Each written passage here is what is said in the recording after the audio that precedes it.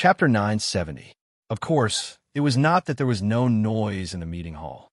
The Hanoverian senators repeatedly mentioned that Margot, the military commander, was afraid of the enemy and avoided war.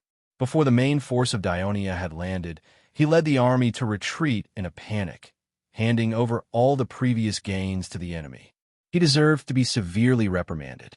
In addition, there was a senator who cautiously suggested, from the current signs, Dionia may have pacified Rome and Samony in the north, and is concentrating on dealing with us, Carthage.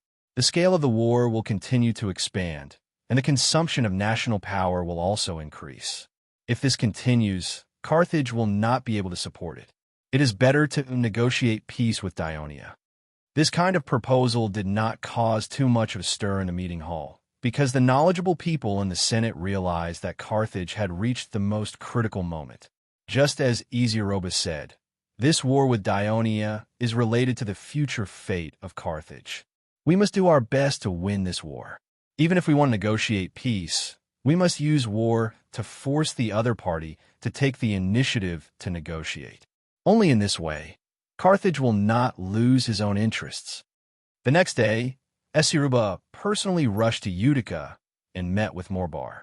He told him about the predicament that Carthage was currently facing, as well as the eagerness of the elders and the people for him to return and lead the navy out of its predicament to save Carthage.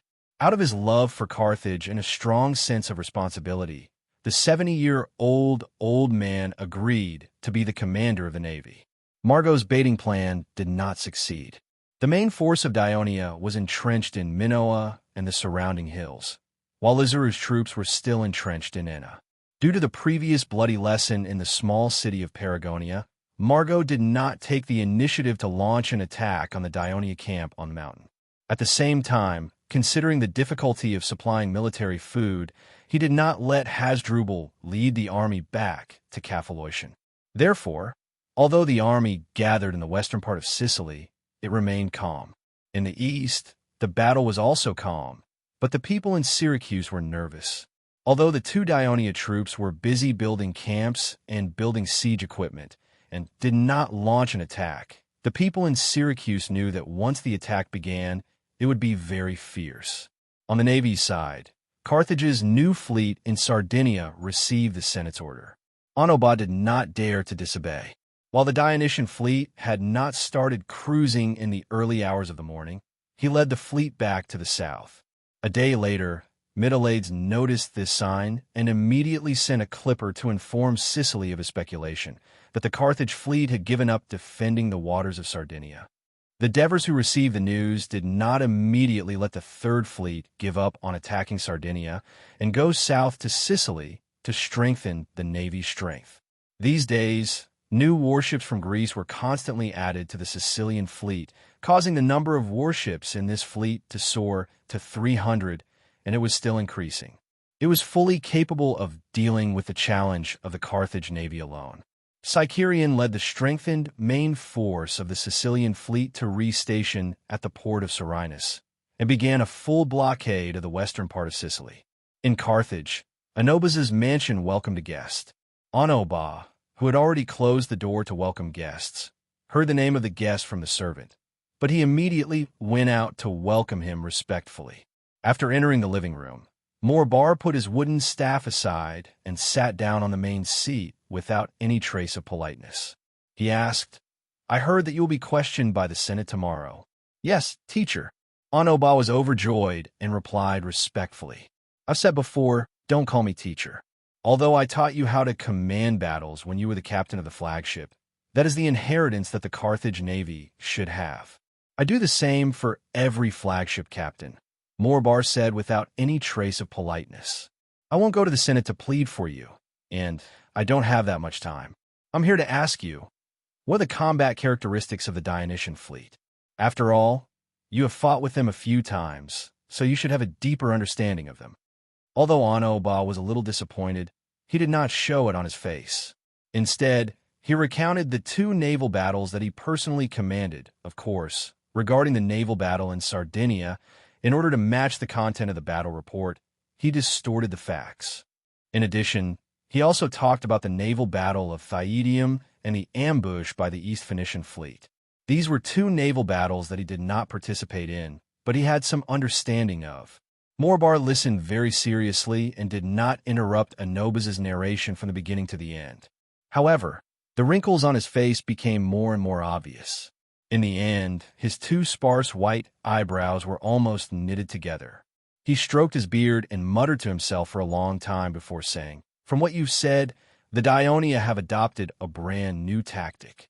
"Yes, in my opinion, the Dionysian fleet likes to use gang-jumping tactics as the main tactic, supplemented by collisions.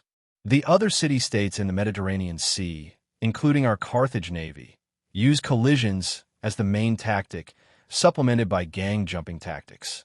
They're the complete opposite of us. However, unlike ordinary gang-jumping tactics, the so-called Raven battleship of the Dionia Navy uses a kind of strange wooden bridge that can be used flexibly and steadily to connect with the battleships that approach it from all directions, thus maximizing the use of gang-jumping tactics." Hearing this, Morbar immediately pointed out, since the Dionia Navy has installed a wooden bridge on their battleships, it will inevitably increase the weight of the battleships and destroy their balance. The speed and agility of their battleships will also be reduced. Have you ever formulated an effective tactic to target these 2 points? Onoba was speechless for a moment. Then he explained, "Although I have only personally fought with the Dionia Navy twice, they were both tactics that targeted the flaws of the Dionia battleships. Unfortunately, the first time I wanted to make use of the wind and waves on the sea to aid our navy, but I didn't expect to cause a storm. The second time, I wanted to lead the Dionysian fleet far out to sea and defeat them through a pincer attack and the better control of our battleships. But in the end, I was seen through by the enemy." Morbar did not say anything. Onoba calmed down and continued, "The Dionia Navy may have also realized the flaws of their fleet, so they have another type of battleship. It is narrower than the usual three-oared battleship, but faster and more agile. It can assist the Raven battleship in battle and make up for its clumsiness. These are the tactical characteristics of the Dionia Navy. But what we should pay more attention to is that although some people in the Senate think that the Dionia Navy has only been established for more than 10 years and is far from being comparable to our long tradition, I think that their fleet is well-trained and their ship operating skills are no weaker than ours. The cooperation between the battleships is also quite good. They usually use a seemingly messy offensive formation, which can cause chaos in the opponent's formation after battle, but they can cooperate and protect each other in a chaotic battle. This is something that cannot be achieved without a long period of training. Also, I think that the Dionia Navy should have a complete set of communication signals when sailing on the sea, just like us, so they can quickly make adjustments when they are ambushed and unexpected. In addition, what we should pay attention to is that the morale of the Dionysian fleet is very high. In the ambush of the Phoenician fleet and the naval battle with Sardinia, the Dionia Navy was at a disadvantage at the beginning, but they were able to turn defeat into victory in the end. This also has a lot to do with this." Onoba talked nonstop. He tried his best to describe all the powerful aspects of the Dionia Navy that he knew. Of course, he was also subtly explaining to Morbar that the reason he had not won during his tenure as the Navy commander was not only because he was not lucky enough, but also because his opponents were too strong. He still hoped that the highly respected Morbar could speak up for him in the Senate. Morbar listened to Anobaz's narration with a solemn expression. He still did not speak. He picked up his wooden staff, got up, and walked out. After all, Onoba had been by Morbar's side for a few years and knew his character. He did not try to persuade him to stay, but respectfully sent him out. Morbar walked out of the door and stopped in his tracks. He said to Onoba seriously, "In Sardinia, it was a serious mistake for you to set up a circular formation to face the enemy. And it was even more wrong to lie about military intelligence." Onoba was greatly shocked. His hands and feet instantly turned cold. So this old guy had already found someone else to understand the details beforehand, but he still came here to talk about me. But if I were you, I might have also set up a circular formation at that time. Other than this, the tactics and strategies you implemented during your tenure as the Navy commander are not too wrong. Morbar's next words sounded in Anobaz's ears like celestial music. Morbar raised his wooden staff and knocked Anobaz's shoulder hard. He warned him, "When you are questioned by the Senate tomorrow, tell everything honestly. I will also express my opinion. I believe that anyone with a bit of brains will be able to judge whether it is right or wrong rationally." Anoba was overjoyed. He did not hesitate and immediately said, "Thank you, teacher. I will definitely tell you the details of all the battles truthfully." In reality, Morbar did not appear in the Senate the next day. However, he wrote a letter and sent it to the meeting place. In the letter, he defended Anobaz's failure from a military point of view. At the same time, he hoped that this defeated general could become his assistant and help him fight against the increasingly powerful Dionian navy. Morbar's prestige and Henno's protection allowed Anoba to escape punishment from the Senate in the end. Morbar, who did not show up at the meeting place, was dragging his aged body and leading his subordinates to travel between Carthage and the ports of the neighboring city-states. He was learning about the progress of the new warships and recruiting experienced sailors. Chapter 971. In Minoa, after reading a battle report from the Ministry of Military Affairs, Divers was in a good mood. He said to his clerk, "Teganus led the 9th Legion and the 3rd Cavalry Legion to completely defeat the enemies who invaded Apulia. He also captured the former Prince Vardalca, Prince Pacetti. So, the war in Apulia is over." Hennoboris asked in surprise. The Devers nodded. The staff in the tent cheered. The core area of the Kingdom of Dionia had returned to peace and tranquility, and they could finally devote themselves to the war against Carthage without any worries. "Your Majesty, do we need to transfer the 9th Legion and the 3rd Cavalry Legion to Sicily?" Tormid asked. The Devers pondered for a moment and shook his head. "We have already made a plan before.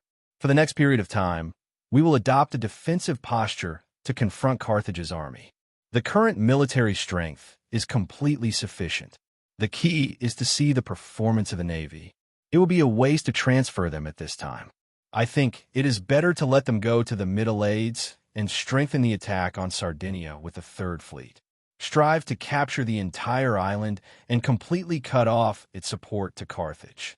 At the same time, it will free up the 3rd Fleet to support Sicily.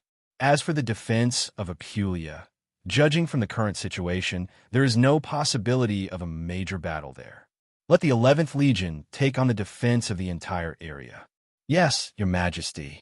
I will convey your instructions to the Ministry of Military Affairs."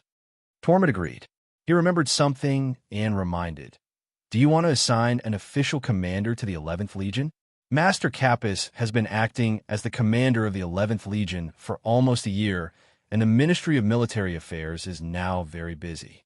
Helos has expressed to you several times, hoping to transfer him back to his original position to relieve their pressure." The Devers thought for a moment, nodded, and said, "Well, let Capus return to Turiae and continue to serve as the quartermaster. As for the commander of the 11th Legion, let Helos decide. But it must be done as soon as possible. We must ensure the stability of the 11th Legion." Woo, woo, woo. With the sound of the bugle, the Dionia soldiers gave up on attacking the city and began to retreat. The Syracuse soldiers, who had been fighting for a whole day, let out cheers of victory. Many of them laid down on the walkways on the walls, too tired to stand up. Theagenes, on the other hand, was more excited. He took off his helmet and wiped the sweat off his face. Ignoring his fatigue, he walked along the walkway and greeted the soldiers one by one, thanking them for their bravery in defending Syracuse. In the case of victory, the militia would naturally pay their respects to the West City Defense Commander. Not long after, his adjutant rushed over. "Sir, the casualty statistics are out. We have 352 dead and 517 injured." After hearing this, Theagenes smiled and said excitedly, "Today should be the fiercest attack by the Dionia, but they did not put much pressure on us, nor did they cause many casualties. If this goes on, we can definitely defend our city. On the contrary, the Dionia must have suffered more casualties today than we did. I'm afraid they won't be able to hold on for more than a few days." "Sir, you are right," the adjutant replied. It's a pity that the Dionia took their dead and injured soldiers with them when they retreated. We don't know how many casualties they suffered, but they left a lot of siege equipment outside the city, sent a small group of soldiers out of the city, and burned them all. No. Diogenes suddenly stopped in the middle of a sentence. He thought for a moment and said, "Dismantle a small part of Dionia's siege equipment and bring it into the city. Show it to the people as spoils of war. This will give them more confidence." The adjutant understood and hurried to supervise the operation. Diogenes leaned on the battlements and looked down at the battlefield under the city. His heart was filled with pride. When the Dionia set up camp outside the east and west walls, everyone knew that the enemy outside the west wall was stronger. When the executive committee of generals discussed who should command the defense of the west wall, even Phalcus, who had many military experiences, hesitated. As the chief general, he volunteered to defend the west wall, and naturally, it was passed easily. Judging from the battle over the past few days, he was more and more certain that his risk was right. The west wall was tall and strong, and it was close to the main city. Reinforcements could be received at any time, so it was completely defensible. Once the war was over, he could use the great achievement of defeating the Dionians to wash away the regret of not being able to join the rebellion against Dionysius all those years ago, establish a greater reputation among the people, and completely overwhelm the neutral faction led by Philocus. From then on, he would be free to unleash the vengeance in his heart. At this time, Diogenes stared at the blood-red sunset in the west. There was only one hope in his heart. Carthage's men could defeat the main force of Dionia as soon as possible. The people of Syracuse had gradually begun to get used to the life of war. Teams of sentries patrolled the long city wall in the middle of the night. After a day of hard fighting, the exhausted citizens slept soundly. The whole city was unusually quiet. Diogenes was no exception. He hurriedly ate his dinner and fell asleep until he was woken up by a servant. "Master, bad news. The Dionia have entered the city. The council has sent someone to summon you to the military council immediately." Diogenes, who was still drowsy, was suddenly startled awake. "What? The Dionia have entered the city? Nonsense! How is this possible?" He did not have much time to think. He hurriedly put on his clothes, mounted the horse prepared by the servant, and rushed to the council under the protection of a few cavalrymen.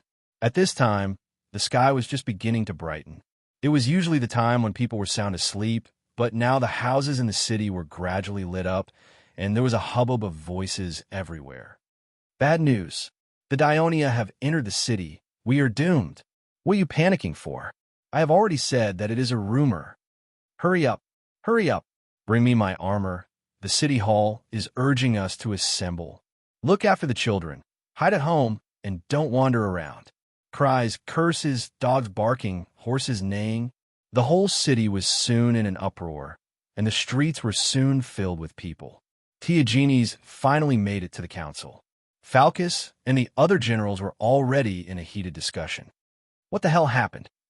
Diogenes asked anxiously. Phalcus looked at him and said with a serious expression, "The fortress of Mount Rhyalus has been captured by the Dionia." "How is that possible?" Diogenes thought he had heard wrong. "That is the fortress of Rhyalus, the most difficult place to capture in Syracuse. That is the truth."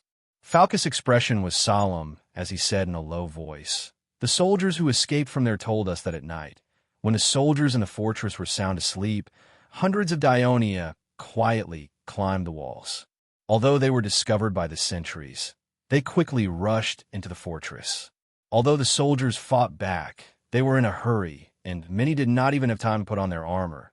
In fact, the soldiers of the Mountain Reconnaissance Brigade of Dionia did not wear armor, but compared to the poorly trained Syracuse militia, these elite soldiers of Dionia were like tigers in a pack of wolves. In the end, they were defeated by the Dionia, and only a small number of soldiers escaped. "Hurry up and send the army to take it back." Diogenes shouted anxiously. "I say, Chief General, I don't need you to remind me." Cucius said in an indifferent tone. Cucius said in a neutral tone, "We have already asked Stesicos to lead the army of the East City Barracks to take back Euryalus.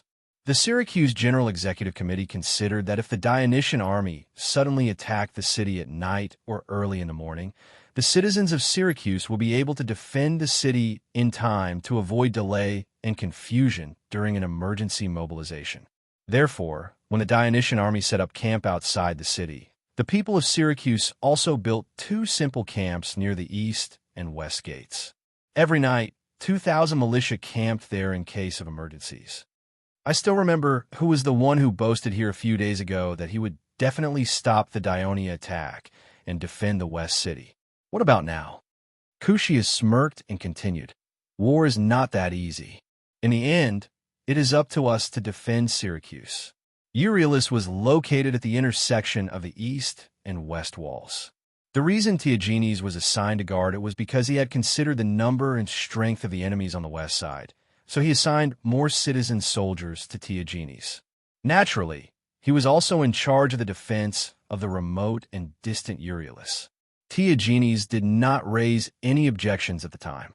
After all, the terrain was dangerous, and it was difficult to attack but easy to defend. Also, considering the difficulty of supplying food there, he only sent 200 soldiers to guard it. It had been peaceful for the past few days. If not for tonight's incident, he would have almost forgotten about the fortress. Hearing Cushius's sarcastic remarks and seeing the strange gazes of several generals focused on him, Theagenes felt his blood boiling. He tried to suppress the urge to explode and said in a calm tone, "Sending 200 soldiers to Euryalus is something that everyone agreed on.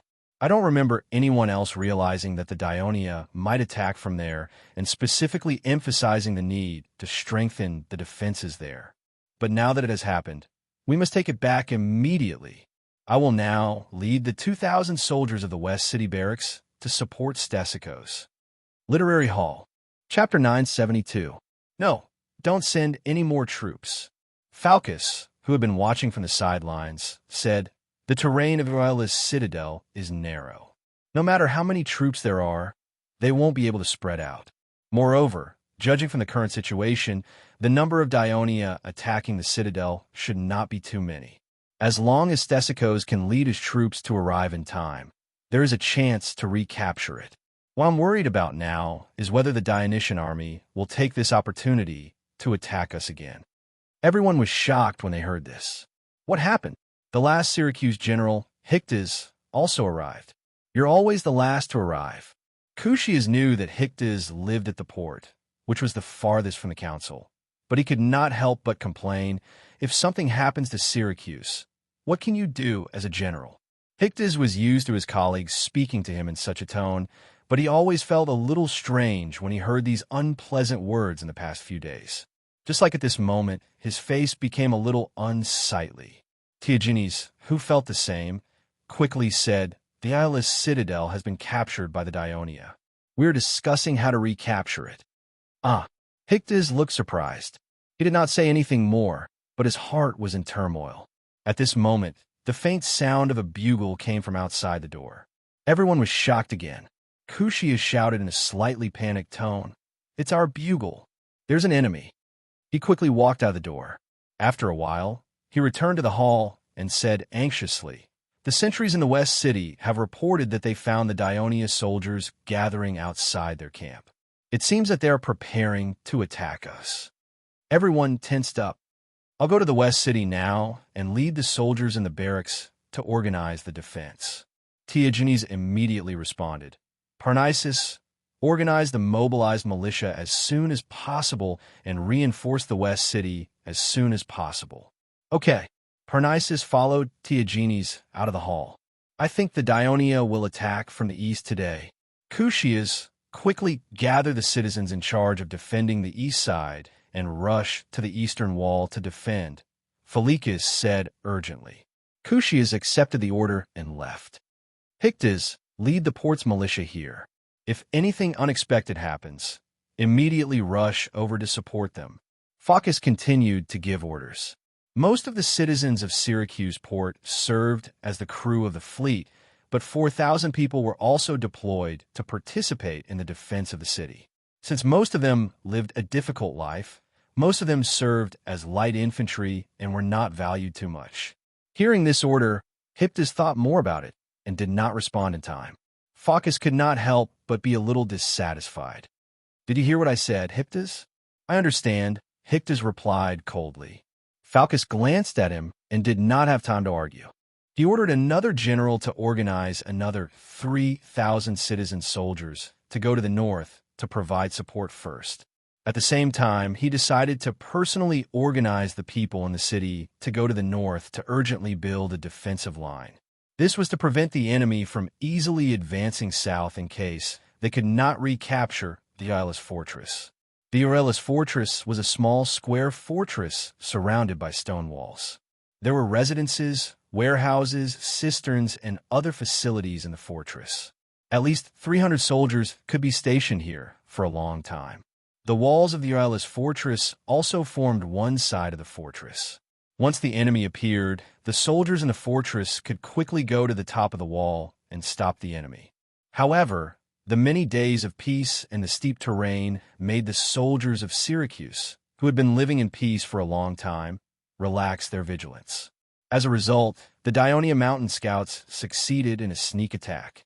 After Tarentus led the soldiers to attack and capture the Aurelius fortress, he did not continue to attack the city of Syracuse. Instead, he defended the fortress and actively provided support for the reinforcements.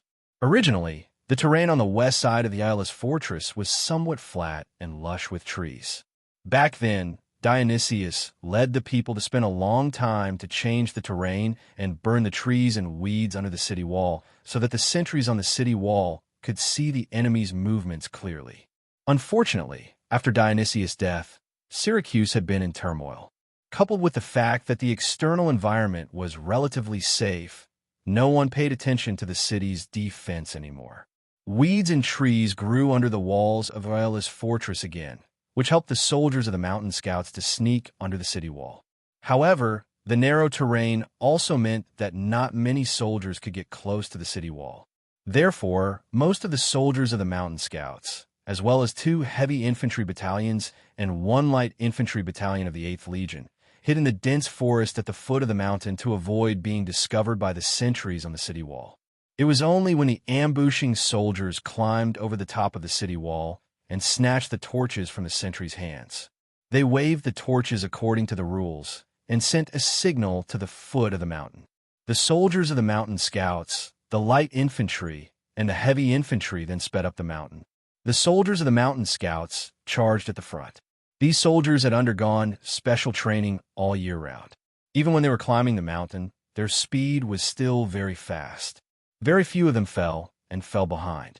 When they reached the bottom of the city wall, they did not stop to rest. Instead, they grabbed the ropes that the soldiers had hung down from the top of the city wall and climbed up quickly. When they reached the top of the city wall, they took down the leather shields and short swords on their backs and rushed into the fortress that was filled with the sounds of killing. The reinforcements arrived one after another and finally defeated the defending soldiers of Syracuse.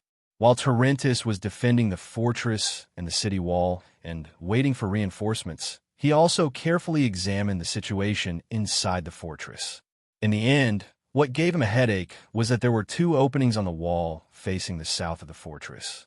However, there was no wooden door or anything else to open or close it.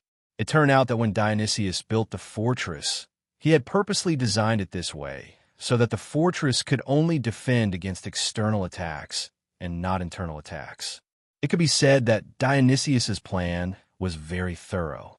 However, he did not expect that the sentries who came later had specially made 2 large wooden planks to cover the entrance of the cave at night so that it would not affect their sleep.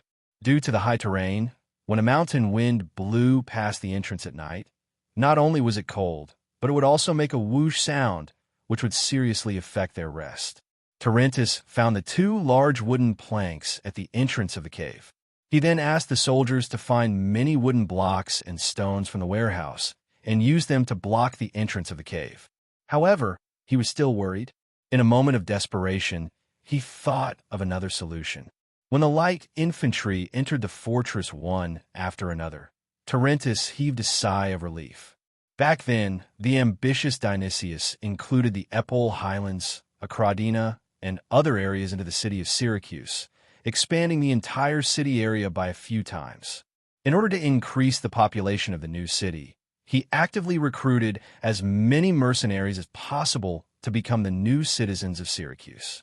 At the same time, he also forcibly migrated the people of the conquered neighboring cities to Syracuse, such as Leontini and Cadenai.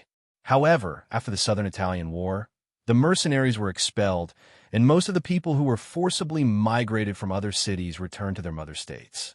Coupled with the years of political turmoil, the population of Syracuse was now less than half of what it used to be. As a result, the vast Epole highlands became sparsely populated, almost becoming a wasteland for the people of Syracuse to graze their cattle and sheep.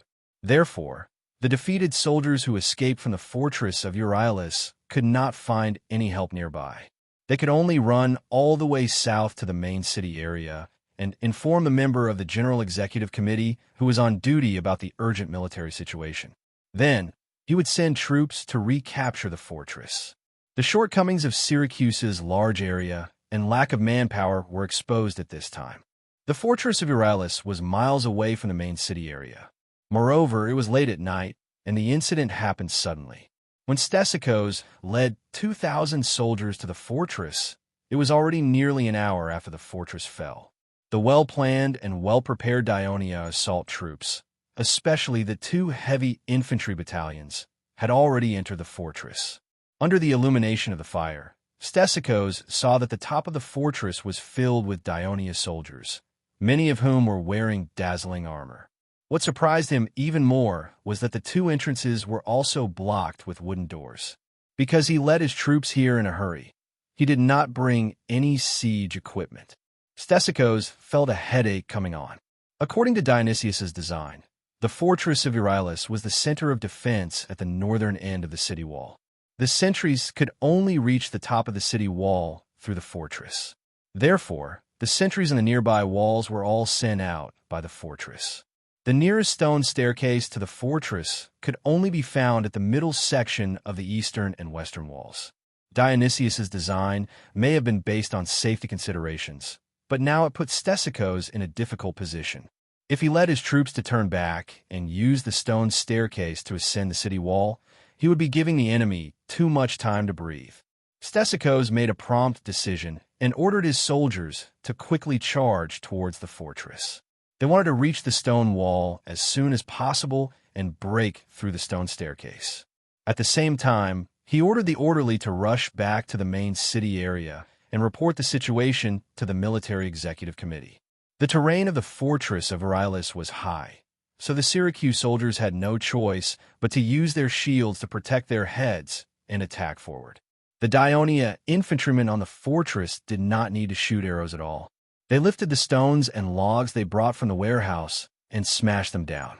The stones and logs bounced along the terrain and rolled down, injuring several people at once. This caused the attacking Syracuse soldiers to complain incessantly. Not long after, their formation was broken. Stesicos had no choice but to regroup his soldiers and personally charge at the front. With great difficulty, he led his soldiers to the bottom of the wall, but they were immediately attacked by the Daionia soldiers on the wall. Javelins, arrows, stones, and logs rained down.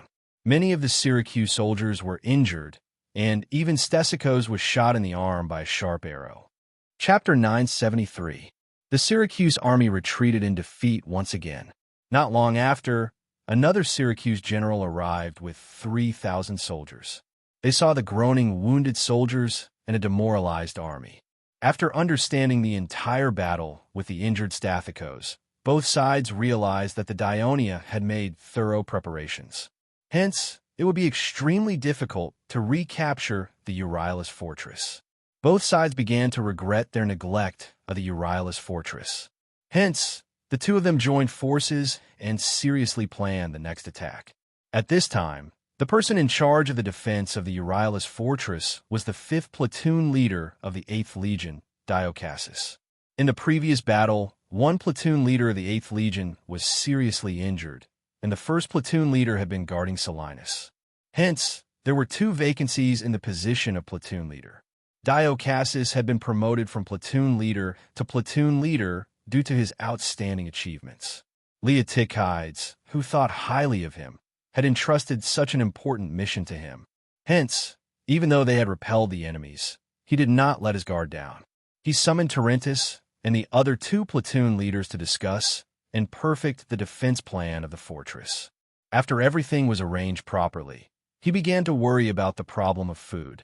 To ensure that the raid would be successful, the soldiers did not bring along rations. There was some food in the warehouse of the fortress, but it was only enough for 200 people. However, for the 3,400 Dionysian army, Dio Cassius roughly estimated that it was only enough for one day. It was difficult to transport a large amount of food from the foot of the mountain and from outside the city to the fortress. This was also one of the reasons why Leotychides only sent 3,000 people here. At this time, Tarentus found Dio Cassius and suggested, "We need doctors and nurses here. The injured soldiers are in urgent need of treatment and care." Dio Cassius saw his anxious expression and knew that he was worried about the injuries of the more than 20 soldiers from the Mountain Reconnaissance Brigade. Previously, Tarentus personally led 100 scouts and successfully climbed over the wall. He had to attack the fortress and block the few sentries who were rushing over from the walkways.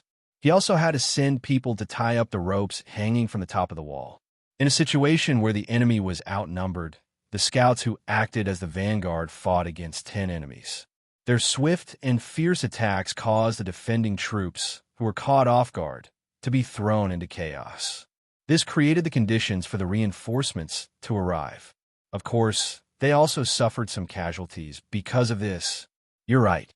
Dio Cassius immediately expressed his agreement and took the opportunity to say, "However, the mountain roads here are more difficult to traverse, and the sky is dark. However, these are not a problem for your scouts in the mountains. Therefore, I hope that you can send a small team of soldiers down the mountain to the medical camp and bring a few doctors and nurses up. Also, bring some engineers and carpenters along the way." Tarentus was stunned. "Engineers and carpenters? Do you want them to install ballistae on the fortress?" "That's one reason," Dio Cassius said with a serious expression. "In addition, I also want them to install a pulley device on the city walls. It will be able to conveniently pull the supplies that are transported to the city walls. I will immediately send 2 small teams down the mountain." Tarentus immediately promised.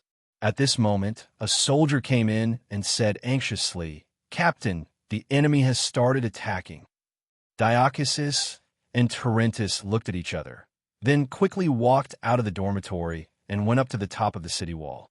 This time, the Syracuse army not only attacked the fortress from the south, but there were also many soldiers on the walkways on the east and west walls that were rapidly approaching the fortress. The messengers sent by Stesicos told Theagenes and Phaucus about the difficulties encountered by the army in attacking the fortress. Although the Dionysian army outside the west wall had already started attacking, and the Dionia allied army outside the east wall was also gathering, in order to recapture the fortress and destroy the enemies that had invaded the city, the two generals still sent a few hundred soldiers along the walkways on the city wall, marching north and participating in the attack. The enemies were attacking from 3 directions at the same time, but Dio Cassius was not nervous because they had already made arrangements in advance. The further north one went, the narrower the walkways on the walls of Syracuse became. After all, it was not easy to build a wall on high ground, and with the addition of the terrain, it would not be easy for the enemy to attack. There was no need to build a tall and thick wall like the walls near the main city. Therefore, the walkways on the east and west walls near the intersection were only wide enough for 4 people to walk side by side. Dio Cassius sent 2 heavy infantry companies to guard the walkways on both sides. They formed an extremely thick shield and spear wall, preventing the enemy from attempting to enter the fortress through the walls. At the same time, the light infantry on the east and west stone walls of the fortress picked up their bows and javelins, firing long-range attacks at the enemies on the walkways not far from them. It was already very difficult for the Syracuse soldiers on the walkways to break through the blockade of the Dionia heavy infantry. This was because the walls were built along the terrain, and the intersection was the highest position.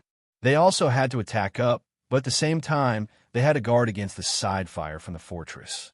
They could only use 30 to 40% of their strength, which posed no threat to the Dionia soldiers in front of them.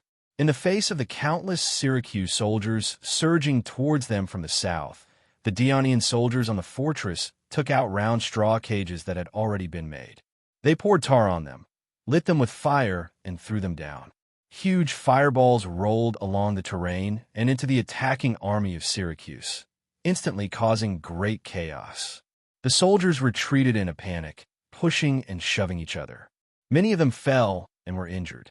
These straw cages stored in the warehouse were originally reserved by the Syracuse garrison to deal with the enemies who struggled to climb up the mountain to attack the city. The Dionia soldiers used them to attack their original owners, and the effect was just as good. When the news of the Mountain Reconnaissance Brigade successfully capturing the Aeolus fortress was quickly reported to Leotychides, he did not hesitate to gather the army in the camp and once again gave the order to storm the city. Although the army had just carried out a fierce siege yesterday and paid a lot of casualties, that was to create the conditions for the night attack of the Mountain Reconnaissance Brigade. Now, they had to continue to create the conditions for the troops occupying the Aeolus fortress to gain a foothold in the city. Therefore, Leotychides sent out 10,000 soldiers, carrying ladders and pushing siege equipment, divided into 3 waves, to attack the entire section of the wall from the middle of the west wall to the sea. In addition, he also retained a heavy infantry brigade and 2 light armor brigades, a total of 3,000 soldiers, as reserves. The purpose was not only to support the siege, but he had a deeper expectation. If the development of the battle was favorable to his side, he would consider putting this reserve force into the Aeolus fortress in the north, to rendezvous with the original troops and win the battle in one fell swoop. For this reason, he sent out a lot of messengers, hoping to maintain close contact with the troops in the Aeolus fortress and always understand the dynamics inside. At the same time, he also sent messengers to the east of Syracuse to inform Xanaparis of the good news of the successful night attack and hoped that he would urge the coalition forces to increase the attack on the east. Most of the Syracuse militia were engaged in fierce battles with the Dionia in the east, west, and north, but there was an army that was more leisurely. In the square next to the Temple of Apollo, the 4,000 soldiers from the port area did not seem to have a sense of urgency about the upcoming battle. They were sitting, lying, chatting, playing games, or sleeping, compared to the soldiers' ease, as the commander of this army, Hyctes, who sat on the platform of the square, seemed to have a lot on his mind. But what he did not know was that among the thousands of soldiers resting below the platform, there were a few pairs of eyes that had been watching him. Artemis, it's been so many days, and this old guy still hasn't taken any action. It seems that he doesn't plan to join our kingdom. If he doesn't want to join us, we might as well ignore him and go directly to Samaratus and the others. They are more familiar with us and have a better impression of the kingdom. I believe we can definitely convince them to join the kingdom. Don't worry, if Hyctes is really determined to protect Syracuse, he would have sent people to arrest me long ago and then reorganize the entire port area. But he did not do so, which means that he still has some thoughts about my proposal, but he is still hesitating. We need to give him some time to continue to persuade him. Moreover, he has a high prestige in the port area. If he does not join us, I'm afraid it will be difficult for Samaratus and the others to convince most of the port people to join us. By then, the news will have been exposed, and it will inevitably arouse the vigilance of the Syracuse Council. Then, not only will our previous efforts be in vain, but it will also affect the progress of Commander Perseus' attack on Syracuse and affect the kingdom's war against Carthage. Artemis, I'm afraid we can't wait any longer. There was quite a commotion in the city just now. I heard that our army has occupied Euryalus fortress, and Sir Perseus and Sir Xanaparis are leading the army to attack the city. Syracuse's militia has basically been sent out to fight, and only the army at the port is left. What a great opportunity this is. Think about it. If Hyctes leads these 4,000 soldiers to start a riot, Syracuse won't have any extra troops to quell the riot. Whether he leads the army to the west or the east to attack the defending army, It will cause the defeat of Syracuse's army, and our army can successfully break through the city. That's right. Artemis, did you hear that? Our army is attacking fiercely. We must seize this great opportunity created by the lives and blood of our soldiers. All right, let me think about it. I think we might as well take the risk. Since Hictas can't make up his mind, we'll force him to make a choice. If we do this... Chapter 974. Not long after, the soldiers gathered in twos and threes, and the content of everyone's conversation changed. Do you know? I learned a shocking piece of news from Hictas' most trusted servant, Falba, the day before yesterday. What shocking news? Hictas secretly met with the messenger sent by the king of Dionia in his living room. What? Hey, shut your mouth. Don't talk nonsense and tarnish Lord Hictas' reputation. It's true. I heard it from the drunk Falba in the tavern. He also said that the messenger from Dionia brought the promise from the king of Dionia. As long as Lord Hictas leads the people of the port area to surrender to the kingdom of Dionia, then we can immediately become citizens of the kingdom of Dionia. We can have a fertile land and can take up various public positions in the kingdom according to our abilities. Our children can also enjoy an almost free education. We can also serve in the military. The Greeks are proud of serving in the military, but this mainly refers to cavalry and heavy infantry. For the poor and free people with low status, they can only serve as light infantry and sailors. There is no honor to speak of. We can also receive rewards according to our military achievements and even be promoted to become generals. Just like the current Catanians? Yes, by then, we will be citizens of the kingdom of Dionia like the Catanians and naturally enjoy the same rights. As Catanians' neighbors, the people of the port area not only witnessed it develop from ruins into a bustling city over the past 10 years, but also learned from the sea merchants that the Catanians lived a generous and free life. They had long been envious of them. Many of the Catanians were originally free people and even slaves living in the port of Syracuse. They can live such a rich life. Why can't we? The people of the port area felt puzzled and unwilling more than once. Now that the opportunity seemed to be in front of them, the audience couldn't sit still. Did Hictas agree? Sigh. If he agreed, we wouldn't be here. But haven't you noticed that his mood is a little off these days? Oh, no wonder I felt that he was acting weird these days. I met him on the road and greeted him, but he didn't seem to hear me. He was thinking about something with his head lowered. Hey, I said we're citizens of Syracuse, and Dionia is our enemy. Hippolytus was right to refuse them. He should have seized the emissary immediately and sent him to the council. That's right. Hictas is confused. If the other generals know about this, he won't be able to explain himself. He might even be punished and lose his position as a general. Don't be so full of yourself. Since when did the people in the city treat us as citizens of Syracuse? They took away our land and only gave us a small number of seats in the council. Many of the proposals related to our interests couldn't be passed. That's right. That's right. If the people of Syracuse don't welcome us, why should we risk our lives to protect it? Do you know, in the past, the lives of the people in the port were even more miserable. We were oppressed by the people in the city. Let alone owning land, we didn't even have the right to participate in the citizens' assembly. We were only slightly better than slaves. It was with the help of the people of Dionia that the people in the port united and forced the council to make some concessions. We obtained some rights, but are these enough to satisfy us? If you want to live the life of the people of Catani, this is a great opportunity. They heard that the people of Dionia have captured Thyla's fortress, and the people in the council were terrified. They have sent all the men in the city to defend against the attack of the people of Dionia. Otherwise, they wouldn't have transferred us to the most sacred place in the city as a backup. As long as Hictas leads us to pledge allegiance to Dionia, we can help Dionia seize Syracuse and truly become their citizens. Hictas once thought that Artemis was the only Dionia spy lurking in the city of Syracuse, but he was wrong.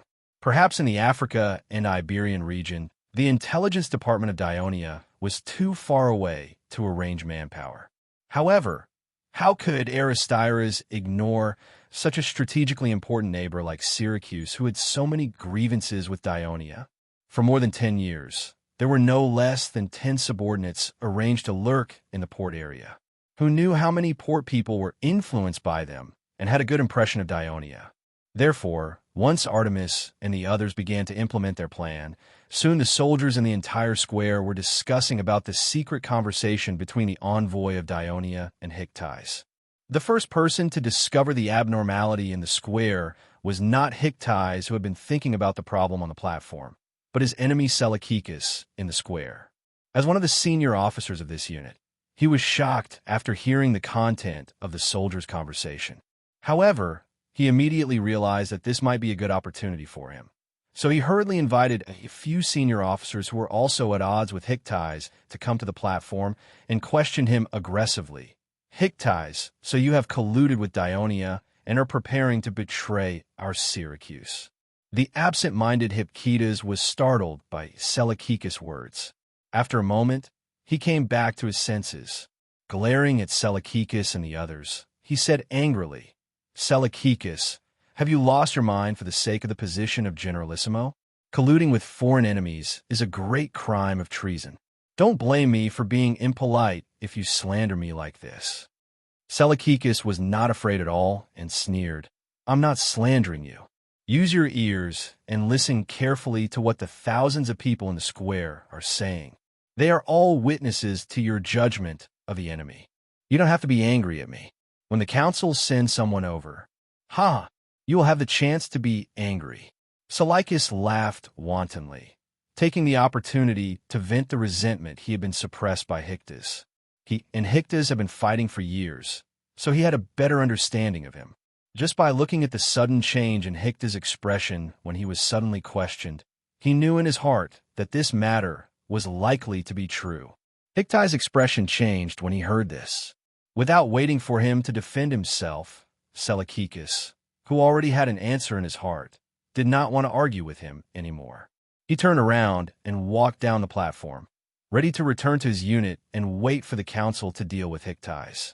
Then, he would smoothly take over the long-awaited power. However, a group of people blocked his way. Zamorites.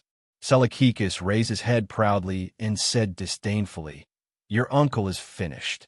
No one will protect you in the future.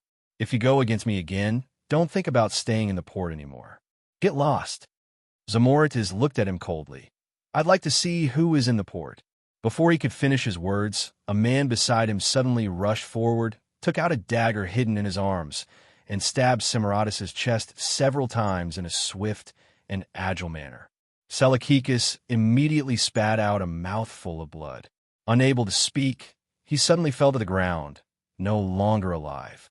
Zamorites was stunned by the sudden change in front of him and could not react for a moment. What are you doing? The high-ranking officers who were following Seleucus panicked and cried out, Murder! Murder! They wanted to turn around and escape, but they were caught by Artemis, who was already prepared. Then, Artemis patted the assassin on the shoulder and praised loudly, Good job. You deserve the credit today. The assassin smiled. The blood on his face intertwined with his dark skin, making him look a little scary. Thank you, boss. Chryskis. Zamorides finally recognized the assassin and was very surprised. This Chryskis came to the port of Syracuse 2 years ago. He claimed to be a refugee from Greece and had been working as a laborer in the port. He was simple and honest, always doing the most work and getting the least pay. He was also often bullied.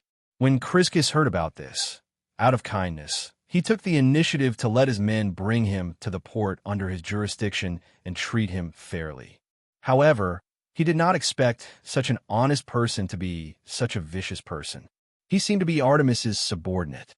Thinking of this, Zamorides could not help but feel his hair stand on end. At this time, Artemis seemed to know what he was thinking and said to him seriously, This is the only way to force your uncle to make up his mind as soon as possible. After saying that, he strode towards Hyctus. Zamorides hesitated for a moment, but he followed closely. Hyctus had already understood the situation on the square and saw what happened just now. Facing Artemis, he seemed relatively calm at the moment. "Did you arrange all this?" he asked. Artemis understood what he was referring to, but did not respond. Instead, he said Seleucus has already sent someone to the council to inform them. And, look, Artemis pointed at the square. Some of the soldiers led by Seleucus saw their captain was killed and wanted to rush to the platform to seek justice. However, they were forcibly stopped by Zamorates' men. Both sides had already clashed, not only for yourself, but for the people of the port of Syracuse. You must make a decision immediately. Artemis said in a deep voice, "Do the people of Dionia really care about the people of the port of Syracuse?" Pictus was depressed and could not help but mock Artemis. Uncle, Zamorides could not help but speak up. Chapter 975. Samaratus was the son of Tethys. Tethys was originally an old sailor in the port area of Syracuse. He was highly respected because of his excellent sailing skills and rich experience. During the Southern Italian War, he and a few others united the people of the port area with the help of the people of Syracuse and helped Herolas overthrow the tyranny of Dionysius. Later, during Herolas's first rule in Syracuse, he was elected as a general. However, Theagenes and Phylacus conspired to drive Herolas out and rescinded some of the policies implemented by Herolas during his rule. This involved the interests of the people of the port area, such as asking the people of the port area to return the land of the former mercenaries. Tethys was furious when he heard about this. He rushed to the council and argued with Theagenes and Phylacus. In the end, they had a huge argument and he returned home in anger. When he got home, he fell to the ground and died of depression.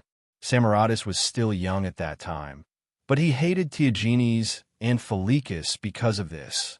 Moreover, Tethys would often talk about how the people of Dionia had helped them in the past, so Samaratus had always had a good impression of the people of Dionia. How could the people of the port forget that Tethys had died for the interests of the people of the port area? When the situation in Syracuse stabilized, the people of the port area gained some more power. They elected Tethys' younger brother, Hyptas, as their general. Because of Tethys, Samaratus, who had grown up, gradually gained popularity in the port area. At this time, Samaratus reminded loudly, "Have you forgotten how my father died? Have you forgotten what they did to you?" Seleucus, a despicable man, was able to enter the council because of Theagenes' support. He kept fabricating facts to slander your reputation and promote himself. In the end, he became a hero in the eyes of the people who did not know the truth. These high-ranking officers, which one of them has not received benefits from Phylacus and the others? They always oppose your proposals in the council, so your proposals can never be passed in the council. As a result, the people of the port area think that you are incompetent and unable to get anything done. And why are the soldiers below the stage so willing to follow Seleucus and the others, but you can't command them? Because only their fertile land has not been taken away by the council. Theagenes and the others are doing this on purpose so that the people of the port area will no longer be united, hate each other, and fight each other. If this goes on, my father and uncle's hard work will all be in vain. We will lose everything and become the poor people of the port area again, completely at the mercy of the people in the city. Uncle, we can't go on like this. We have had enough of Syracuse's treachery and of Syracuse. We want to live a new, a rich life. Samaratus' words hit Hikitas' heart. He looked at his nephew with a painful and dignified gaze, but in the end, it turned into a gentle one. He said emotionally, "Samaratus, you've really grown up. Your father will be very pleased." Then he strode to the platform. Facing the chaotic square, he pointed at the soldiers who were rushing to the platform with his right hand and shouted with a serious expression, "Brothers of the port, I am your commander, Hypus. These soldiers are traitors to the people of the port. Now, I order you to pick up your weapons, attack them, and take them all down." Hypus had been a general representing the people of the port area for several years. Although he was suppressed and isolated by the Democrats and neutrals of the council, causing some port area people to be dissatisfied with him and misunderstood him, he was still the most prestigious person in the port area. There were still many people who believed in him and followed him. What's more, shouting, Hypus is killing people. He is a traitor. He is going to betray Syracuse. Most of these soldiers who wanted to kill their way to the platform and rescue the captured senior officers were deliberately taken care of by the council. Their lives were not bad. The disparity in wealth and political rights made them naturally feel superior when facing their former companions. Arrogance and contempt led to deeper and deeper estrangement, and Septicus's order gave the inferiority complex soldiers a chance to retaliate. Coupled with the intentional guidance of Artemis's men, more than half of the soldiers brandished spears and daggers and attacked the enemy that Septicus had pointed out. These soldiers who were anxious to snatch back their officers were basically gathered under the platform. When they heard Hypus' words, some soldiers felt that something was wrong and wanted to turn around and escape. Some soldiers instead increased their attacks, wanting to rush to the platform and capture Hypus to solve their own crisis. Some soldiers even dared to throw javelins at Hypus. Because they were located in the center of the front of the square, other soldiers responded to the call and quickly surrounded them, attacking them from all sides. The soldiers on the platform also threw javelins at them from above. Without the command of a senior officer, it was difficult for them to organize an effective defense. The fierce attacks around them made them even more terrified. It did not take long for the voices of people asking to surrender to continue to ring in the encirclement. However, the murderous port soldiers did not stop attacking. They constantly stabbed the weapons in their hands at their former companions, and the shrill screams lasted for a long time. Uncle, even Zamorites, who had previously asked to betray Syracuse, felt a little reluctant. Since we have decided to rely on Dionia, we need a group of soldiers who are willing to follow us and are very united. So, it is very necessary to kill them. Hypus was indecisive and hesitant before, but once he made a decision, he seemed to have changed into a different person. After saying this sentence coldly, he silently looked on with his hands folded. Samaratus was deep in thought when he heard this. At this time, the guard on the side suddenly shouted, "Sir Hypus, look! The council has sent people." Hypus quickly turned his head and saw two people in white Bolton appeared on the edge of the south side of the square, followed by a small group of soldiers. "Samaratus, take a team and capture them all," Hyptus immediately said. Zamorides took the order and left. The people sent by the council, although their line of sight was blocked by the dense crowd in front of them, and they could not see what was happening in the square, the screams clearly reached their ears. So, they felt that something was wrong and turned to flee without stopping. Seeing that the capture had failed on the platform, Hypus's face became even gloomier. He turned to the guards and said in a deep voice, "Hurry up and attack."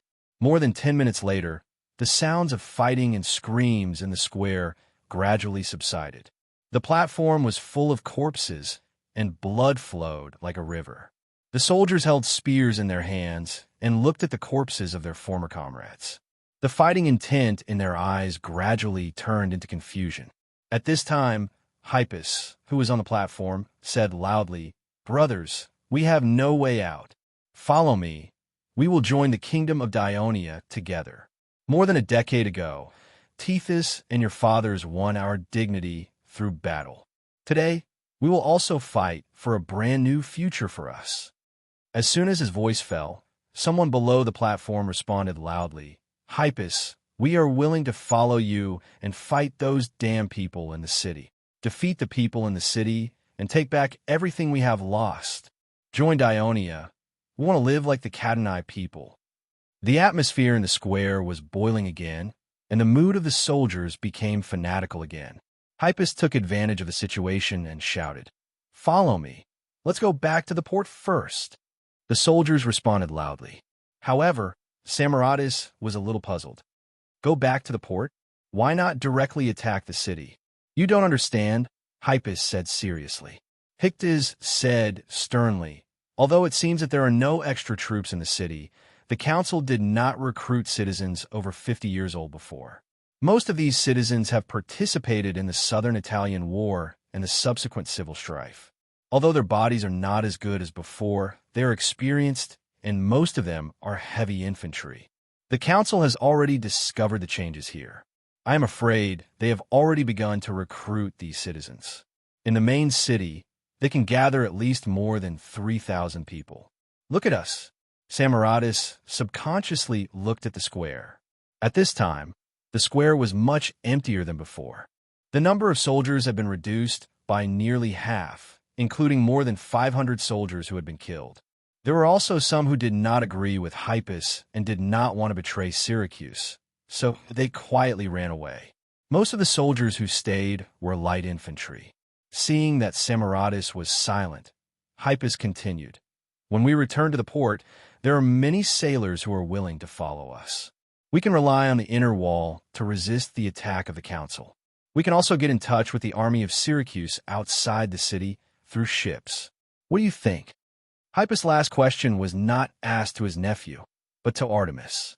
Although he still had a little resentment towards the spy of Dionia for using this method to force him, he had to show respect to him now to improve the bad impression that his previous hesitation might have caused the people of Dionia to have him. The plan had succeeded. Artemis was overjoyed, and her attitude became humble. "Lord Hyctes, you are the commander of this army, and you know the situation in the city best. Everything is up to you. If you need me to contact the army outside the city, I am willing to carry out your orders." "Good, good." Hypus looked grateful, then shouted to the soldiers around him, "Follow me. Let's go to the port." Chapter 976. There were 3 ports in Syracuse. The smallest one was on Ortygia Island. There were only 2 docks and very few ships. There was a small port on the north side of the isthmus connecting Ortygia Island and the city. It was an early trading port in Syracuse. Later, as the city expanded, the population increased, and the maritime trade flourished, the small port was no longer enough, so a bigger port was built.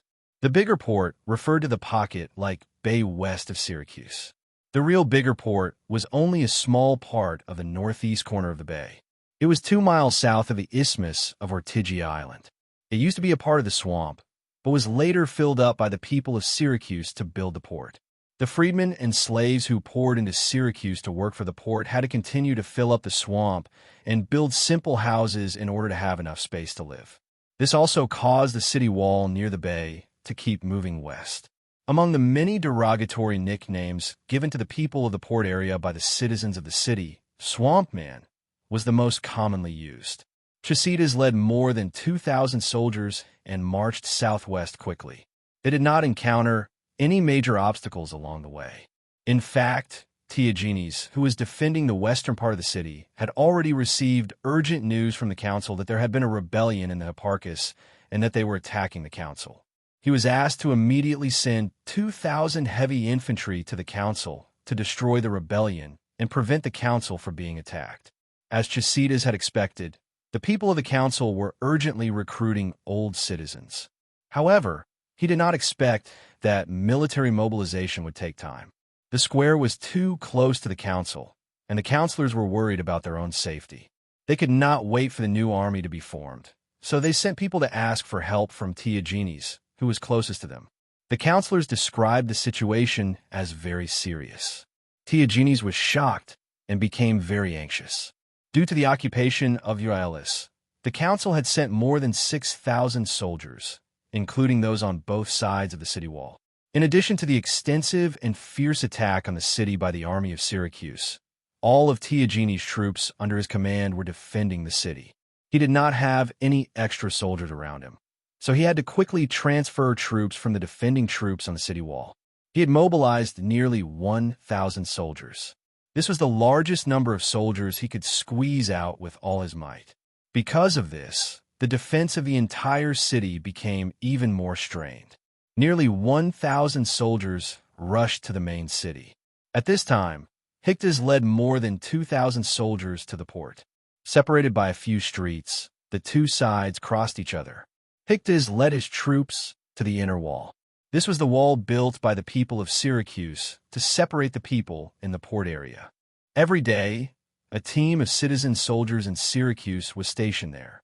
If the goods in the port, foreign merchants, and foreign sailors wanted to enter the main city, they had to go through their inspection.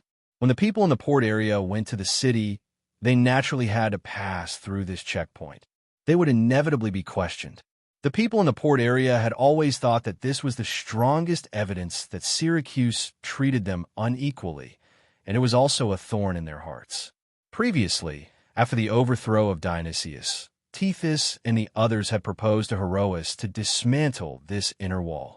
Herois did not agree, but agreed that the soldiers stationed on the inner wall would be the citizens of the port.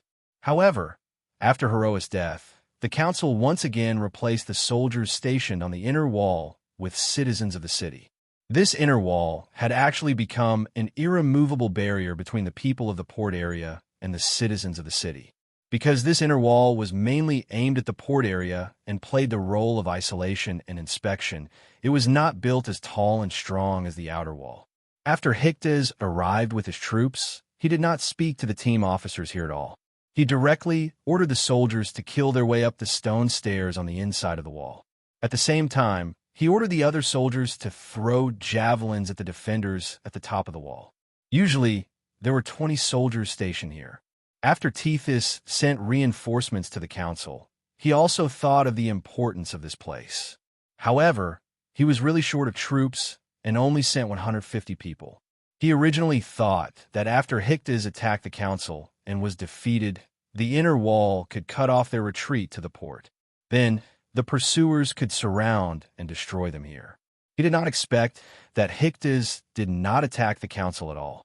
Instead, he directly returned to the port.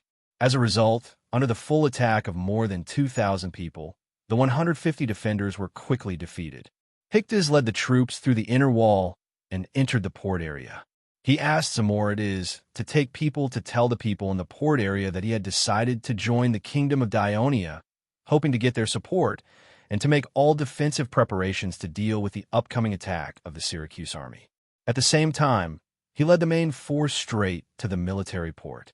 The military port was located not far to the north of the commercial port. It had been expanded many times. In the later period of the reign of Dionysius, it could accommodate 500 three-decker warships and 100,000 crew members. However, there were only 50 warships, 30 of which were three-decker warships, anchored in the military port. There were about 7,000 people in the military port, most of whom were from the port area. Nearly half of the crew members from the port area were poor freedmen. A very small number of people were from the city. There were the port guards, the captain, and the deck soldiers. Because it was during the war, the council required that the fleet crew must gather at the military port early every morning, then take their positions on the warships and be ready to attack at any time. However, there were only more than 100 people guarding the port. Even if the soldiers on the warships were included, the total number did not exceed 400. They could ensure the safety of the military port and command the warships because the people in the port area basically followed the laws of Syracuse. Now, Hyctes led the army to the military port. Without saying a word, he directly ordered the soldiers to attack. He also arranged some people to shout into the military port, "Brothers in the port area, you no longer have to worry about fighting with the powerful Dionysian fleet. General Hyctes has led us to join the kingdom of Dionia. Quickly pick up the weapons in your hands and occupy this military port with us. Then become a Dionysian citizen and get fertile land." As half of the sailors in Syracuse were free people, it was easy for them to be infiltrated by Dionia's Sicilian intelligence department. These spies often preached among the sailors about the terror of the Dionian navy and the benefits that free people enjoyed after joining the kingdom, causing the sailors to love and fear Dionia. Ever since Syracuse tore up the agreement and formed an alliance with Carthage to wage war against Dionia, the Syracuse navy avoided the war in the beginning because the council wanted to preserve their strength. Later, under the strong request of Carthage, the navy of Dionia did patrol the sea. However, after discovering the warships of Dionia from afar, even if the commander wanted to fight, the sailors did not have the will to fight and used various methods to delay the execution. Therefore, until now, the navy of Syracuse had not fought with the Dionysian fleet, nor had they attacked the ships of Dionia. Now, the sailors heard the familiar shouts of the soldiers outside the military port. Under the leadership of the Dionia spies, they picked up wooden oars and daggers and swarmed forward. They quickly knocked down the captain and deck soldiers of the warship, then jumped off the ship and rushed to the garrison of the military port, who was struggling to defend against the attack of Hikitas. Hikitas did not feel relaxed, even though he had occupied the military port. He knew that the council would soon send troops and time was very tight. So he solemnly said to Artemis, "I've done what you wanted me to do. I need your help next." 100 meters away from the west gate of Syracuse, Leotychides, who was fully dressed in military attire, stood facing the city wall like a statue. The battle had lasted for 4 hours. The sun had risen to the middle of the sky, but he basically stood there and did not move at all. He was focused on the battle in front of him. The soldiers who fell from ladders, the soldiers who were smashed by stones and wood, the siege vehicles that were set ablaze by fire arrows, and the soldiers who were trapped in the siege towers screamed incessantly. However, none of them moved his frozen face. On the other hand, his adjutant, Tagru, was worried about the fierce battle. At this moment, a messenger rushed over from the front. Tagru quickly went to greet him. After a while, he rushed to Leotychides and said, "Sir Commander, the 1st Battalion Commander of the 7th Legion, Amphides, said that the siege troops he led have suffered too many casualties. He hopes to withdraw immediately and let the next wave of troops take over." Leotychides said without hesitation, "Tell him that he is not allowed to retreat. Continue the attack, or else he will be punished according to military law." After hearing this, Tagru hesitated for a while and said, "Sir Commander, they are the 7th Legion. What about the 7th Legion?" Leotychides' face darkened. "As the commander, I treat the 7th Legion and the 8th Legion the same way." In the last wave of attack, the 8th Legion held on for more than 2 hours. It was really difficult to hold on, so I changed to the 7th Legion. "How long have they been fighting?" "About an hour." Facing Leotychides' sharp gaze, Tagru said softly, "Only an hour. The soldiers of the 8th Legion who retreated have not gotten enough rest. Let them continue fighting for another hour." Leotychides said coldly, "Yes." As Tagru was about to inform a messenger, he heard Leotychides say, "Logically speaking, the 7th Legion should be able to fight for longer." "Huh? Did you notice that the defense of Carthage's men is weakening?" Leotychides looked at the battle in front of him. Instead of saying that he was asking for Tagru's opinion, it was more accurate to say that he was analyzing the situation to himself. "In this period of time, for what I can see, our soldiers have climbed up the wall using ladders twice. They held on for at least 5 minutes before they were chased down. This situation did not occur yesterday at this time. Also, our light infantry soldiers standing on the mobile towers have not been replaced. They have been replaced twice at this time yesterday. What does this mean?" Leotychides' voice suddenly became louder. "This means that the defense of Syracuse is weaker than yesterday. They must have transferred a lot of soldiers to retake Euryalus Citadel. That is why the defense at the top of the wall is not strong enough." Chapter 977. As Leotychides spoke, he looked at the top of the city wall in front of him. The enemies on the wall were closely lined up, and there were no obvious gaps. He could not see the distribution of troops behind them, but he was still very confident. "Since the defense of Syracuse is weakening, you will personally inform the captain of the 7th Legion. Tell him to ignore the casualties and continue to attack. Put more pressure on the defenders of Syracuse." Yes." Tagru had no choice but to accept the order and leave. Leotychides turned his gaze towards the northeast. Although he could not see the location of Euryalus, he was hoping that Diocassus would be able to lead the army to repel the enemy's attack. When that happened, he might be able to send the 3,000 reserve soldiers to Euryalus. While he was deep in thought, a scout galloped towards him from the south. "Reporting, Lord Commander. There are about 40 warships of Syracuse sailing out of the port, and they are heading towards our camp." Leotychides was stunned. "The people of Syracuse are planning to attack my camp from the sea?"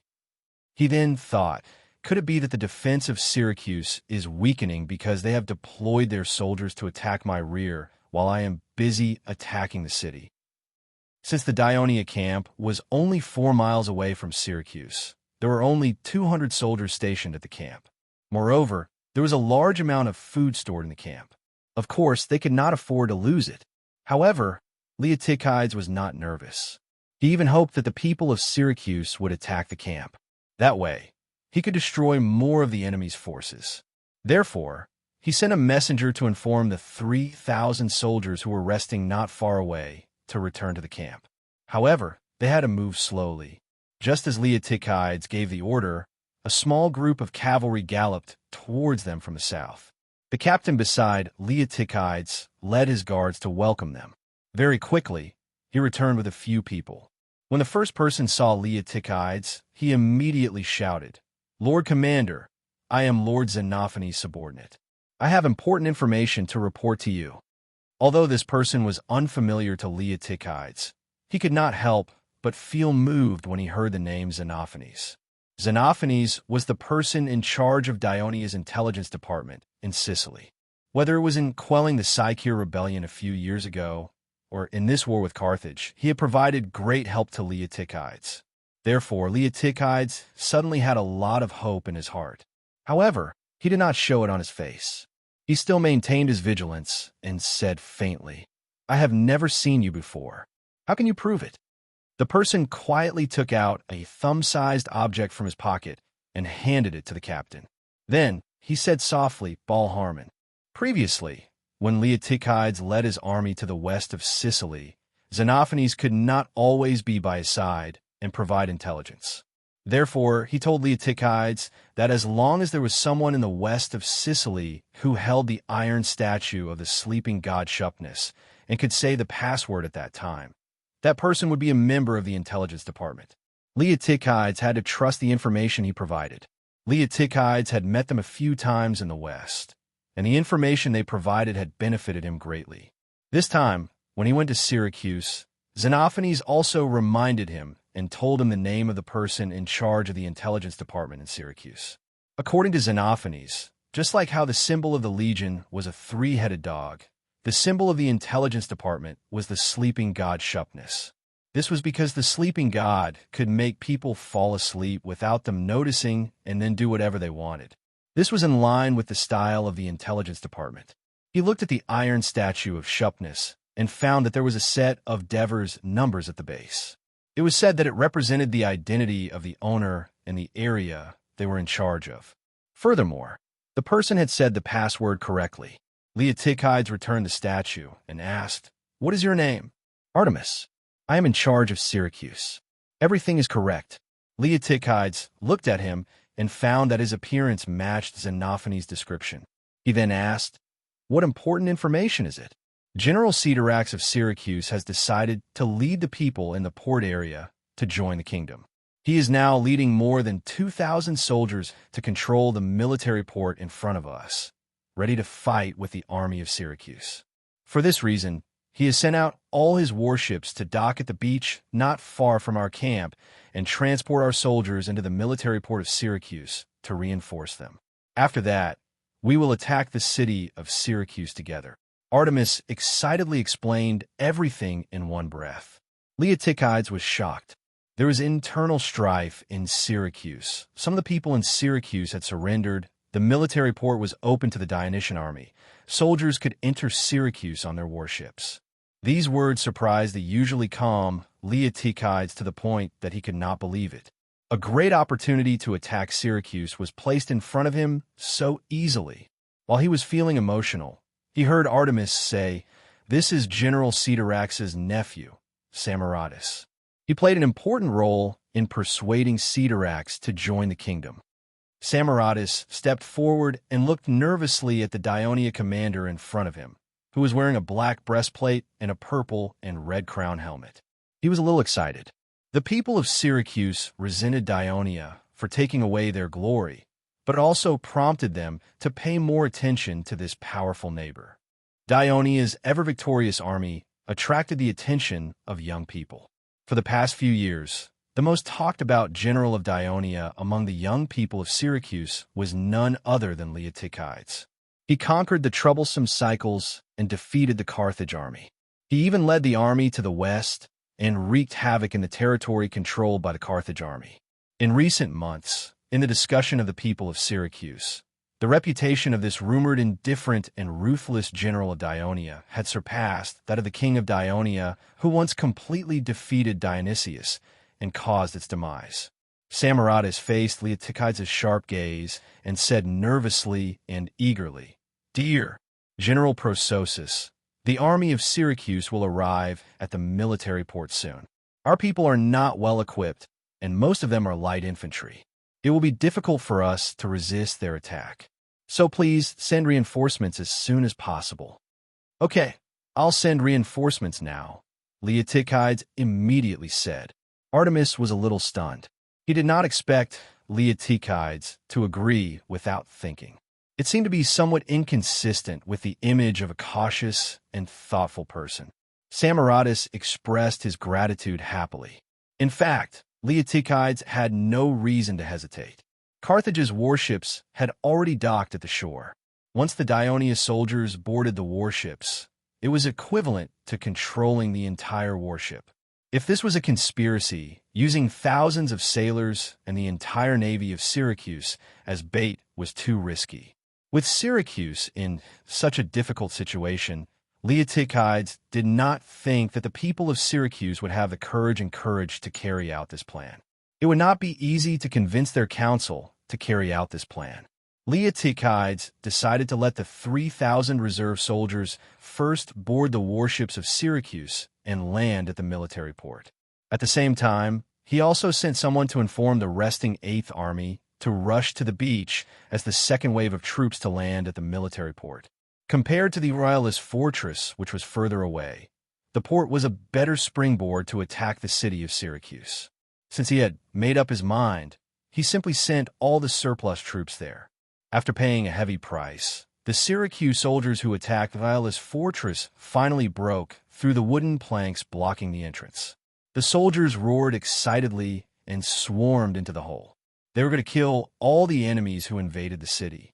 However, as soon as they rushed into the fortress, the soldiers running at the front suddenly stopped.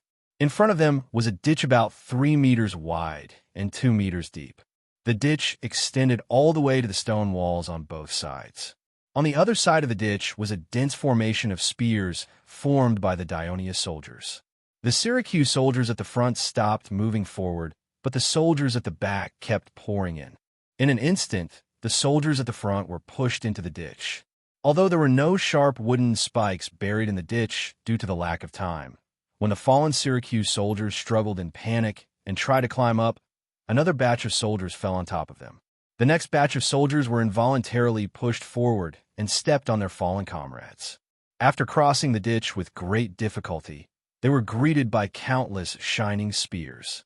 The Dionia soldiers on top of the stone walls continuously threw javelins, stones, and even fire pots.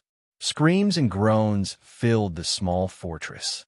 Not long after they charged into the fortress, the Syracuse soldiers suffered heavy casualties and were quickly defeated.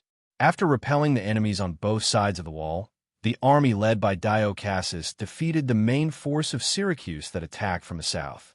According to the previous plan, he should continue to defend the fortress and wait for reinforcements instead of pursuing alone to prevent himself from being surrounded by the enemy.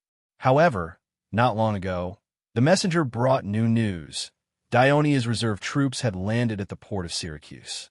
Together with the citizens of the port of Syracuse who had just joined the kingdom, they were engaged in battle with the Syracuse army.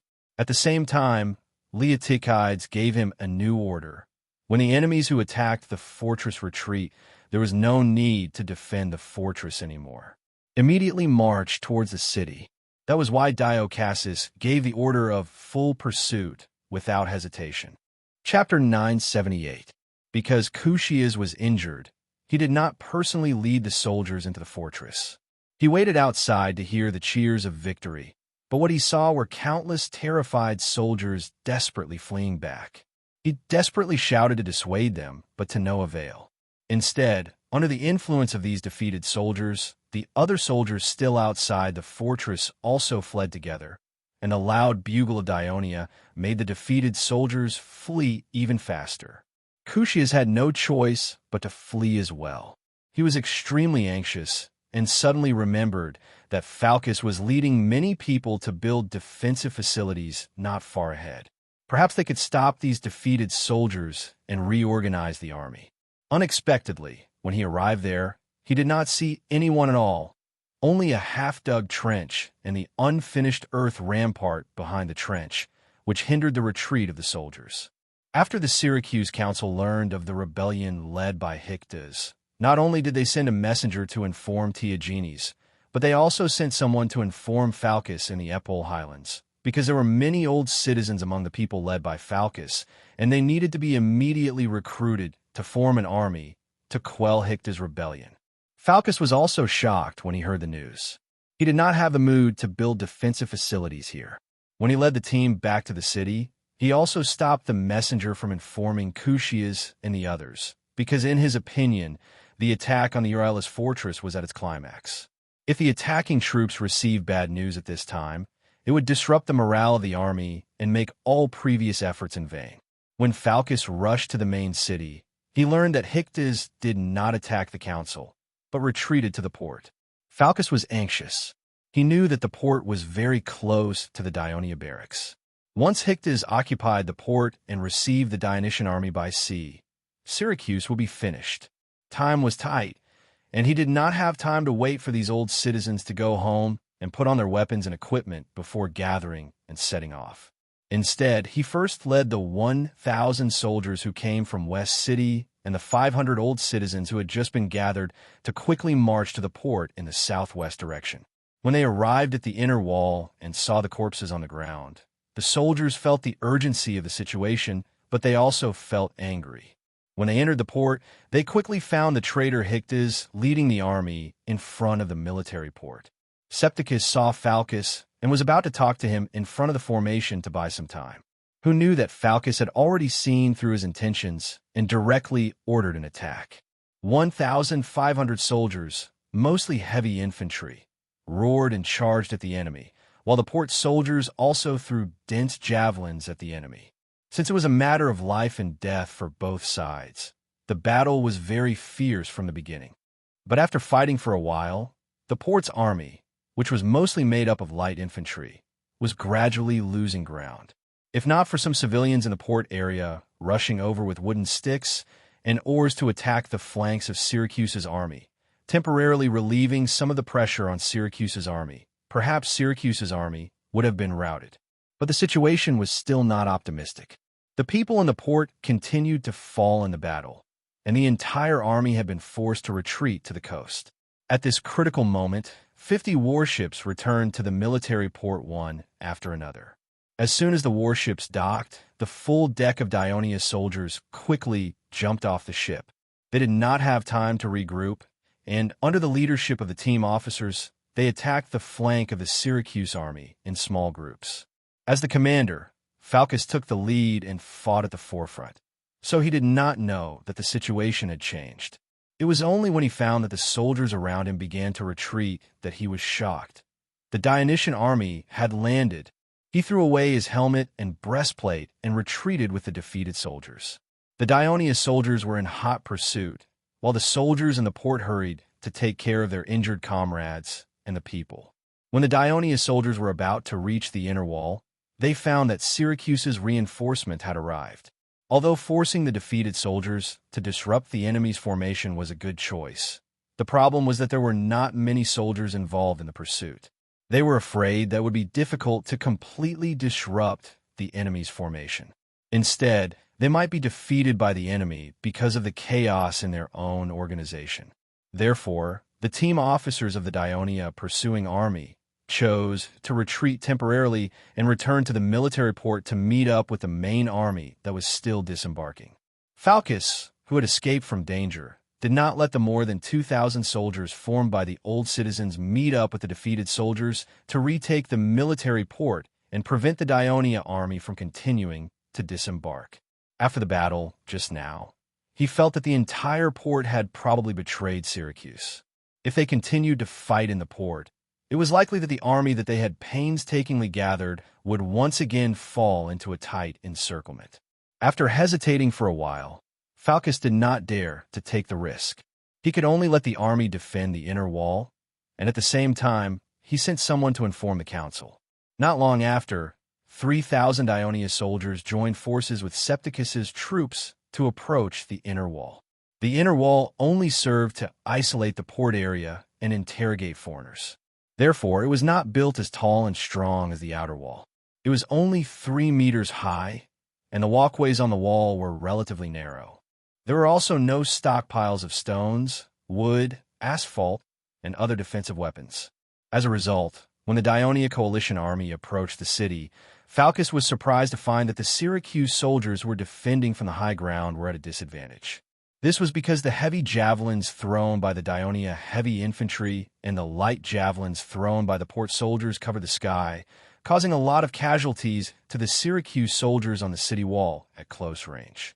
At this time, there were not many light infantry in the army led by Falcus. The army could only take a beating, but could not make an effective counterattack. This made Falcus's heart sink. Not long after, the people in the port area sent over some wooden ladders used to repair houses and logs used to build ships for the coalition soldiers to attack the city.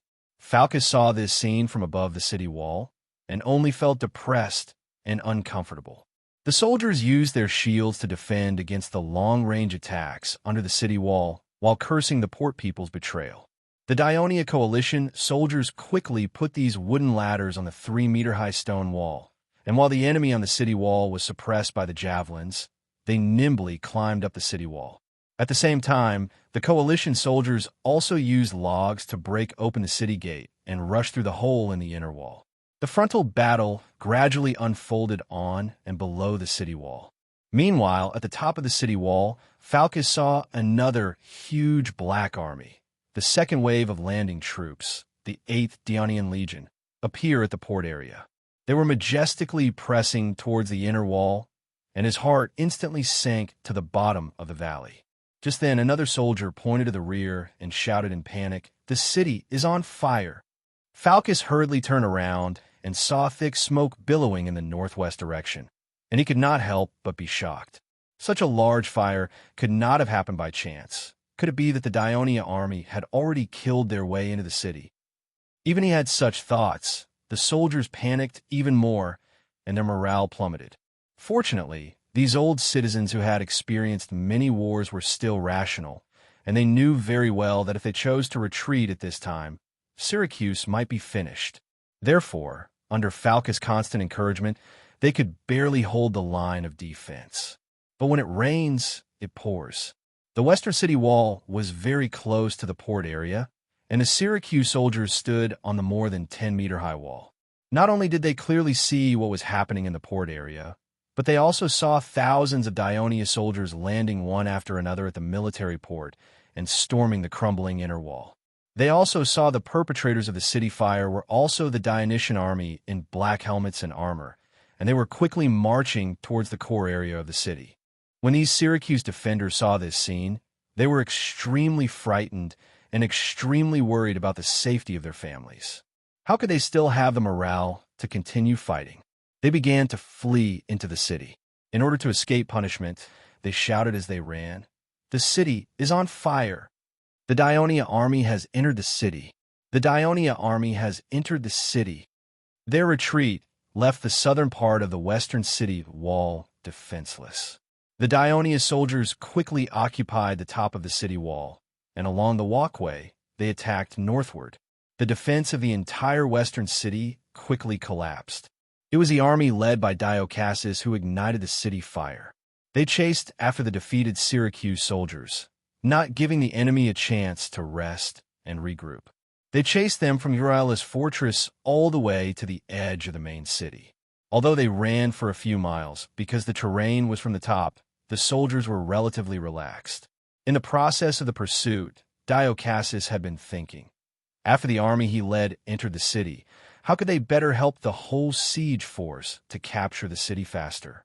Because he knew that in order to let his assault force gain a foothold in Euryalus' fortress, Commander Persosus once again ordered the whole army to launch an attack on the city of Syracuse. This was using the lives of his comrades to create an opportunity for himself.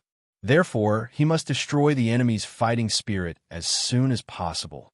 and reduce the casualties of the soldiers. In the end, the best method he could think of was fire. Therefore, he sent a company to break into the houses, collected olive oil and tar, poured it on a series of houses at the edge of the main city, and then set them on fire. Then, he led his troops to continue the pursuit of the defeated soldiers. Cushias, Stesikos, and the others fled in the direction of the council. He was still hoping that the council would send an army to stop the pursuing army, who knew that the council had no more soldiers to send, and when the council members received the news of the enemy's attack, they were terrified. They did not dare to stay in the council hall any longer, and they all fled to the west, hoping that the troops of Tyagenes and Phalcus could protect them. Chapter 979. Who would have thought that they would run into the fleeing soldiers from the western part of the city? Only then did they realize that the western wall had fallen. Everyone panicked and did not know where to go. Some even cried, "It's over. Syracuse is finished." Suddenly, someone shouted, "We can go to Ortygia Island." This reminded the panicking counselors, yes, we still have Ortygia Island. As the birthplace of Syracuse and the Acropolis of Syracuse, Ortygia Island was built into a sturdy fortress during Dionysius's reign. At the same time, a palace was built on the island. After Dionysius was overthrown, Herolas allowed the original inhabitants of Ortygia Island, who had been forcibly driven out by Dionysius, to return to the island. Someone in the council once proposed to tear down the walls of Ortygia Island to prevent it from becoming a gathering place for ambitious politicians. However, this was opposed by many. The reason was that Ortygia Island, as the Acropolis of Syracuse, should have a strong defense. When Syracuse was in danger, it should be a refuge for the people. Now, this was true. When Syracuse was in chaos, Dionysius retreated to Ortygia. Herolas had the absolute advantage, but could do nothing to him. In the end, they relied on Sparta to trick him out of Ortygia. Therefore, the island's defense was absolutely trustworthy. Most of the people on the island were descendants of the founders of Syracuse. Their loyalty to the city was also trustworthy. Therefore, Ortygia Island was an ideal refuge. The counselors calmed down a little. They gathered the fleeing soldiers and retreated to Ortygia Island. Many soldiers refused to go there because they were worried about their families. They also sent people to inform Phalcus and Tyagenes, hoping that they could hold on for a while longer so that the people in the city could have some time to retreat to Ortygia Island. In particular, the port area was very close to the isthmus. If the enemy broke through the inner wall, the isthmus might be cut off. The inner wall's defense was already crumbling, but Phalcus was doing his best to hold on. However, when Tyagenes learned that the southern section of the western city wall had fallen, he did not insist on defending the city wall. Instead, he led the few soldiers who were willing to follow him and fled to Ortygia Island. The defenders on the east wall also saw the fire in the city, and their reaction was not much different from the defenders on the west wall. The Dionia allied army had finally broken through the defenses of the eastern wall. As the commander, Xanaparis was finally relieved. Compared to the main force of Dionia on the western front, the troops attacking the eastern wall were made up of citizens of the Legion of Dionia. Of course, they would not obey orders and commands like the Legion of Dionia and attack without any regard for casualties. It took Xanaparis a lot of persuasion just to convince the generals of the Legion of Dionia to lead their own troops to attack continuously. That was why the battle on the eastern front was not fierce, but at least a few thousand defenders were held up, creating the conditions for the Dionysian army to break through in other directions. At dusk, the troops from the east and west successfully met at Apollo Square in Syracuse. The main force led by the Devers remained in Minoa, while the troops led by Lazou and Epitenes stayed in Enna and fortified the city every day. Under such circumstances, Margot was at his wit's end. Even if he wanted to attack one side, the shortage of food made him give up on the idea. After 5 or 6 days of confrontation in Minoa, he finally led his troops west to Segesta. When the Devers received the news of the great victory of the Third Fleet, he was even more determined to carry out the strategy of land defense, sea attack. These days, new warships were added to the ranks of the Sicilian fleet. The total number of warships had reached 320, and the main force had moved forward to the port of Serenus. Every morning, Sicerian would lead the fleet out of the port and sail to the west, sweeping the entire western coast of Sicily. He would not return until dusk. This was because he had recently received information from the king of the Devers. Recently, a large number of ships had gathered in the ports of Carthage and its surrounding Phoenician allies. At the same time, the city was also rushing to gather food, which was likely to be transported to Sicily. In the early morning of this day, it was drizzling in the western waters of Sicily. The sky was a little dark, and although there was a slight breeze, the waves were not strong. Sicerian, who had once again become the commander of the Sicilian fleet, had learned his lesson from the last time. He specially hired several old sailors who had lived here for decades as consultants to provide him with analysis of the sea conditions and climate of this area. Once again, they all made a positive judgment. There was not likely to be a big storm in the western waters today. Therefore, although Sicerian was hesitant, he still ordered the Sicilian fleet to leave the port as usual and head west along the coast. Due to the rain, the sea was shrouded in mist, resulting in poor visibility. To prevent accidents, all the warships slowed down. The entire fleet of 280 warships maintained a relatively dense formation as they moved forward.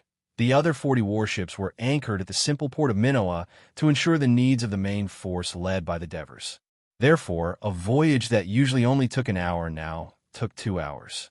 The fleet finally reached the sea near Mazzara and began to sail northwest. At this time, the drizzle had stopped, and the sky gradually brightened. The mist gradually dissipated, revealing the blue sky and the blue sea. It was endless, and a gentle breeze caressed one's face, making one feel relaxed and happy. Only then did Sicerian feel relieved. He smiled at the two consulting sailors and said, "Your judgment is very accurate, as expected of the person who is said to be blessed by the sea god." The two old sailors from Serenus hurriedly responded modestly. As Greek sailors, they had a low status in Serenus. They relied on fishing and transporting goods for a living. They had never had the chance to speak to a noble general of the kingdom who led hundreds of warships on equal footing. Seeing them nod and bow, Sicerian frowned, but did not say anything. He turned to the captain of the flagship and ordered, "Inform the fleet to return to normal speed. Send out the clippers and carefully search for the target at sea." Not long after, the speed of the entire fleet increased. More than 10 clippers also left the main fleet and quickly moved forward. After tens of minutes, the clipper at the front was already close to the clear sea. The lookout on the mast moved his already numb limbs and lowered his head to shout, "Captain!" When the captain of the clipper heard this, he immediately asked excitedly, "Is there any sign of the enemy?" The lookout originally wanted to say, "Is it time for the shift? It should be time for the next person to replace me." However, the captain's question made him subconsciously look at the sea in front of him again. Then he was stunned. He blinked, widened his eyes again, and stared ahead. After a moment, he also shouted excitedly, "There's an enemy ship. 1, 2, 3. There are so many Carthage ships. Commander, the warships in front have raised a white flag." The lookout on the main mast of the flagship saw the flag signal transmitted by the flagship of the B squadron in front and shouted excitedly, "It's 2 white flags. It's an ordinary fleet with the same number of warships as us." Sicerian immediately understood the meaning behind this. He also became excited. To encounter an ordinary fleet in this sea area, it could only be from Carthage. It seemed that the information given by His Majesty was correct. Carthage was indeed here to deliver military rations. He ordered without hesitation, "Tell Stephacas to lead his B squadron and sink all these Carthage cargo ships. If even one escapes, let him receive military punishment." After receiving this order, Stephacas, the commander of the B squadron, immediately exerted 120% of his spirit and ordered the warships of the B squadron, which he commanded as the vanguard, to spread out in a straight line and advance quickly in the direction where they had discovered the enemy.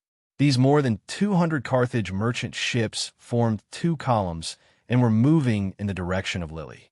On the leading merchant ship, a sailor was standing at the top of the mast and looking ahead nervously. Suddenly, he shouted anxiously, "Old man, Dionia warships! Dionia warships are coming!"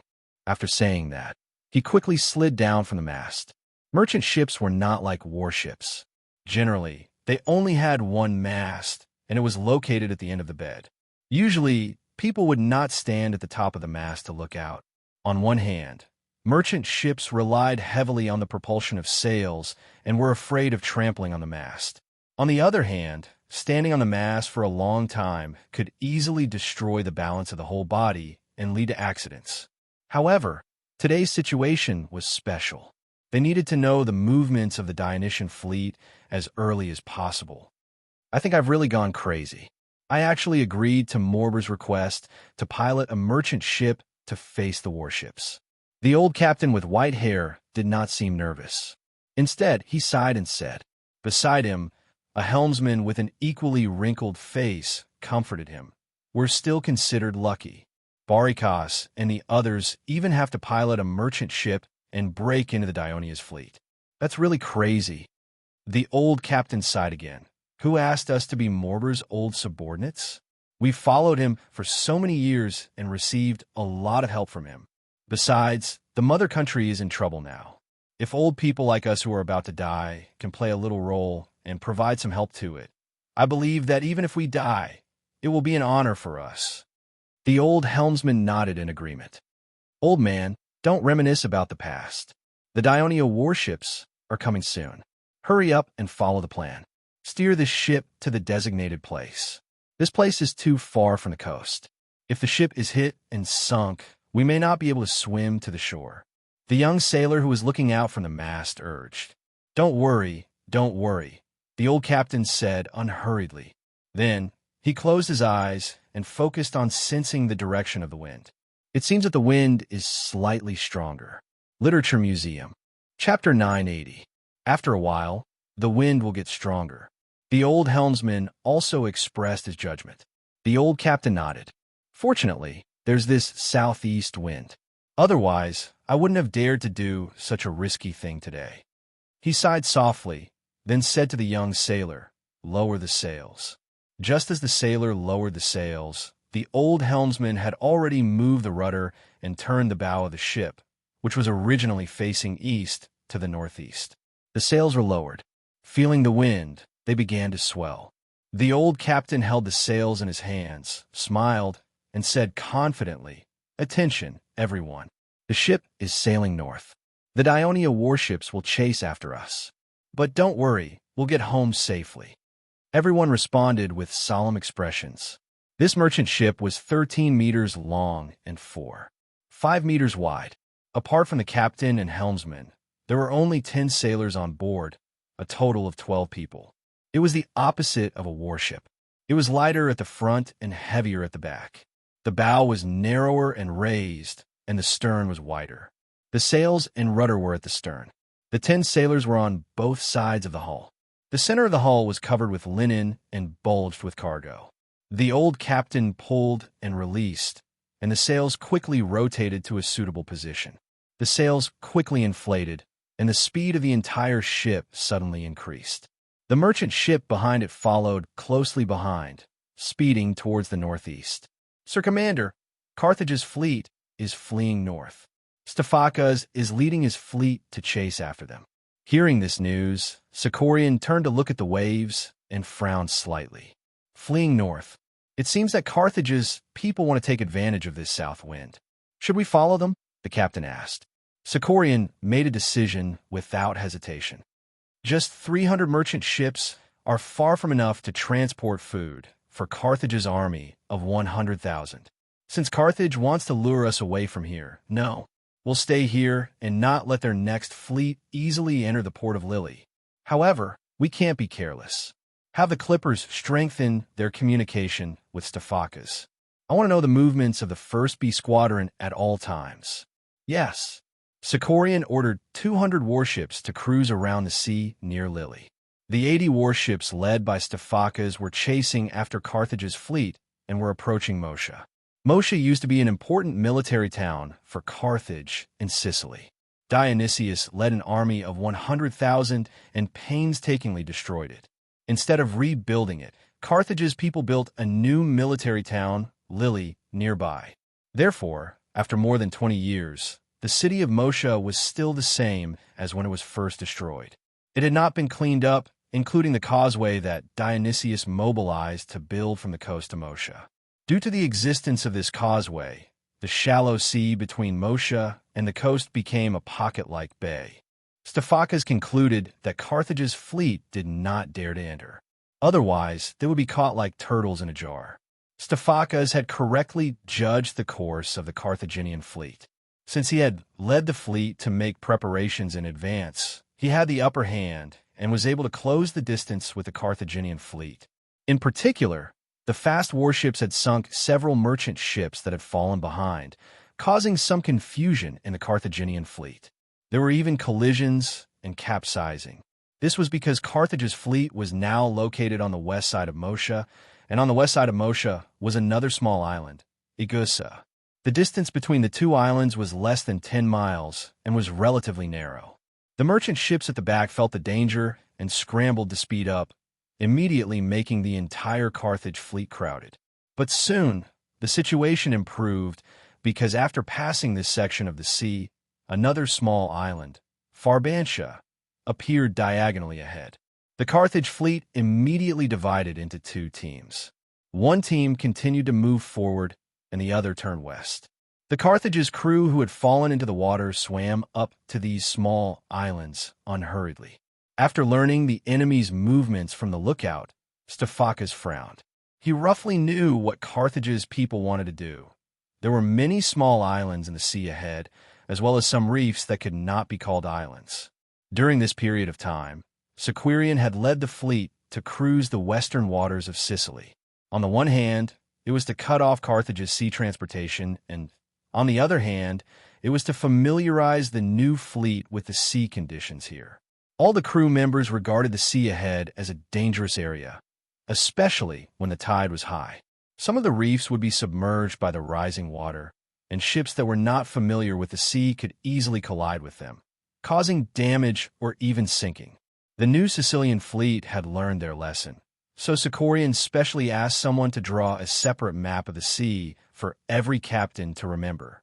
But even so, they were certainly not as familiar as the Carthage's people who had sailed here all year round. These cunning Carthage's people must have wanted to use this sea area to get rid of their pursuit and at the same time create some trouble for them. Stephacas thought for a while and issued an order for all the warships to slow down and be vigilant. At the same time, he also decided not to split up the fleet for the time being, but to chase the fleet that was heading straight north. They had to block the coast and prevent them from entering the port of Eryx not far ahead. Unexpectedly, when the Carthage fleet that had turned west saw that the Dionia warships did not follow them, they immediately circled around Agussa Island and turned south. The fleet that was heading north was once again divided into two groups, separated by a reef, and turned west one after another. Under such circumstances, Stephacas had no choice but to order the warships to disperse and weave between the various islands to intercept and attack the enemy ships. He could not allow the Carthage fleet, which had barely suffered any losses, to slip back to the south. Although there was definitely a main fleet in the south, it would be embarrassing for them to see that they had chased after them for a long time without any results. Moreover, Sequirian had specifically emphasized that not a single Carthage ship should be let go. Thus, a large-scale game of hide-and-seek at sea began. At this time, on the sea near Lilibo, the main Dionia fleet that was cruising received news from a clipper ship that had been sent to the southwest. Another Carthage fleet, smaller in number than the Sicilian fleet, was sailing in the direction of Lilibo. "Commander, your judgment is correct. The Carthage merchant ships are coming again," the flagship captain praised. Sequirian, however, seemed a little dissatisfied. "The number is a little small. Inform the fleet to spread out in the southwest direction. Before the Carthage have discovered them, quickly meet them and eat them up as soon as possible. Maybe another wave of merchant ships will arrive soon." Just as the Dionia warships received the order and began to line up, the lookout on the clipper ship widened his eyes in surprise. He saw that the Carthage fleet in front of him had begun to change from a column to a horizontal line, and the direction of the sails was adjusted. The merchant ships suddenly sped up. Are the Carthage people crazy? They should be able to see our warships at this distance. Why aren't they running away but rushing forward instead? Do they want to fight us with their merchant ships? The lookout did not know that in the middle of the Kataijai fleet, Captain Barikos was maneuvering the sails and shouting loudly to the nearby merchant ships. It's time to test your courage. If you're afraid, you can still retreat now. I've sailed for decades and have seen all kinds of storms. I've even followed Morbal, crossed the Pillars of Hercules, went to the distant coast, and seen the two-wheeled chariot of God, today's Mount Cameroon. Isn't it just death? What's there to be afraid of? That's right. We old fellows have lived until today for this moment. If we die, we can reunite with our former comrades in the temple of Baal Harmon. Don't just talk about us. Compared to us, you're still young. You haven't enjoyed enough life, and you haven't seen enough war. When the Dionia warships come close to you, don't be so scared that you don't know how to maneuver the sails. Barikos laughed loudly. Don't worry. My ship will rush to the front, avoid the collision of all the Dionia warships, and enter safely. I want the people of Dionia to know that the people they have defeated before are not the real Carthage people. The real Carthage people are the heroes of the sea, and they can't defeat them. That's right, Barikos. Show the ignorant people of Dionia what real sailing is. The crew on the ship waved their arms and responded enthusiastically. Barikos smiled. Brothers, get ready. The adventure is about to begin. He maneuvered the sails, and the small merchant ship, which was less than 10 meters long and only 3 meters wide, with a total of 8 crew members, rushed towards the Dionia warships like an arrow shot out by the wind. Under his leadership, the 60 merchant ships, which were almost the same size as him, rushed into the arms of the hungry wolves like sheep that had their heads broken. The captains of the Dionian warships were astonished by the performance of the Carthaginian fleet. However, they would never be merciful because of the stupidity of their opponents. Under their orders, the Dionian warships retracted their sails.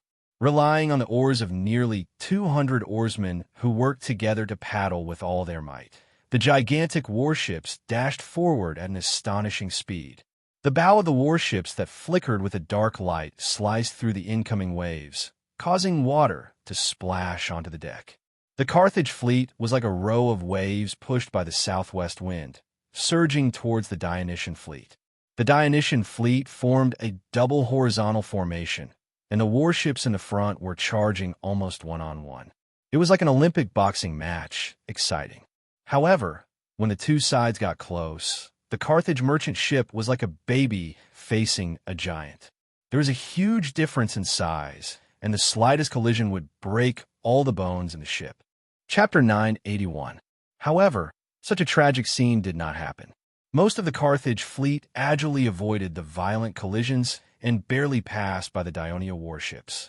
After experiencing such a thrilling scene, most of the Carthage sailors did not feel any lingering fear. Instead, they yelled in excitement, "See that, Dionia? This is the true strength of the Carthage sailors. Hey, you guys are too clumsy. You're just like old ladies in their 60s or 70s. How dare you compete with us with such skills? Even if we collide with you 100 times, you won't be able to touch me." The Dionia could not understand the shouts of the Carthage sailors, but they could understand the humiliating gestures of the enemy. Some of the Carthage sailors even lifted their clothes, took out their things, and peed on them. It was a great humiliation. Even the calm captain of the flagship could not help but curse. Damn the Carthage. If there were bows and arrows on the ship, I would have shot them to death with one shot. Sicerian was also angry, but as the commander, he could not show it. Instead, he said in a low voice, "It's too early for the Carthage to be happy. Our fast warships will send them to Poseidon." Sicerian had chosen to form a double horizontal line in order to use the more agile fast warships as the rear line to eliminate the merchant ships that had avoided the first round of attacks. However, he did not expect that the warships at the front would not be able to gain anything from the charge. So, he turned around and looked at the back of the ship with an expectant gaze. In the end, he could not believe what he saw. The Carthage merchant ships were like fish swimming in the water. Using the surging waves, they once again narrowly avoided the attack of the fast warships and passed through the gaps between the warships. At the same time, mocking laughter could be heard from the rear. Varian could no longer hold back his emotions. He punched the mast fiercely and roared, "Chase after them and sink these damned merchant ships." In fact, he didn't even need to give the order. Almost all the warships quickly turned around and chased after Carthage's merchant ship. The Dionian navy had been developing rapidly in recent years, with outstanding results. Aside from that natural storm, they had almost never suffered a defeat. Even the once powerful Carthage navy was trampled under their feet. How proud were they? They had never suffered such humiliation before. All the crew members would never allow these Carthage merchant ships that had trampled on their dignity to leave just like that. Everyone was filled with anger. Not only did the captain ask them to speed up, but the sailors also pushed the oars even harder. Each warship sped up to catch up with the merchant ships in front of them. They swore to crash into the merchant ships in front of them to vent their anger. At this point, it would be difficult for anyone to stop their pursuit in a short period of time. Varian knew his fleet well, so he encouraged them to continue attacking. A sea chase began. Now, the Dionian Sicilian fleet was divided into two parts. 80 warships were chasing and intercepting more than 200 Carthage merchant ships that were circling the islands in the waters near Eryx, while 200 warships were madly chasing the 60 Carthage merchant ships that were provoking them in the waters near Lily. The chase in the south had just begun, while the chase in the north had been going on for some time. Although the cunning Carthage merchant ships shuttled between the islands and reefs of this sea, forcing the Dionia warships, who were not very familiar with the sea conditions here, to slow down and pursue cautiously, giving the Carthage merchant ships more opportunities to shake off the pursuit. But when the warships under Stephacas were completely dispersed throughout the sea, disaster struck for the Carthage merchant ships. After all, once the fleet was dispersed, the Carthage merchant ships would each be in charge of a small area of the sea. It was inevitable that the Carthage merchant ships would frequently encounter the warships. These Carthage sailors were indeed very good at maneuvering sailboats, but sailboats mainly relied on the wind. When sailing against the wind, their speed would naturally be affected. On the other hand, the Dionia warships relied on oarsmen and were almost unaffected by the wind. The narrow waterways divided by the islands and reefs also caused the Carthage merchant ships to lose enough space to dodge. Once the two sides met head-on, the merchant ships that did not have the ability to fight would sink almost immediately. After more than half an hour, nearly half of the Carthage merchant ships had been lost. Many Carthage sailors were standing on each of the islands and reefs, who had swam ashore after their ships sank. At this rate, the Carthage fleet would be completely wiped out in another half an hour. However, Stephacas did not let the victory before him get to his head. He had two doubts. First, since the Carthage fleet's escape tactic had failed, why were these merchant ships still dealing with them in this area? Second, he had just discovered that the Carthage merchant ships were stacked with simple, empty wooden cages, tightly covered with linen. They looked like they were loaded with goods, but after the ships sank, they all floated up. It was no wonder that Stephacas had found it strange that the Carthage merchant ships could move so quickly even though they were carrying so much weight. The Carthage merchant ships had obviously used such a disguise to achieve some purpose by luring them into it. Stephacas raised his vigilance. He ordered his flagship to stop chasing the enemy ships and sail to the west between Agussa Island and Forbantia Island, which was the center of the sea. At the same time, he sent out a number of fast ships to closely investigate the surrounding situation, especially in the west. The reason why he did not immediately assemble the warships was that he thought that in a little while, his fleet would basically be able to wipe out the Carthage merchant ships that had deceived them. Not only would it be a big blow to the Carthage people, but it would also complete the mission given to them by Officer Sicorian and also let them vent their anger. "General, look! Another merchant ship has been sunk." The crew on the deck shouted excitedly. "The captain of that fast warship is Ilias, right?" Stefakas looked ahead with great interest. To be able to reverse immediately after missing the target and use the stern to overturn the merchant ships, Ilias is very quick-witted. Compared to merchant ships, our warships are gigantic. Whether it's the bow or the stern, we can ram and sink them. But up until now, I've only seen Ilias's warship adopt this new tactic. Even I haven't thought of it this way. Ilias is indeed the best captain in our fleet. The captain of the flagship on the side exclaimed in admiration. "Our traditional habits have shackled our thinking." Stefakas nodded his head and said seriously, "When we go back, spread this new tactic. In the future, when our fleet encounters the Carthage merchant ships again, we will have another weapon." "Yes, sir." Enemy sightings. The lookout on the mainmast suddenly shouted nervously. "The fast ships in the west have raised their yellow flags. There are 3 yellow flags." Stefakas was greatly shocked. What he had been worried about had come true. There was no doubt that it was the Carthage fleet that was attacking, and their numbers far exceeded his B squadron. "Blow the bugle. Raise the yellow flag. Raise the Apollo flag." Stefakas shouted loudly. He was very nervous. He had to immediately gather all the scattered warships to prevent them from being defeated one by one. Then, he said with a solemn expression, "Inform a fast ship to head south immediately. Tell Sir Sicorian that the Carthage fleet is attacking. We need immediate reinforcements." After giving the order, Stefakas calmed down a little. He thought that since the fast ship had discovered the enemy, it meant that the enemy's fleet was still 4 or 5 miles away. This sea area was only 4 or 5 miles in circumference. His fleet still had time to adjust their tactics and respond. But what he did not know was that there was an island called Hyra directly west of the flagship. The fast ship that was supposed to deliver the message was originally located on the west side of Hilla Island. When his lookout discovered that the Carthage fleet was coming from the west, he immediately raised the yellow flag. But after a while, the captain of the fast ship did not hear the bugle sound from the flagship of the B squadron. According to the regulations of the Dionian Navy, when the flagship conveys orders, it must sound the bugle at the same time to alert the warships under its command. He was puzzled and soon realized that he had made a mistake. Because Hilla Island was blocking him, the lookout on the flagship probably could not see the raised flag at all. He hurriedly ordered the fast ship to go around Hilla Island. Soon, he heard the bugles sound, but it took some time.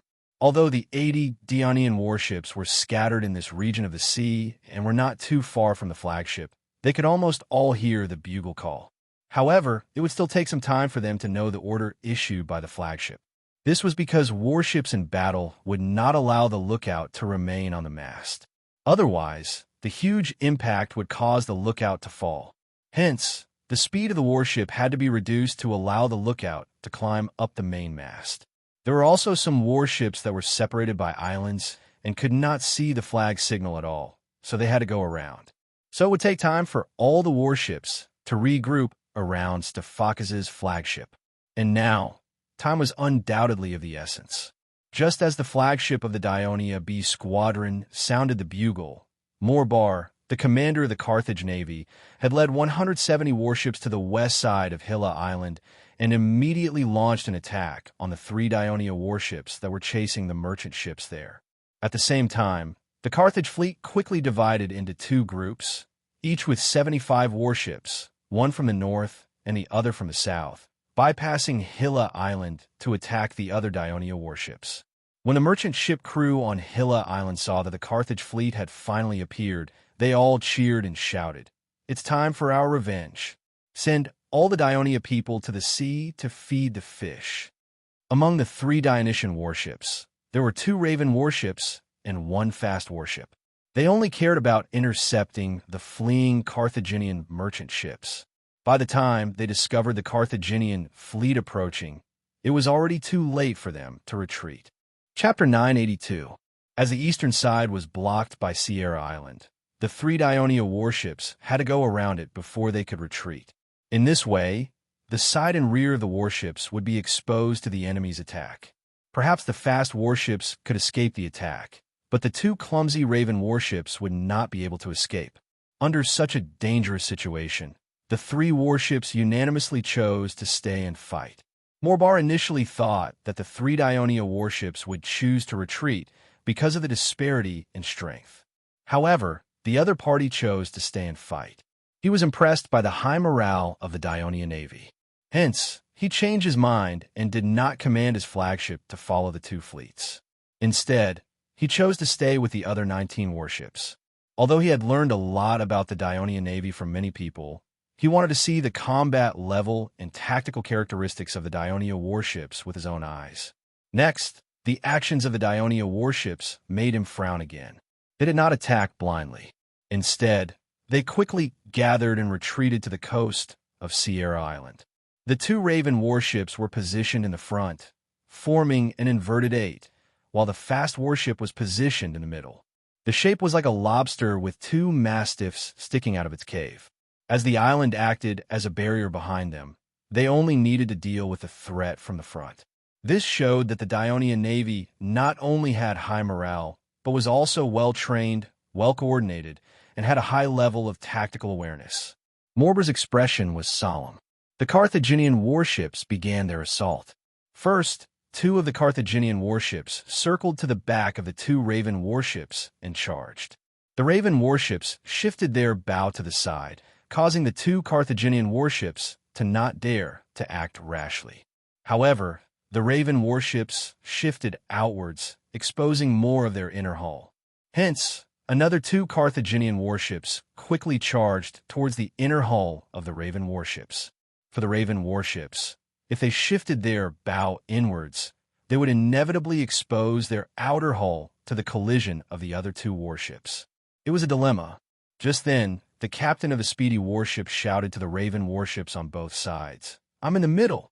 After saying that, the sailors on the ship paddled with all their might, and the fast warship quickly turned from a standstill to a forward sprint. Because the bow of the ship was not facing either of the enemy's ships, but was passing between two ships, this gave the captains of the two Carthage warships the illusion that the enemy saw that the situation was not good and was preparing to take the opportunity to escape. In the blink of an eye, the bosun on the fast warship heard the captain shout from the deck, "Turn left. Strike horizontally. Quick, quick." The bosun was stunned. Wouldn't they be exposing their hull to the enemy's ships? However, he immediately understood the captain's intentions. His eyes immediately turned red, and he shouted hoarsely, "Turn left. Horizontal." Even though the sailors had their doubts, their years of arduous training allowed them to swiftly execute the order. At that moment, the two Raven warships moved inwards at the same time, immediately reducing the space for the two Carthage warships to evade. When the surrounding Carthage warships realized the danger, they immediately launched an attack on the three Dionia warships. However, the Dionia warships did not evade. Two Raven drawbridges landed on the deck of the Carthage warships on the inner side. The infantrymen of the fleet quickly rushed over the drawbridges. At the same time, the sailors, urged by the bosun, reluctantly left the cabin and went up to the deck. They watched with tears in their eyes as the Carthage warships rushed towards their warships. Most of them were survivors of the storm at sea. It was not easy to get a new warship, and now it was going to be sunk in the first battle. The three Dionysian warships were hit by the Carthaginian warships one after another. The crew jumped into the sea one after another, while the infantrymen of the fleet quickly cut down the few Carthaginian infantrymen on the deck and rushed into the lower decks. Facing the panicking Carthaginian oarsmen, the infantrymen of the fleet mercilessly stabbed them to death one by one. The screams of the Carthage crew rang through the sea. The other captains of the Carthage fleet were moved. One by one, they told Morbar to send all the deck soldiers to these two warships, defeat the Dionia soldiers, and save the oarsmen on the ships. Morbar flatly refused. He was already half dead and used to life and death. He did not care too much about the lives of these 300 to 400 lowly Carthage and Phoenician oarsmen. He did not want these warships to be delayed because of this. Besides, Judging from the current situation, even if he sent all the deck soldiers, they might not be able to defeat these well-trained infantrymen of the Dionysian fleet. Until now, the surprise in his heart had not dissipated. In a situation where his side had an absolute advantage, the three Dionia warships seized the opportunity when their own warships were still testing the waters. They quickly and decisively adopted effective tactics and successfully seized two warships in an instant. The outstanding performance of the Dionia warships made him shudder. He was very uneasy. Therefore, he did not hesitate to give the order to sink our own warships. When the warships were rammed, dozens of Dionia's soldiers, armed with daggers and leather shields, quickly rushed to the deck, jumped into the blood-stained sea, and swam to the beach not far away. While Morbar was shocked, he knew that the Carthage sailors on Hilla Island would be in big trouble. But he had no time to care about this at the moment. He had to immediately lead these warships into the battle against the Dionysian fleet that had been lured here. He had to destroy as many Dionia warships as possible so that the sacrifices of these Carthage merchant ships would not go to waste. The Dionia warships scattered on both sides of Hilla Island were also besieged by the superior forces of the Carthage fleet. They also put up a tenacious resistance to delay the time for the Carthage fleet to sweep eastward. In the small sea area in the middle of several islands, with Stafaka's flagship as the center, warships were gradually converging. When Morbar led his fleet around Hilla Island, Stafaka's, who had only gathered more than 30 warships, did not hesitate to launch an attack on the Carthage fleet, which had far more warships than his own. Morbar had already realized the terrifying advantage of the Dionysian fleet in overall tactical cooperation and jumping combat. The small circular sea area between Hilla Island and the islands on the east did not have enough space for the Carthage warships to move around in a wide range, which was conducive to the greater play of the unique tactics of the Dionysian fleet. Having finally gained a huge advantage in a local area, Morbar was certainly unwilling to fight head-on. Therefore, he issued the order to sweep the outside of the island first, destroy the scattered Dionia warships, and finally bite the hard bone in the center. Of course, Morbar also hoped to see the enemy in the center continue to pursue and sail out of this narrow sea area. Then, the Carthage fleet would not hesitate to concentrate all its forces and destroy them. The Carthage fleet, led by Balikos, took a zigzag route, trying to keep a moderate distance from the Dionysian fleet. The main fleet, led by Sequirian, pursued them relentlessly, especially the fast warships that gradually closed in and sank many merchant ships. Another 10 fast warships, under Sequirian's order, did not follow closely behind like the other warships. Instead, they sailed straight to the port of Lily at the fastest speed, cutting off the retreat route of the Carthage fleet and gradually forming an encirclement. When Balikos saw that there were enemy ships intercepting ahead, he did not panic. Instead, he issued a crazy order: turn around. In a situation where the wind was completely against them, the ship that had just turned around had almost no speed. Relying on the delicate control of the helmsman and oarsmen, they once again narrowly avoided the Dionia warships that had to move forward due to inertia. The other Carthage merchant ships did the same, but in the process, at least 7 merchant ships were hit and sunk. The crew of the Dionia fleet was not happy because the rest of the Carthage merchant ships had once again broken through their encirclement. This was simply a silent humiliation to the Dionia navy. The Dionia warships turned around to give chase. However, Balikos and his fleet turned their bow again, facing east. The sails turned to the right, and with the help of the southwest wind, they brushed past the Dionia warships.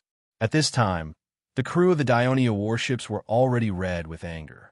Some of the infantrymen on the Raven warships even threw the daggers in their hands at the approaching Carthage merchant ships. Leading more than 30 merchant ships, Balikos passed through the gap between the Dionia warships and sailed directly to the coast not far away. Then they stuck close to the coastline, turned around, and sailed south. He did not expect the Carthage people to play such a trick. That was the coast. The Carthage merchant ships were small and light.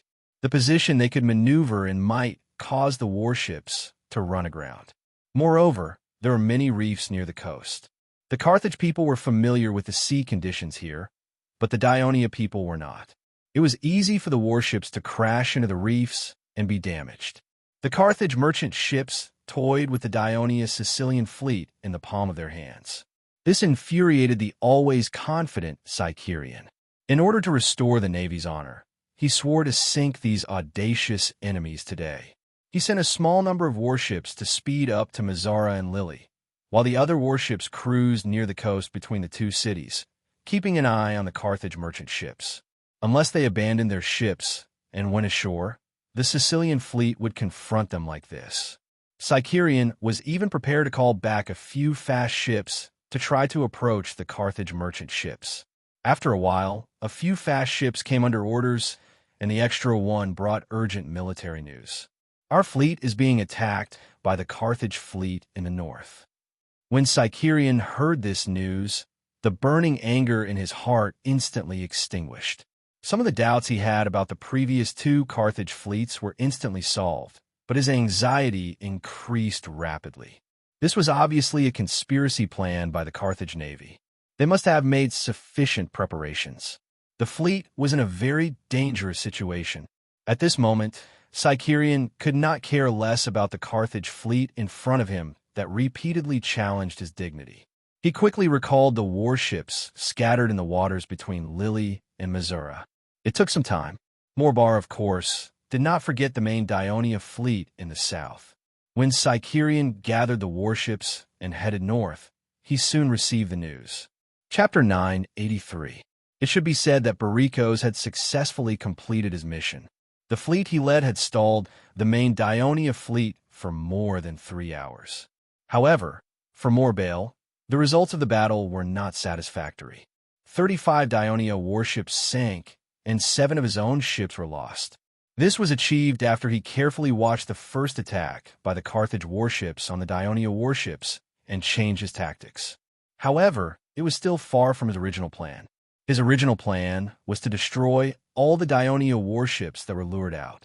The reason for his failure was that the Dionia commander of this fleet had gathered more than half of the warships in time. However, he did not lead them out of the narrow area to rescue the warships scattered on the periphery. Instead, they formed an irregular circular formation in that area and focused their defense on the relatively open west side. After the Carthage fleet destroyed the other lone Dionia warships, they regrouped and surrounded the remaining Dionia warships. They also launched several tentative attacks. However, the Dionia fleet's defense was tight, so Morbail did not dare to make up his mind to launch a forceful attack. After receiving the news that the Dionia fleet had come to help, Morbail finally made up his mind. Inform all the warships to gather on the west side of Hilla Island and complete the final mission. Sir, what about our sailors on these islands? His subordinate reminded him. Everyone will die one day. You and I are the same. Although Morbail said so, he still felt a little regretful. He sighed again. He should have reminded them to swim to Sicily after they fell into the water. During this period of time, the Carthage fleet had the upper hand in this sea area, but on the islands and reefs, the Dionia sailors who fell into the water dominated.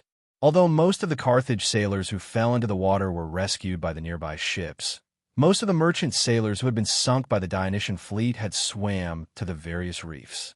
How could they be a match for the Dionia sailors who had fleet infantry? They were either killed or captured. After Sicerian led the fleet into this sea area, his mood suddenly became very bad. From time to time, he saw the fragments of warships floating on the sea and heard the joyful cries for help from the Dionia sailors on the nearby reefs.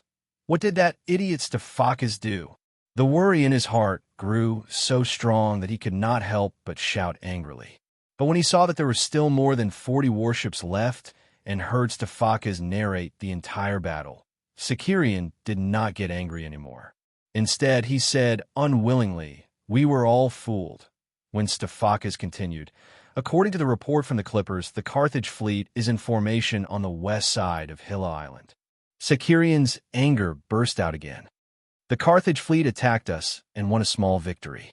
They think so highly of themselves and actually want to fight with us. Very good, very good, very good. Order all warships to circle around Hilla Island and fight to the death with the Carthage fleet. Sequirian first ordered a few warships to pick up the crew on the various islands and reefs. At the same time, he led about 240 warships and rushed to the west side of Hilla Island. As expected, he saw the Carthaginian fleet lined up and waiting. Sequirian did not hesitate to blow the bugle and raise the red and black flags. All the warships of the entire fleet quickly lined up in a starship formation as they advanced toward the Carthage fleet. However, the Carthage fleet suddenly turned around and moved away from the Dionysian fleet, heading south. "We can't let them escape into Lily Harbor." Sequirian, who was unwilling to give up, gave the order to pursue. However, the Dionysian fleet was originally about 2 miles away from the Carthage fleet. The speed of the Raven warships was relatively slow. Although the speed of the fast warships was fast, the Carthage fleet was neat and had just won a battle. So, Sequirian did not dare to let the fast warships advance too quickly. Otherwise, if they were too far away from the Raven warships, it would be easy for them to be counterattacked and cause losses. In fact, the Carthage fleet did not intend to fight the Dionysian fleet again, nor did they enter Lily Harbor. Instead, they led the Dionysian fleet around Lily Harbor and Mazara before turning around and heading west. Their destination was Carthage. Sequirian was unwilling to give up and led the fleet for a while longer. In the end, they had no choice but to turn back. It was already afternoon and almost dusk. In the past half a day, the Sicilian fleet had experienced a series of humiliating events, such as being toyed with, ambushed, and chased to no avail. Be it Sequirian or the crew, they were both physically and mentally exhausted. How could they have the strength and energy to continue patrolling the western waters? All of them steered their warships back to Selinus Harbor sullenly. The main force led by the Devers was stationed in Minoa, not far from Selinus. The news that the new Sicilian fleet had been defeated in their first battle could not be hidden from him. Of course, Sequirian did not intend to hide it. Although it was not a big failure, he did feel a little ashamed. Hence, he wrote a battle report truthfully and prepared to send it to the king of the Devers on a clipper the next morning with the excuse that he had to carry out the task of patrolling the Sicilian waters. He would not personally go to the king of the Devers for the time being. Instead, he would lead the fleet to the western waters to look for an opportunity to win the battle as soon as possible. After winning back his dignity, he would go to see the Devers. But what he did not expect was that before he could lead the fleet out of the harbor, a messenger from the king of the Devers came from Minoa and read him the order of the Devers, asking him to go to Minoa immediately to see the king of the Devers. Sequirian arrived at the Minoa barracks with a restless heart. When the Devers saw him, they did not wait for him to speak and handed him a papyrus scroll. After reading it quickly, Sequirian was surprised. Yesterday, there were thousands of merchant ships full of military provisions docked in the bay north of Irius. North of Irius, there were 2 slender hills that extended westward into the sea for about a mile or 2, like the curved horns of a cow. Thus, a large bay was formed. There were indeed 2 ports built by the Phoenicians in this bay, but they were not large. There had never been so many merchant ships docked there before. The Devers said coldly, "This is the information obtained by the secret agents of the kingdom's intelligence department in Sicily. It was sent to me late last night. There can't be any mistake. When the Sicilian fleet was being teased by the Carthage navy, I'm afraid you did not expect that the real purpose of the Carthage navy was actually to transport military provisions to the Carthage army in Sicily, which was about to run out of food. And everyone in the Sicilian fleet, including you, was like an enraged bull. They only stared at the enemy in front of them and completely forgot about their real mission. Now that the Carthage army has food, they have enough patience to confront us. This will definitely bring us a lot of trouble. Sequirian, this time, you have disappointed me." Sequirian felt ashamed and very surprised. Everything that the Carthage army did yesterday was ultimately because of this. But from the beginning to the end, the Carthage army did not show any intention of guarding the huge transport fleet and intercepting the Sicilian fleet's northward cruise. But it was true that he and his men had placed all their attention on the enemy. They did not even have the thought of sending warships to bypass Irius and explore north. What happened yesterday had already made him very upset, but he did not expect that he would lose even more. Seeing that he was silent, the Devers said coldly, "What? Are you frightened by the Carthage army?" Sicarian raised his head, looked at the Devers, and said in a low voice, "No, your majesty, I admit that I have lost to the Carthage army this time, but there will not be a next time. Well, this is the ever-victorious general of the Dionian navy that I am familiar with." The Devers nodded and said in a gentle tone, "The military law of Dionia emphasizes that as a commander, you must always remain calm. You must not let any negative emotions affect your rationality and make a wrong judgment. This time, anger has blinded your eyes and caused you to make these mistakes. I hope you can learn from your mistakes. Please remember that you are the commander of the Sicilian fleet. The orders you give not only affect the life and death of the Sicilian fleet, but also the victory of the entire Sicilian war. Don't be like a captain who is obsessed with sinking the enemy's ship. Instead, you should open your mind and focus on the whole war. Do you understand?" This time, Sicarian nodded with a thoughtful expression. Since the establishment of the kingdom's navy, it has been developing smoothly and has not encountered any major setbacks. This has led to the Navy's high morale, but it can also easily lead to arrogance. The Devers continued to remind him, yesterday's defeat is also a good thing. It allowed the Navy to calm down and look at the enemy more seriously. After all, the Carthage army is a powerful navy in the Western Mediterranean Sea. They have a deep foundation, and their new commander is not a simple person. He was once a hero of the Carthage army who led fleets across the ocean and has been fighting at sea for decades. If you can defeat such a commander, it will make your victory more worthwhile. The Devers looked at Sicarian, who had thrown away his depression and regained his fighting spirit. "What do you think about the Carthage fleet that made a fool of you?" Sicarian's heart was no longer in turmoil. He thought for a moment and said seriously, "Your Majesty, I admit that the Carthage fleet is indeed very good at sailing, but we interrogated the captured Carthage sailors last night. From them, we learned that the commander of the Carthage navy, Morbar, had specially gathered all the skilled sailors in Carthage and the nearby Phoenician cities. More than half of them were his former subordinates. He used the news that Carthage is in trouble and urgently needs a hero to save them to motivate them. At the same time, he also promised them very high compensation. That was why he formed these two Carthage fleets and used them to lure the Sicilian fleet. Although his tactic worked in the end, it was a method of killing the goose that laid the golden eggs.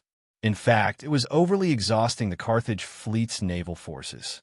This just shows that after our successive naval victories, the Carthage navy is strained and had no choice but to use this extreme method to gain some advantages.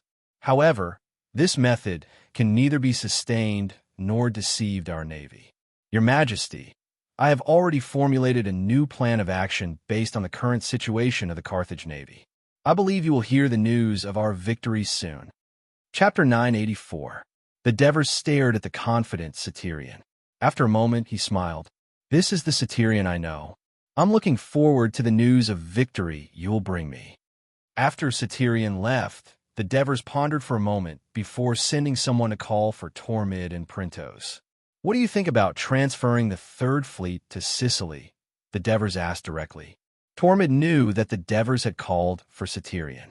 Although he didn't know what the Devers had discussed with him, he heard that Sicarian was in a good mood when he left. Hence, he asked carefully, "Your Majesty, why did you think of transferring the Third Fleet?" The Devers glanced at him and said, "Our current strategy is to cut off the sea transportation line of the Carthage army, causing the Carthage army to fall into a predicament of food shortage and eventually be defeated by us. However, judging from the setbacks suffered by the Sicilian fleet yesterday, although our navy has the advantage, it's not an absolute advantage. The Carthage navy still has considerable strength and can still pose a great threat to our fleet. Moreover, the coastline of the Western Sea is winding and complicated, making our fleet, which has the advantage, busy cruising the long sea every day. It's very passive and also suppressing the Sicilian fleet from displaying their advantages. However, if we let them take the initiative to attack, they won't be able to seal off the sea, allowing the Carthage army to continue providing assistance to Sicily. It's mainly because the navy in Sicily is not strong enough to attack and seal off the sea at the same time, Printos said. That's right. The Devers nodded and said, the original mission of the Third Fleet was to attack Sardinia and seal off the route between Carthage and it. However, if we transfer the Third Fleet to Sicily, we'll have enough warships to cut off Carthage's route to the outside. The effect will be even better because our ultimate goal is to defeat Carthage. As long as we concentrate on destroying the Carthage army in Sicily, all the problems will be solved. After listening to the Devers' analysis, Tormid was convinced. However, he reminded, Your Majesty, after the Third Fleet is transferred to Sicily, who will be in charge of commanding the entire navy? The Devers understood what he meant. If it was in the past, it would not be a problem for Sicorian to be the commander-in-chief of the entire navy. However, in this war, Middleade stood out and won consecutive victories, becoming another star in the navy. Naturally, he was much more ambitious than before. The Devers pondered for a while and said, Middleades used to be Sicorian's subordinate, so it's safer to let Sicorian be the commander-in-chief. However, Middleades is more stable. We should arrange them this way. The Third Fleet will be mainly responsible for patrolling the Sicilian Sea, while the Sicilian Fleet will be mainly responsible for attacking. Of course, this is only a suggestion. As for how to implement it, we still need Sicorian and the others to come over and discuss it together. Your Majesty, why don't we station the Third Fleet on the north coast? Printos suggested. This time, the reason why Carthage was able to successfully transport the supplies to Sicily was because the Sicilian fleet fell for it.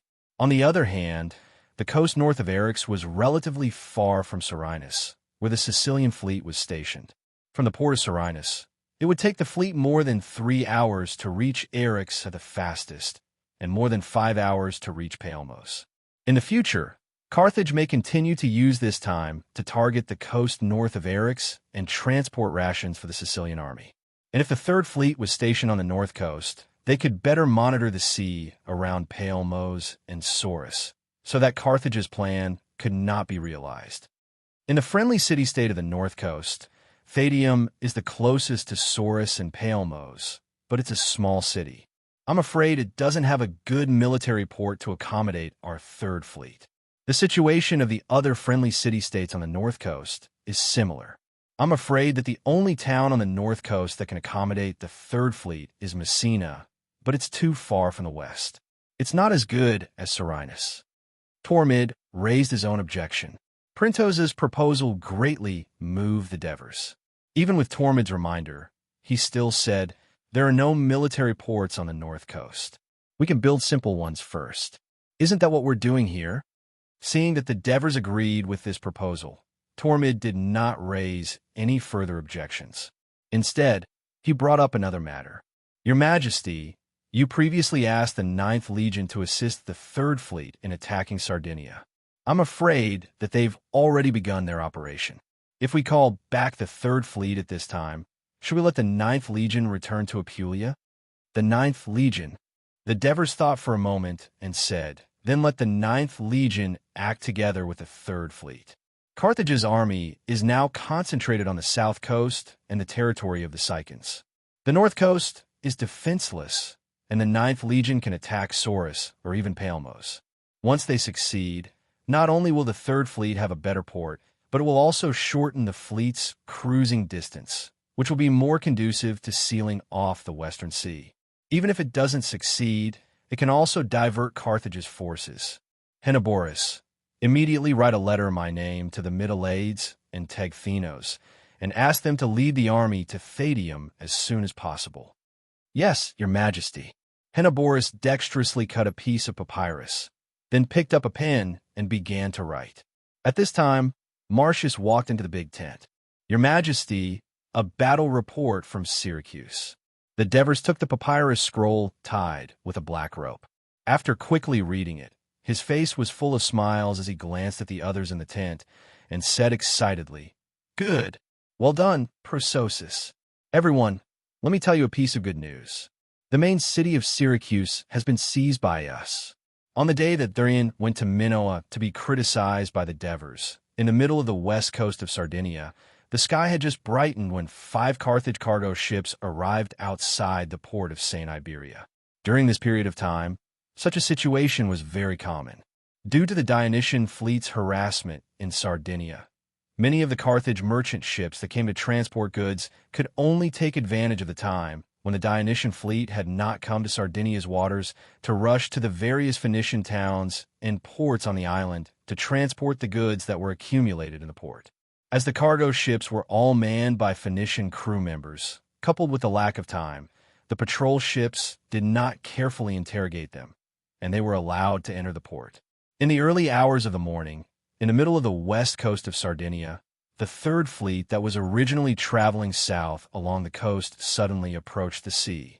The coast here was densely covered with reefs, and the shore was also mostly cliffs. There was no suitable place for ships to dock, but there was a river called Munnu that flowed into the sea from here. On both sides of the estuary, there was a relatively wide area of mudflat, which was especially obvious when the tide was low. The mudflat was covered with slippery, soft, black silt. It was easy for people to step on it, and it was very difficult for them to pass through. However, the third fleet was fully prepared. The Crow warships sailed into the mudflat near the north bank of the estuary. The infantrymen of the fleet carried bundles of wheat straw that they had prepared in advance and carefully disembarked from the ships. They placed them on the mudflat and then laid wooden planks on top of them. Soon, a wooden plank road leading to the riverbank was built. At the front was the mountain reconnaissance squad of the 9th Legion. They staggered on the wooden planks and finally reached the riverbank. Using the climbing tools they carried with them, they easily climbed up the not-too-steep riverbank. Then, more than a dozen rope ladders that had been prepared beforehand were hung down, and the infantrymen of the fleet quickly climbed up. More than half an hour later, 4,000 infantrymen of the fleet landed on the north bank of the Munnu River, and then quickly marched inland, preparing to raid St. Iberia, which was not far from the coast. The city of Santa Iberia was a metal processing center of the Phoenicians on the island of Sardinia. Hundreds of years ago, it was originally a town of the Nuraghi, the indigenous people of Sardinia. Because of the rich iron and silver mines in the nearby mountains, they used these precious metals to trade with the Etruscans on the Italian peninsula, which was located in central Italy, across the Tyrrhenian Sea. After the Phoenicians colonized this island, through trade, marriage, assimilation, war, and other means, 100 years later, the original indigenous Nuraghi of Sardinia basically retreated into the mountains in the north, and the south became the territory of the Phoenicians. Apart from a city of Olbia at the northeast end, St. Iberia was the northernmost town of the Phoenicians, and the Phoenicians developed it into an important metal processing center on the island of Sardinia. St. Iberia was located in the low hills not far from the coast, close to a river called Temo to the north. Because the terrain around it was relatively flat, it was easier for the output of the mines established by the Phoenicians in the north and the ores dug in the mountains by the Nuraghi to be traded here. Then the people of St. Iberia processed and smelted the ores into metal ingots, shipped them through the port of the Temo River, and transported them to Carthage or other places. The annual production of precious metals in St. Iberia accounted for almost half of the metal production of the entire island of Sardinia. Because of this, St. Iberia was very important to the Phoenicians of Sardinia and to Carthage. In the past, when the navy of Carthage dominated the western Mediterranean, Sardinia was safe. The Phoenicians on the island could fish, farm, and develop metal processing with peace of mind. They did not have to worry about foreign enemies invading. However, since the war between Carthage and Ionia, the navy had always been at a disadvantage, and the security of the island of Sardinia had also been threatened. Fortunately, the geographical location of St. Iberia was not conducive to the landing of the Dionia people from the sea, and the previous Dionia attacks on Sardinia had never happened near St. Iberia. Library of Literature. Chapter 985. Of course, the people of St. Iberia did not let down their guard. When the infantry of the Dionysian fleet climbed up the riverbank and appeared in this relatively flat and hilly area, they were discovered by the sentries of St. Iberia who were on guard duty. They immediately informed the city of this terrible news. The people of St. Iberia panicked and ran into the city to hide. However, the Mano River was only more than 10 miles away from the city of St. Iberia. As a metal processing center, there were smelting fields everywhere outside the city. Some of them were even built directly under the mountains a few miles away. When the infantry of the Dionysian fleet arrived outside the city, there were still many people and slaves working in the smelting plants and mines who did not manage to escape into the city in time. A small part of the fleet's infantry was sent to capture them, while most of the soldiers bypassed the city of St. Iberia and went straight to the port of the Temo River. The port was not connected to the city of St. Iberia. Although the lower reaches of the Temo River were different from the Mano River, there was some relatively flat land on both sides of the river that could be developed into a port. However, there was a height difference of tens of meters between the lower reaches of the Temo River and the city of St. Iberia. Therefore, the people of St. Iberia only built a wide, flat stone road to the port to facilitate the transportation of goods. The infantry of the Third Fleet followed the road and approached the port. Since the port was so important, of course, it was also protected by walls. Although the focus of its defense was at the mouth of the river to prevent the invasion of the fleet from the sea, there were also walls on the side near the city, but there were no sentry towers or trenches. Moreover, the Dionia army came too quickly, and the panicked people of St. Iberia were busy fleeing into the city. As a result, there were not many people defending the port. However, the defenders still climbed onto the city wall and put up a tenacious resistance. The infantry of the fleet brought more than a dozen scaling ladders brought from the warships and set them on the wall of the port. After more than 10 minutes of fighting, about 100 sailors from the 5 cargo ships that entered the port earlier suddenly gathered, took out the weapons hidden on the cargo ships, and began to attack the defenders in the port. The St. Iberians were caught off guard. Under the pincer attack from both inside and outside, the Dionysian army quickly broke into the port and successfully occupied the breakwater and tower at the mouth of the river. They then raised the wooden lock that blocked the river. The 160 warships of the Dionysian fleet that were already parked nearby. After the naval battle, the Third Dionysian fleet was replenished with some new warships, so the number of warships did not decrease but increased, smoothly squeezed into the port. After discovering the enemy's presence, the St. Iberians immediately sent messengers to the south on horseback to ask for help. The nearest Phoenician town to St. Iberia was Theros. It was located in the middle of the west coast of Sardinia. It not only had an excellent port, but also had a fertile riverside plain. It was about 70 miles away from the city of St. Iberia. Although there were mountains in the middle, the road near the sea was relatively flat. In the past, because of the large metal output of St. Iberia, the capacity of its river port was small, which often led to a backlog of goods.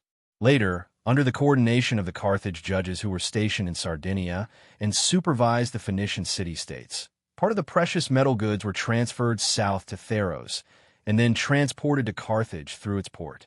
For this reason, the people of Theros had also painstakingly built a wide and flat road connecting St. Iberia and built 2 wooden bridges over the Manlu River.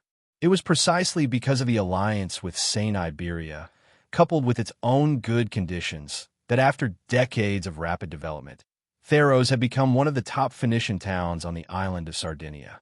It was not inferior to Caralis. Caralis was the southernmost Phoenician town on the island of Sardinia. It also had an excellent port and fertile riverside plain. In addition, because it was closest to Carthage across the sea, it had more frequent trade with Carthage. Therefore, since the Dionysian fleet attacked Sardinia, the Phoenician coalition army, which was temporarily formed by the Phoenician towns on the island, was stationed in the city of Theros. Previously, the new fleet of Carthage was also stationed in the port of Theros. Its main purpose was to protect the safety of St. Iberia. Hearing that the Dionia was actually attacking St. Iberia, the coalition army, composed of 10,000 citizen soldiers from various Phoenician towns on the island, immediately marched north on the flat road, rushing to the rescue. On the way forward, they once again met the messenger of St. Iberia and received the latest news. The Dionia had occupied the river port and were also wantonly destroying the smelting field outside the city. The commander of the coalition army was a young noble from Carthage. He was originally a judge from Carthage. When he heard the news, he was both worried and excited. He was worried that if St. Iberia's metal production was significantly reduced due to the Dionia's attack and destruction, as the commander of the Phoenician coalition army, he would inevitably be reprimanded by the Carthage Senate. He might even lose his lucrative job as a Sardinian judge and be ordered to return to Carthage.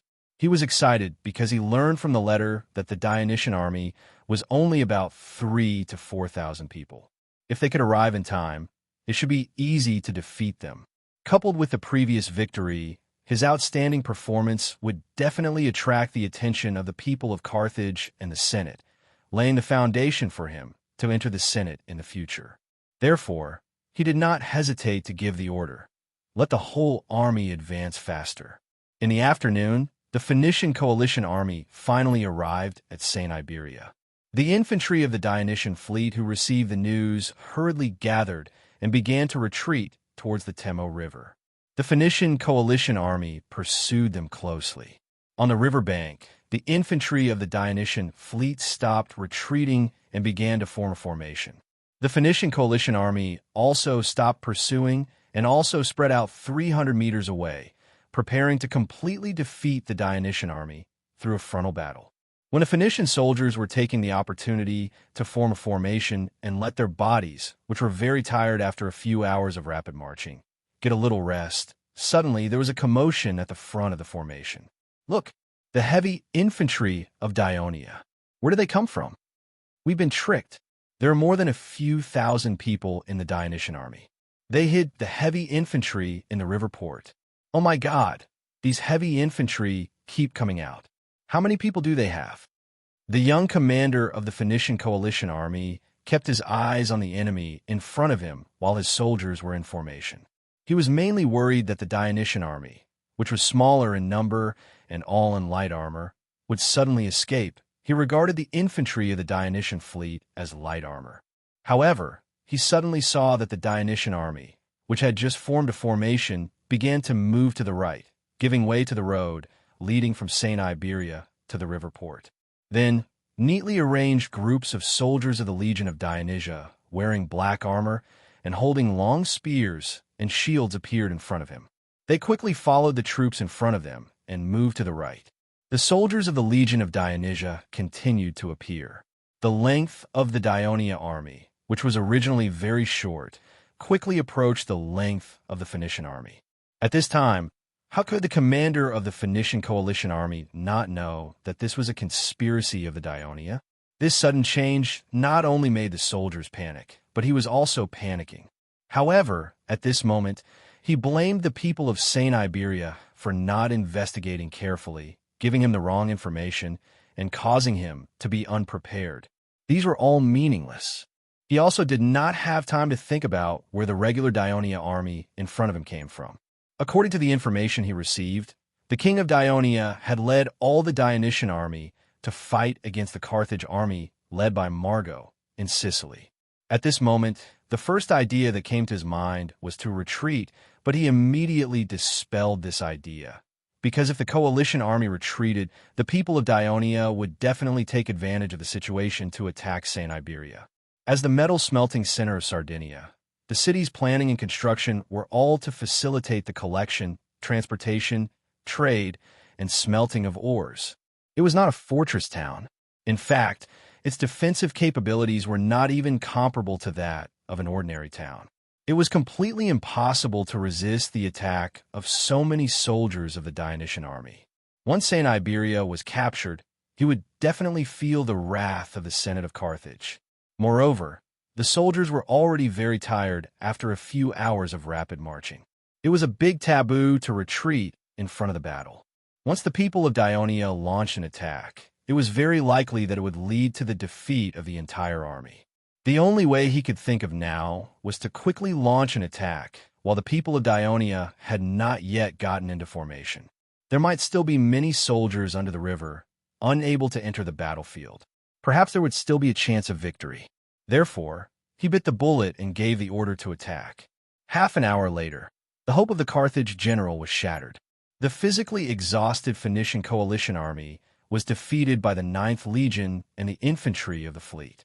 Some of the defeated Phoenician soldiers fled to St. Iberia, while more wanted to escape to Saros. However, when they fled to the bank of the Mano River, they found that the 2 wooden bridges had been occupied by the Daionia soldiers. It turned out that just after the Phoenician coalition army crossed the Mano River, the warships of the 3rd Fleet once again entered the mouth of the Mano River, allowing 2 companies of soldiers of the Legion of Dionysia to climb ashore and occupy the only 2 wooden bridges on the Mano River. Their way back was blocked, and their pursuers arrived soon after. Many of the defeated Phoenician soldiers surrendered in despair, and some of them turned back and fled to St. Iberia. When the people of St. Iberia learned that the Phoenician coalition army had suffered a crushing defeat, they were very panicked. They thought that after the victory, the people of Daionia would immediately attack their town. However, as time passed, only the defeated Phoenician soldiers continued to flee, and there was still no sign of the Dionysian army. They were all surprised. Chapter 986. In fact, the military attack planned by Mytilades and Tegtinos this time was a replica of the 3rd Fleet strategy to take over Alenia. Mytilades had long since thought of attacking St. Iberia, the financial processing center, but the failure of the previous attack on Sardinia Island made him realize that he wasn't strong enough. The special terrain of St. Iberia made it difficult for the fleet's infantry to escape from the Phoenician alliance even if the attack was successful. However, with the addition of the 9th Legion, his strength was greatly increased, and he decided to carry out this plan. After discussing with Tegtinos, he further refined the plan in order to achieve an even greater victory. They carefully learned about the specific situation on the island from the captive captured during the previous attack on Sardinia Island, and when they patrolled Sardinia Island, they surveyed the topography of the coast and came up with a way to land. They practiced it many times in Alenia before they began to carry it out. The first few cargo ships that entered St. Iberia's port were captured by the 3rd Fleet, but the crew that manned the cargo ships were from Alenia. They were all descendants of mixed Phoenicians and Greeks. Although their appearance and accent were no different from the Phoenicians, they were of low status in Alenia and had no social status, so they could only work as laborers in the port. After the 3rd Fleet occupied Alenia, they were allowed to apply to become citizens of Diolia. Before becoming citizens, they could rent land, and after becoming citizens, they could own land. Naturally, they were supported by the 3rd Fleet, and they were eager to make contributions. There were no other soldiers on the decks of the warships of the 3rd Fleet that were wandering near the coast. This led the spies of St. Iberia City to make the wrong judgment. In fact, the soldiers of the 9th Legion were all hiding in the cabins. They only came out of the cabins and went ashore after the warships entered the port. Attacking St. Iberia was just a way for Mytilades to lure the Phoenician coalition army to help, but neither Mytilades nor Tegtinos had any intention of taking it. After all, St. Iberia was far from the core area of the Phoenicians in Sardinia, and it was not convenient to communicate with other Phoenician towns. If they only wanted to destroy Sardinia's supply of precious metals to Carthage, they could undoubtedly achieve their goal by taking over St. Iberia. However, since they had already dealt a heavy blow to the Phoenician coalition army, captured a large number of defeated soldiers, and cut off their retreat route, making it impossible for the rest of the defeated soldiers to escape to the south in time, leaving the southern part of Sardinia defenseless, Mytilades and Tegtinos' appetite naturally increased. They immediately targeted Saros. Once they took over this important Phoenician town in Sardinia, they would obtain a good port and abundant resources, which would be more beneficial to the 9th Legion's next battle in Sardinia. With the previous experience of taking over Alenia, the Daionia soldiers made some preparations and acted according to the plan. In order to ensure that the Alenians who joined the Kingdom of Daionia would do their best, Mytilades also promised that as long as this plan succeeded, he would apply to the Ministry of Household so that the Alenians could immediately become citizens. So, These Hellenians happily operated the 15 cargo ships that were parked in St. Iberia's port. The ships were filled with dazzling silver ingots, and they sailed out of the port. In order to ensure that the Carthaginian cargo ships that transported precious metals had enough cargo capacity, the ships were wide and long, and they needed at least 20 sailors. However, there weren't enough Hellenians participating in this mission, and some of them were going to pretend to be the officers of the Phoenician coalition.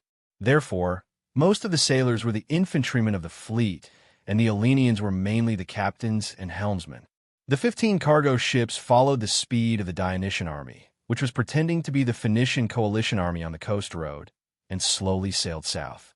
In the evening, when the sky turned dark, the fleet arrived at the port of Saros. Faced with the interrogation of the Carthage patrol ships, the captains, who had already experienced this before, answered calmly, "The Phoenician coalition army has defeated the Dionia army that attacked St. Iberia. For safety reasons, Sir Giesheb, the commander of the Phoenician coalition army, asked us to transport the smelted silver ingots to Saros for storage." Hearing the news of the victory of the Phoenician coalition army, the crew members of the patrol ships were excited, and the dazzling silver ingots attracted their attention. Not only were they not on guard, but they also didn't notice the sailors, who were disguised by the Greeks. So, the fleet was allowed to enter the port. The geographical location of the city of Saros was very special. It was built beside a large lagoon, and the lagoon had a long and narrow channel that connected to a large bay outside. Therefore, Saros had two ports. One was built in the bay, and the other was built in the city. Considering the importance of the silver ingots, the patrol ships decided to let the fleet enter the inner port. However, the distance between the bay and the inner port was 8 miles, and they had to pass through the long and narrow channel and 2 water gates. Because it was nighttime, the patrol ships in the front were sailing very slowly. The crew members of the fleet following behind them were very anxious, but they didn't dare to show it. According to the original plan, the fleet would stop at the outer port, occupy the port, open the water gates, and let the third fleet, which was full of soldiers of the 9th Legion, enter the port. Then, they would rush to reinforce the troops of the City of Deception. Now that their plan was disrupted, the Hellenians, who were pretending to be captains, didn't know what to do. The infantrymen, who were pretending to be sailors, also panicked a little at first, but they were brave enough to attack the Phoenicians. They quickly calmed down, comforted the Hellenians, and started to make preparations for an emergency. At the same time, the sentries on the city wall of Saros saw thousands of Phoenician soldiers escorting more than 100 captives. They were punching and kicking the captives to the bottom of the city wall. Then, the officer told the soldiers on the wall, "Master Giesheb has already defeated the Dionia and is on his way back." As the vanguard, he came back to tell the people the good news. At this time, the news of the victory of the Allied forces came from the water gate of the lagoon. After comparing the two, the sentries did not suspect anything. Not only did they open the gate, but they also excitedly ran down the wall, wanting to ask about the victory of the battle. However, they were greeted by sharp spears. After the 1,000 infantrymen disguised as Phoenician soldiers killed the sentries on the wall, they left 100 soldiers and the 100 soldiers disguised as captives to control the north gate. The remaining 900 soldiers were sent out to kill the people of Saros and create chaos on the streets as they advanced toward the center of the city. On this night, most of the citizens of Saros did not sleep peacefully. They were worried about their loved ones in the Phoenician coalition army. Suddenly, they heard the sounds of killing and heard the fleeing citizens shouting, "The Dionians are coming." They were all panicking. At this time, the alarm bell in the center of the city rang. Although the Allied forces had recruited many people of Saros, there were still some people left in the city. When they heard the alarm bell, they subconsciously put on their armor, picked up their weapons, and quickly rushed to the city square. Saros was a Phoenician town with a relatively large urban area. Since it was nighttime, the 3rd Fleet's infantrymen followed the map and ended up taking many wrong turns. By the time they arrived at the city square and the city hall next to it, more than 400 Saros militia had already gathered in the square. Thus, a fierce battle broke out between the two sides. Although the people of Saros were few in number, They fought to protect their homeland and performed very bravely. The infantrymen of the Third Fleet, who outnumbered them twice as much, could not defeat them in a short time. After the initial panic, the people of Saros rushed to the square under the organization of the officials of the town hall and surrounded the infantrymen of the Third Fleet. The infantrymen of the fleet were wearing the light armor of the Phoenician coalition army. They only had a leather helmet, a round wooden shield, and a long spear. They did not have any breastplates, so their defense was not strong. However, they were not afraid at all. Under the command of the team officers, they quickly formed a defensive circle and fought the enemies on all sides. The people of Saros were stabbed from time to time, but they were quickly replaced by people from the back. The sounds of fighting and screams continued, but it gradually calmed the people of the city. With the officials of the town hall running around and informing them, the square became the focus of the people of Saros that night. In order to drive the enemies out, people kept mustering their courage and rushing to help with rusty spears and wooden sticks. The whole square was brightly lit by torches. The infantrymen of the Dionysian fleet were surrounded by 3 layers of people. The Dionysia's disguised fleet finally docked at the inner harbor, although it was already night. Considering that the cargo on the ships were all precious silver, to ensure safety, they had to unload the silver at night, transport it to the warehouse, and keep it safe. Therefore, the officials of the harbor went to inform the workers who had already gone to bed and asked the crew of the cargo ships to help unload the silver. The captains of the Hellenian fleet were afraid that if they refused, it would cause a quarrel and raise the vigilance of the enemy. Therefore, they agreed, but they deliberately delayed the time. Just then, the crew saw a group of people walking toward the harbor. They were half naked, and they seemed to be laborers who were here to unload the cargo. However, many of them were holding spears and shields, and the crew immediately became alert. There were 15 cargo ships, and, on average, there were 20 sailors on each ship. There were more than 300 people in total, including 240 infantrymen. As the actual commander of this fleet, the captain of the infantrymen of the Third Fleet shouted decisively, "Prepare for battle!" Chapter 987. The crew immediately fished out leather shields, spears, and daggers from the pile of silver and jumped onto the dock, charging at the incoming enemies. They really are the enemy. The leading port official shouted, commanding the freemen at the dock to kill all the enemies who had ambushed them. It turned out that after the infantrymen successfully attacked the north gate and entered the city, the news of Dionysia attacking quickly spread throughout the city. This was the complete opposite of the good news of the Phoenician coalition defeated the Dionysian army that came from the Watergate. The city hall officials quickly realized that there was something wrong with the fleet that had rushed to the port in the middle of the night, so they urgently sent someone to inform the port. As the infantrymen of the Dionysian fleet had just entered the city, there was no fierce battle yet. Although the inner port was within the city, it was located in the most remote part of the south. The distance between the north and the south was relatively far, so the crew had not yet felt the changes in the city, and so the port was prepared. Because of the many benefits promised by the Saros officials, the laborers at the port swarmed forward, and the infantrymen of the fleet calmly lined up to meet the enemy. The battle at the port happened before the city. The infantrymen of the fleet were well trained, and unlike the unruly Saros free folk, they were able to inflict significant damage to the enemy. But the port officials kept organizing new laborers to surround them, using the advantage of numbers to suppress the foreign enemies at the port. At the same time, the area with the most young men in the city of Saros could not support the fierce battle in the city. The Dionysia's army was surrounded at the city square and the port. This stalemate was extremely disadvantageous to them, because the Saros people, who were gradually stabilizing, gathered as many people as possible to surround and attack them, and they were isolated and helpless.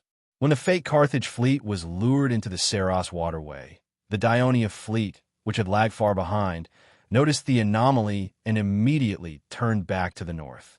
To avoid being discovered and alerted by the Saros people, all the warships of the Third Fleet were anchored near the mountain range that separated St. Iberia and Saros. At the time, the Ninth Army commander Tegdinus was on the flagship of the Third Fleet. When he heard the news, Middle-Age was the first to feel nervous. He was worried that the Saros people had discovered a flaw and wanted to trick the fleet into the inner port of Saros. At the same time, he was also worried that the fleet would give themselves away and lead the army to the city of Saros to be ambushed.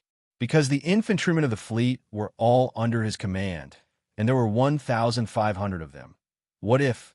He did not dare to think further. That was when Tegetinos spoke up decisively. Lord Mithrados, since the situation has changed, I suggest that the warships of the Third Fleet head south at once and dock at the beach near the port of Saros. I will lead the Ninth Legion to disembark and quickly head to the city of Saros to reinforce your army. Although Middle-Age was tempted, he was still a little worried. That's too dangerous. If the Saros people have already discovered our plan and are prepared, there are many Phoenician towns near the bay. Once they join forces, the Ninth Army will be surrounded by the enemy the moment they land. You'll be in grave danger. Tegdinus laughed. Lord Middle-Age, you're confused. The only Phoenician army on this island has already been annihilated by us.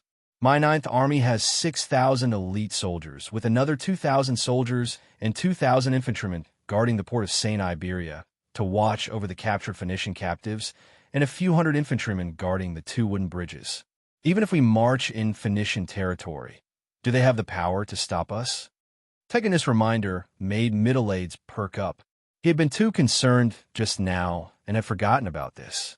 Thus, the order was given, and all the warships of the Third Saros fleet made use of the weak moonlight and the exquisite skills of the crew to quickly head south. When they saw the flashing lighthouse of the outer port of Saros in the distance, they knew that they were almost at the bay.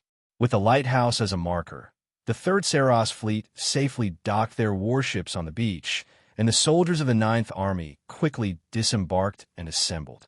Such a huge commotion naturally caused panic among the citizens of the outer port of Saros, but Tegdinus did not care. He led the soldiers, following the directions on the map, along the shores of the lagoon, and hurried north. Along the way, he unexpectedly met a messenger from the infantrymen of the fake city who had come to ask for reinforcements. It turned out that after the infantrymen of the fleet had tricked them into opening the north gate, they had sent someone to the outer port to receive the Ninth Army. In the end, the soldier found that the outer port was quiet, and there was no sign of reinforcements. After that, the infantrymen of the fleet had sent someone to check, but there was still no change. However, there were changes within the city. After the people of Saros had surrounded the enemies who had charged into the city, the situation had stabilized. At this time, they remembered that the North Gate was still in the hands of the enemy, and so they organized another group of people to recapture it. There were only 200 Dionysian fleet infantrymen guarding the North Gate, and when they saw a large number of people of Saros swarming towards them, they sensed the urgency of the situation and had no choice but to send someone to the outer port to check out the situation, hoping to find something, but they just happened to run into the Ninth Army. After Tegdinus had a general understanding of the situation in the city, he immediately ordered the soldiers to hurry.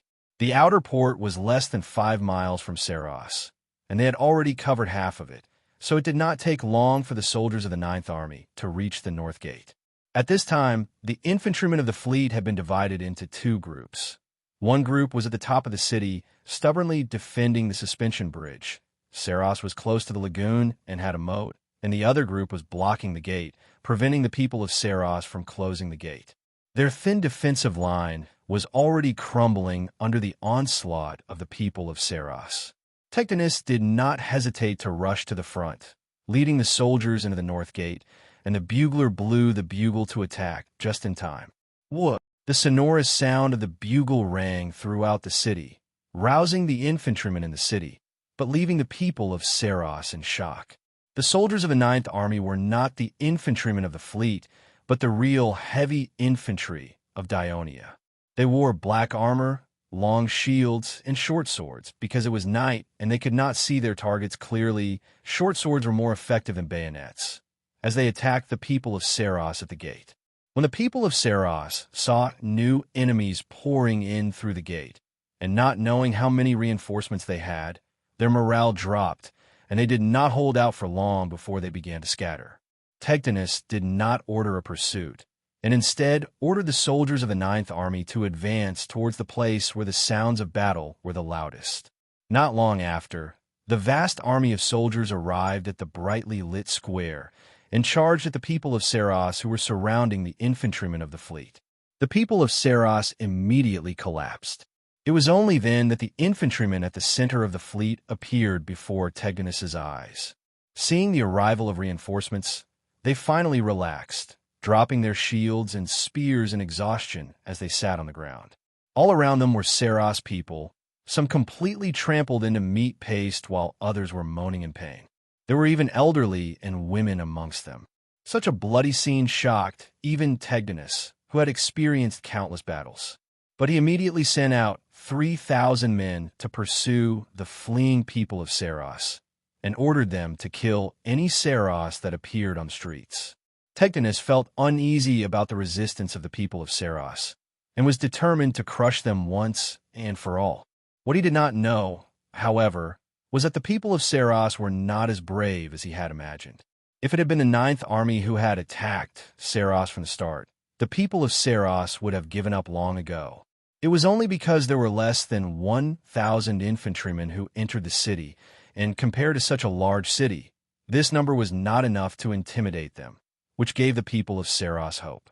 At the same time, Tectonus sent another 3,000 men to the inner port, but the free citizens of the port had long since dispersed, leaving only a little more than 100 infantrymen at the docks to help their wounded comrades. In the latter half of the night, the soldiers of the Ninth Army patrolled the streets of the city, and whenever they saw the people of Saros roaming the streets, they would cut them down without a word. Tectonus also interrogated the people of Saros who had been captured, and sent his men to arrest the most important officials of Saros City Hall.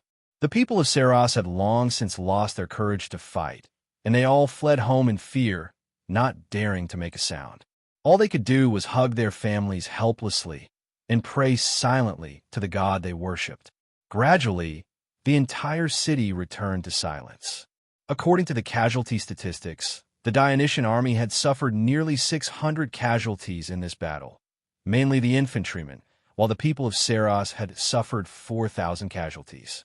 Including the 2,000 Saros militia from the defeated and captured Phoenician coalition, the city of Saros had lost 2/3 of its population and suffered a heavy blow. But this was not the worst for the people of Saros. In the early hours of the second day, Tectonus sent his men to seize the outer port and the waterways, capturing 5 Phoenician warships that had not managed to escape.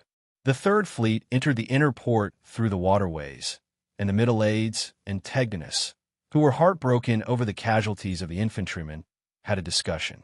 In view of the stubborn resistance of the people of Saros last night and the heavy casualties caused by the army, both sides were now mortal enemies. For the safety of the army, and to intimidate the other Phoenician towns on the island, they decided to reduce all the people of Saros to slaves and immediately use the warships of the Third Fleet to forcibly transport them back to Trine. For the other Phoenician cities on the island of Sardinia, they had just heard of the looting of St. Iberia by the Dionia the day before, and the next day, the people of Saros had fled to their towns and asked for help, saying that the people of Dionia had captured Saros and were slaughtering the people of Saros. Chapter 988. These Phoenician towns and cities were all terrified. Not long after, envoys from Dionia arrived at the towns and cities near Saros. The envoys demanded that they immediately surrender to Dionia. Otherwise, they would end up like the people of Saros when the army attacked. The actual rulers of these towns, the Carthage judges, were either killed in battle or trapped in Santa Iberia because the roads were blocked. The city hall officials who had lost their leader were at a loss, and the people were in a state of panic. Although Morbar had won a naval battle, he was not in a good mood. Instead, his mood became heavier. It was not because of the high casualties of the Carthage sailors who served as bait, but because he realized the strength of the Dionian navy. Therefore, after he returned to the port of Carthage, when the people were cheering for the hard-won naval victory, he wrote a letter to the Senate. In the letter, he briefly described the whole process of the naval battle, and then emphasized that he believed that the Dionian navy not only surpassed Carthage in overall strength, but also their tactics were ahead of Carthage. The training, fighting spirit, and ability of the Dionian navy were also stronger than that of the Carthage navy. In a short period of time, it was impossible for the Carthage navy to regain the dominance of the western sea of Sicily.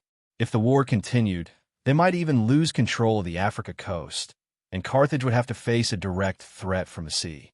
For the sake of Carthage's safety, they should temporarily negotiate with Dionia to buy time, rebuild the Dionian navy, develop new naval tactics for the Dionian navy, and strengthen their training, so that they could regain the dominance of the sea in the future.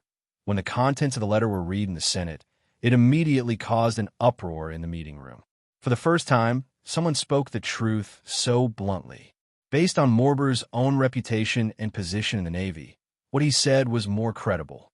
However, Carthage, who had always claimed to be the Western Mediterranean sea superpower, was torn apart.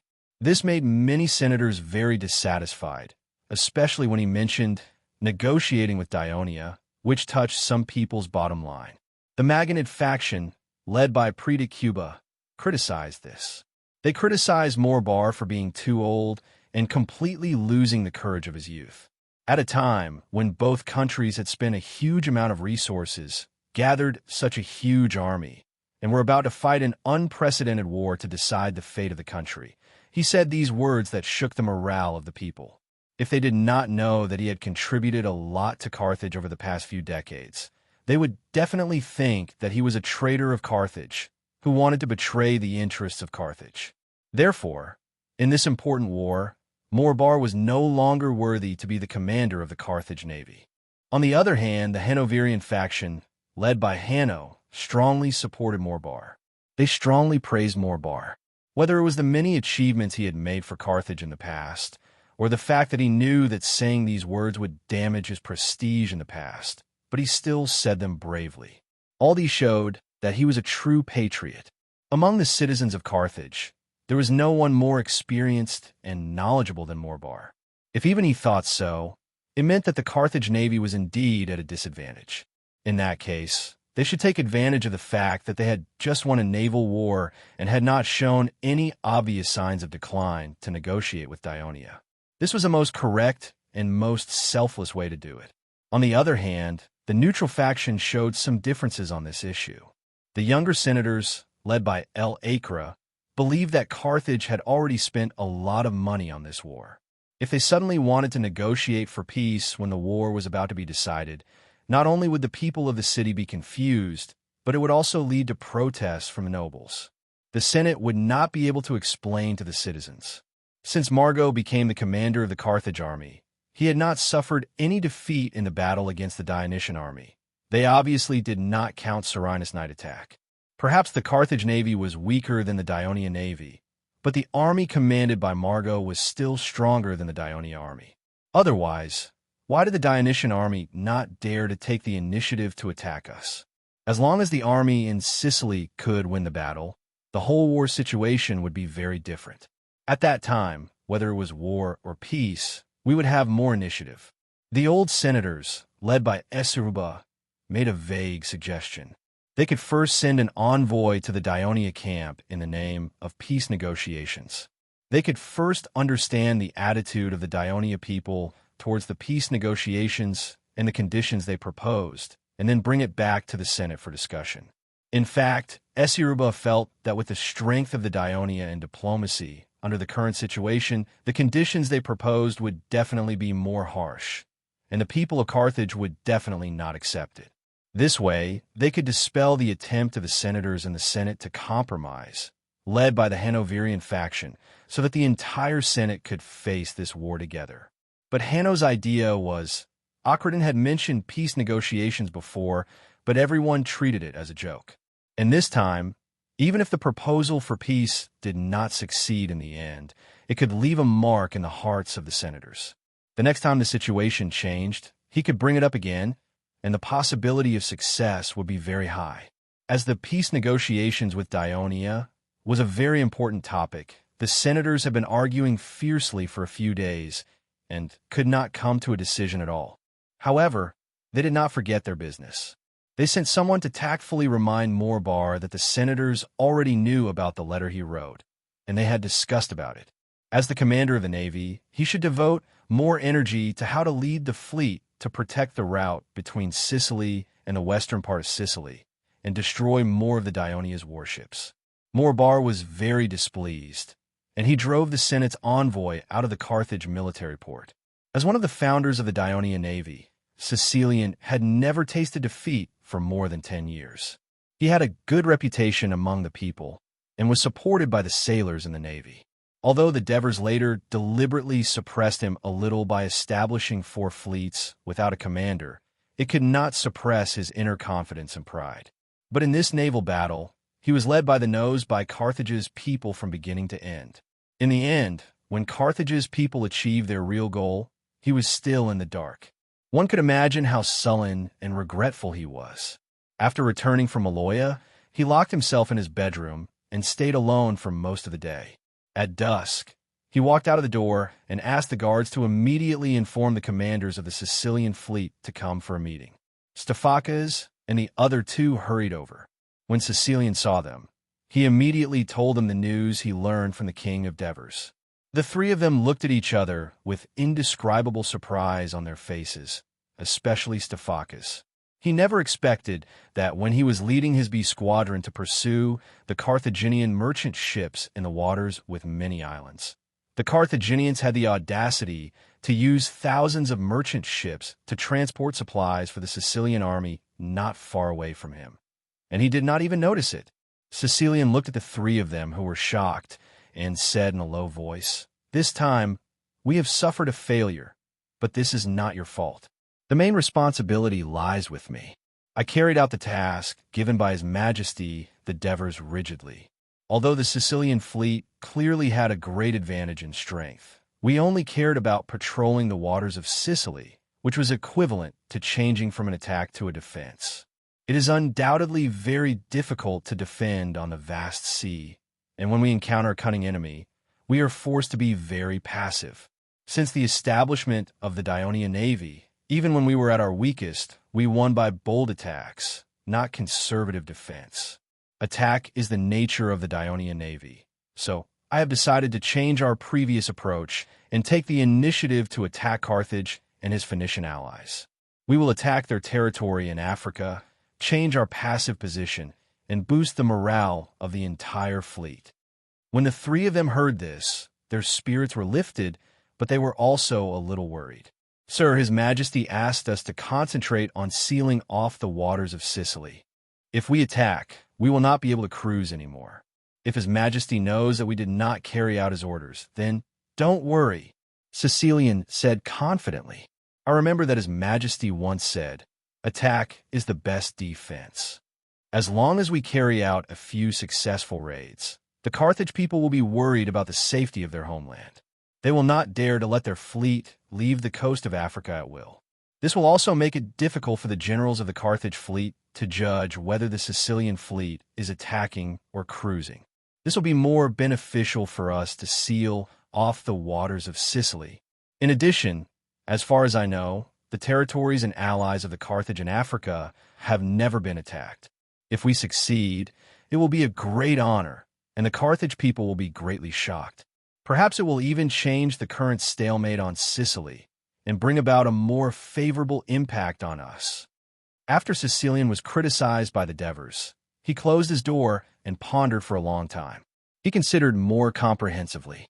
After he confidently expressed his thoughts, he emphasized, "I have already sent a messenger to Minoa to tell His Majesty my new plan. I believe he will definitely approve it." The 3 commanders of the B fleet were immediately convinced by him. Stephakes asked eagerly, "Sir, where are you going to attack?" Sicilian pointed at the map that had been prepared on the table. When the 3 of them looked at it, they could not help but exclaim, "Hadramintum, Library of Literature." Chapter 989. "Yes, Hadramintum," Sicarian said loudly. "Don't underestimate it just because it's far away from us. The Carthage must have neglected their defenses because of the distance. More importantly, the Sicilian fleet was attacked and suffered heavy losses. Even militias died in the battle.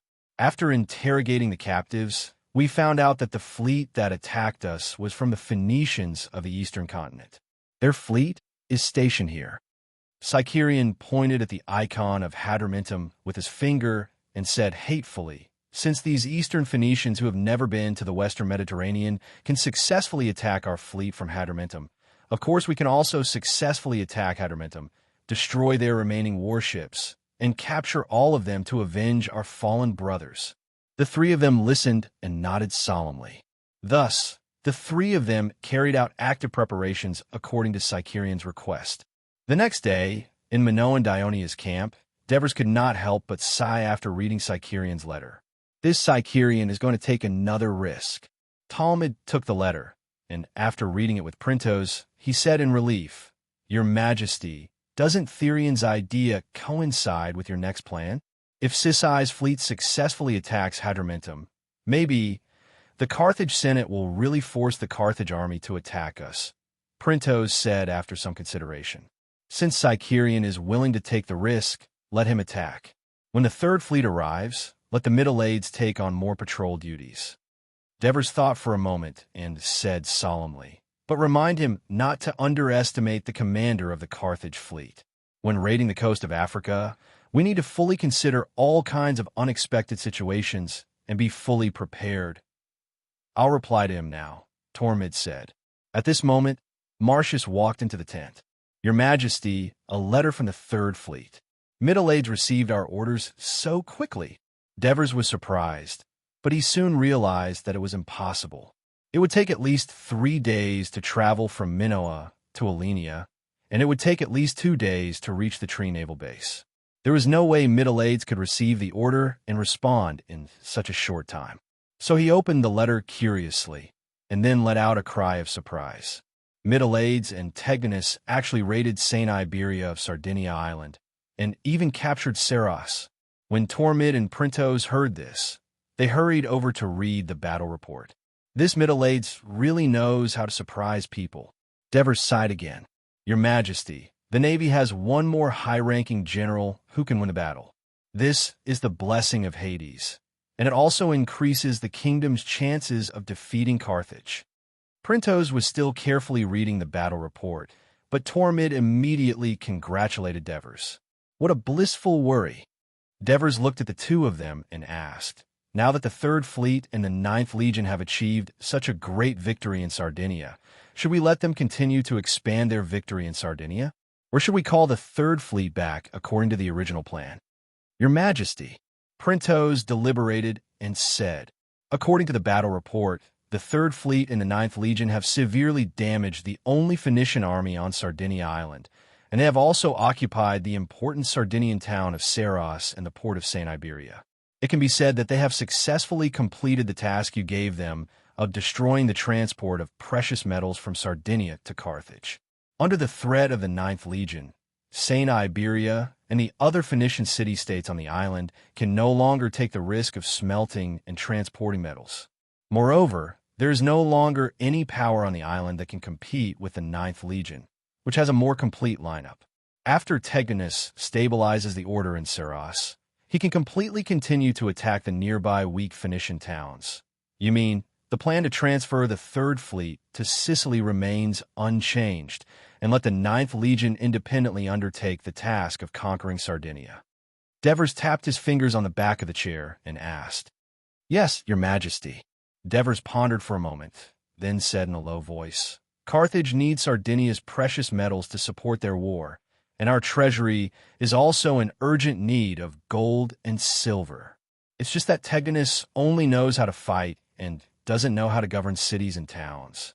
He thought again, then turned to look at Henneborus, who was sitting at the side quietly taking notes, and said loudly, "Henny, immediately write a letter to the Senate and ask them to immediately elect an elder with strong administrative ability to be the administrator of Saros.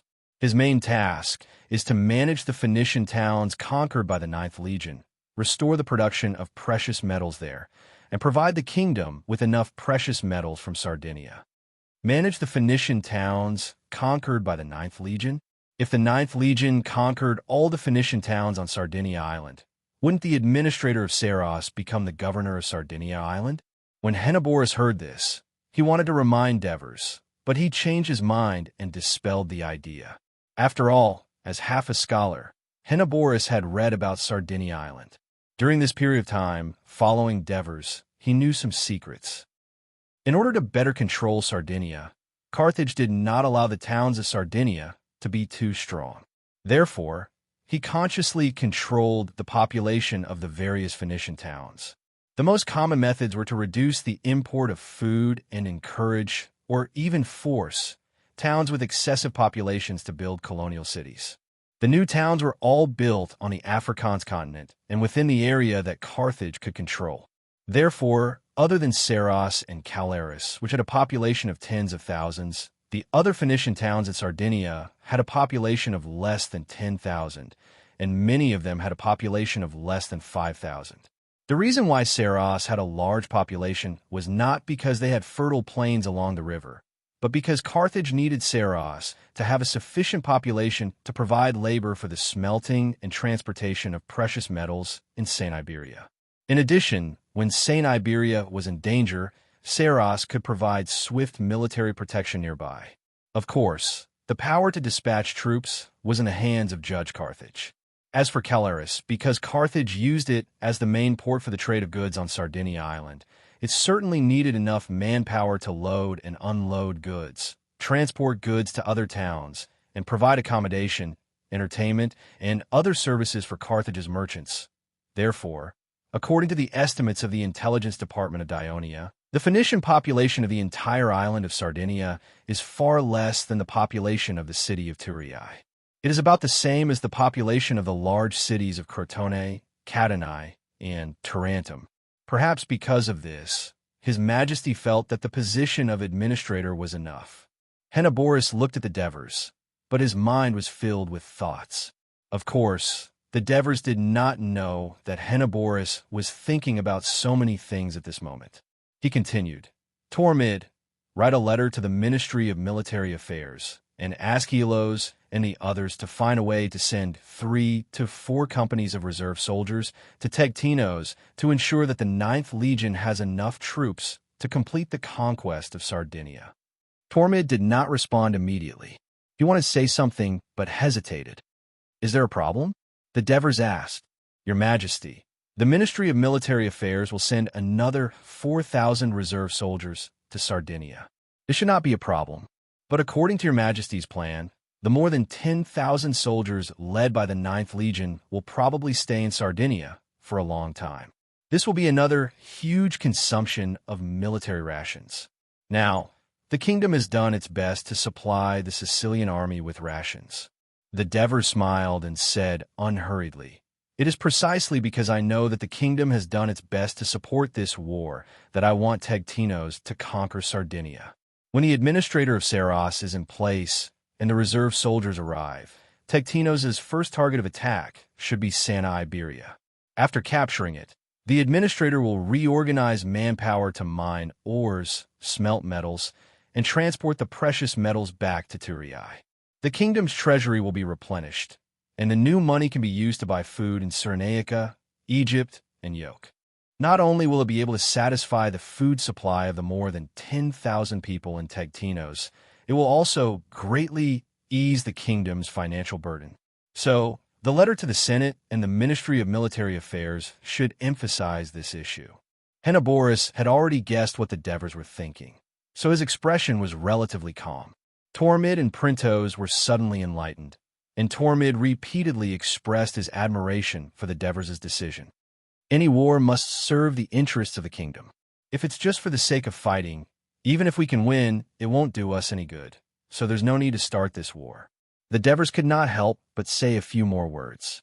Seeing that the two were deep in thought, he paused for a moment and then changed the topic. Our original plan was to transfer the 3rd Fleet over and station it on the north coast of Sicily, under the command of Sicerian, and jointly blockade the western seas of Sicily. But now that Middle-Aids has made a new contribution, if I transfer the 3rd Fleet to Sicily and listen to Sicerian's command, won't he be dissatisfied? Your Majesty, as far as I know, Middle-aged is not a person with a flamboyant personality and has never made any excessive request to the Ministry of Military Affairs, so he shouldn't be dissatisfied. Besides, Sicerian was his former superior after all. Tormund consoled. Chapter 990. Devers did not think much of it. During the time he spent with Middle-aged in Latin, he had observed that Middle-aged was indeed not an outgoing person, but he was also a strong-willed person. The reason why he had never made any harsh request to the Ministry of Military Affairs, unlike Sicerian, who often made requests to the Ministry of Military Affairs to increase the number of warships, increase the number of personnel, improve port facilities, and so on, was because he felt that he did not have any outstanding achievements, so he was not qualified to make such requests. However, his performance in this war could be said to be quite amazing, even more so than the performance of the Sicilian fleet led by Sicerian. Under such circumstances, his mentality would naturally be different from before, and the mentality of the crew of the Third Fleet would also rise. It would not be easy to make them lower their heads and act small. At this moment, Printos said, "Your Majesty, although the Third Fleet only has 150 warships, they were able to defeat Carthage's new fleet, which used to protect Sardinia. I think they can also deal with the current Carthage fleet independently. Also, judging from the performance of the Third Fleet, they are very good at ambushing the enemies on the shore. In this case, we can completely let the Sicilian fleet and the Third Fleet be in the north and south respectively, and not be under each other's command. At the same time, we can give them the task of blockading the western waters of Sicily, attacking the territories of Carthage and its allies, and annihilating the Carthage fleet." Devers's eyes lit up, and he subconsciously used his fingers to tap on the back of the chair. "Your Majesty, how can we do that? It will be a mess. Putting aside the fact that Sicerian will be dissatisfied, the two fleets will not be under each other's command, and there will be no coordination. It will be a mess when the time comes, for example, blockading the western waters of Sicily at the same time, or raiding the same place at the same time. This is indeed a problem, but Sicerian and Middle-aged are both very smart people. They will consciously coordinate their actions," Devers said disapprovingly. Then he raised his voice. "Let the Sicilian fleet and the Third Fleet act separately and complete the same mission. Let them compete with each other. I think this is a good idea, because competition will force the two fleets to display their potential, give them more motivation, and let them take the initiative. That will be a disaster for the Carthage fleet." "I understand." Tormund glanced at Printos and asked, "Your Majesty, should we tell Sicerian about this?" Devers shook his head and said, "Previously, when the Sicilian fleet was humiliated, Sicerian was motivated and decided to carry out this ambush mission. What he needs now is patience and meticulous preparation. If I tell him now, I'm afraid he will lose his mind. Let's tell him after he returns successfully." "Yes." Devers readily agreed to let the two fleets compete with each other. There was another important reason that he did not say. In the army, there was no senior general who could dominate. Alexis and Prososus had slightly better battle records. Amintes, Helos, and Capys were not bad either. Most importantly, his own position in the army was unshakable. But in the Navy, Sicerian's prestige was too high. Devers could not personally command the Navy, so in the past, Sicerian had the final say in the Navy. Even though Devers had taken some measures, such as building 4 fleets, not having a commander, during times of war, they still had to rely on Sicerian. Now that there was finally a Middle-aged with outstanding abilities, of course he had to support them. This would be beneficial to the division of power in the Navy. So he continued, "Although the 9th Legion cannot come to Sicily, Plisos has already taken down the main city of Syracuse. The 7th Legion and 8th Legion have no missions for the time being, so they can follow Legio III to move around the north coast. The people of Carthage definitely do not know about this. The Phoenician cities on the north coast should be relatively weak, so we can seize this opportunity to give the Carthage army a sudden blow. As for the specific target, let Prososus and the Middle-aged discuss and decide." Tormund and Printos nodded in agreement. "What's the situation with the various troops now?" Devers asked again. as there are many new recruits in each legion, and there are also the Roman soldiers who have joined the legions. They have been training these days to integrate these new recruits into the legions as soon as possible. Tormid said, "Ask them to hurry up. It may not be long before they enter the battlefield." At dusk, Sicerian received the order from Devers to attack. He quickly ordered all the crew to go to bed as soon as possible to ensure that they had enough strength for the next day's adventure. On the other hand, he discussed with a few old sailors of Selinus to determine the sailing route. Then, he discussed with the 3 subfleet commanders and the infantry commander of the Sicilian fleet based on the information revealed by the Phoenician captives from the eastern Mediterranean Sea on how to attack Hadrumetum. They worked until late into the night. On the second day, before dawn, Selinus port was already bustling with activity. The crew woke up early, washed up, dressed, and had breakfast. Then, under the lead of the boatswain, they went to the warship dock they belonged to. Everyone worked together to drag the warship into the water, boarded it, and took their positions. Next, the fleet's infantrymen, who were already assembled, quickly went up to the deck of the Raven warship. By the time everything was ready, a ray of sunlight had just appeared on the horizon. Sicerian boarded the flagship with large strides. The captain welcomed him with a face full of joy. "My lord, Poseidon has blessed us. There is a slight north wind." "Good, this is a good omen." Sicerian smiled as well. He took a large wooden cup from the captain and walked to the side of the ship. He prayed and thanked Poseidon sincerely, then solemnly poured the wine in the cup into the sea. "Let's go," he said. The flagship raised the green flag, but did not blow the bugle. This was because they were worried that the Carthage army outside Selinus would be alerted and notify Carthage's own fleet. However, the captains of every warship were watching the flagship closely. As soon as they saw the flag signal, they were ready to set off immediately. The first to leave the port was the subfleet led by Stephacus. The last time they were ambushed by the Carthage fleet, Stephacus was calm and eventually succeeded in saving more than half of the warships. That was why Sicerian still trusted him with the heavy responsibility of being the vanguard because of his steadiness. Stephacus's ship sailed at the head of the fleet. 2 old sailors of Selinus sat on the deck. In this era, without a compass, it was relatively difficult to determine the direction in the vast sea, especially at night. Experienced old sailors were good at observing the stars in the night sky to determine the direction. Now that the sky had just brightened, the stars could still be seen in the gray sky. At the same time, with the sun on the horizon as a marker, it was easier to determine the direction. All the warships of the Sicilian fleet hoisted their sails and headed south with the north wind. More than 2 hours later, Stephacus's lookout on the mainmast shouted, "There's an island ahead."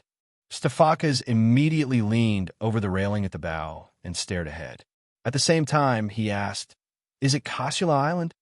The 2 old sailors widened their eyes and looked ahead, but it was too far away for them to see clearly. After a while, when they saw the outline of the island, they nodded repeatedly and said, "Yes, that's it." Raise 3 green flags. Order the sailors to sprint forward. Stephacus gave the order decisively. What he was most worried about was that the people on the island would discover their fleet and escape in advance.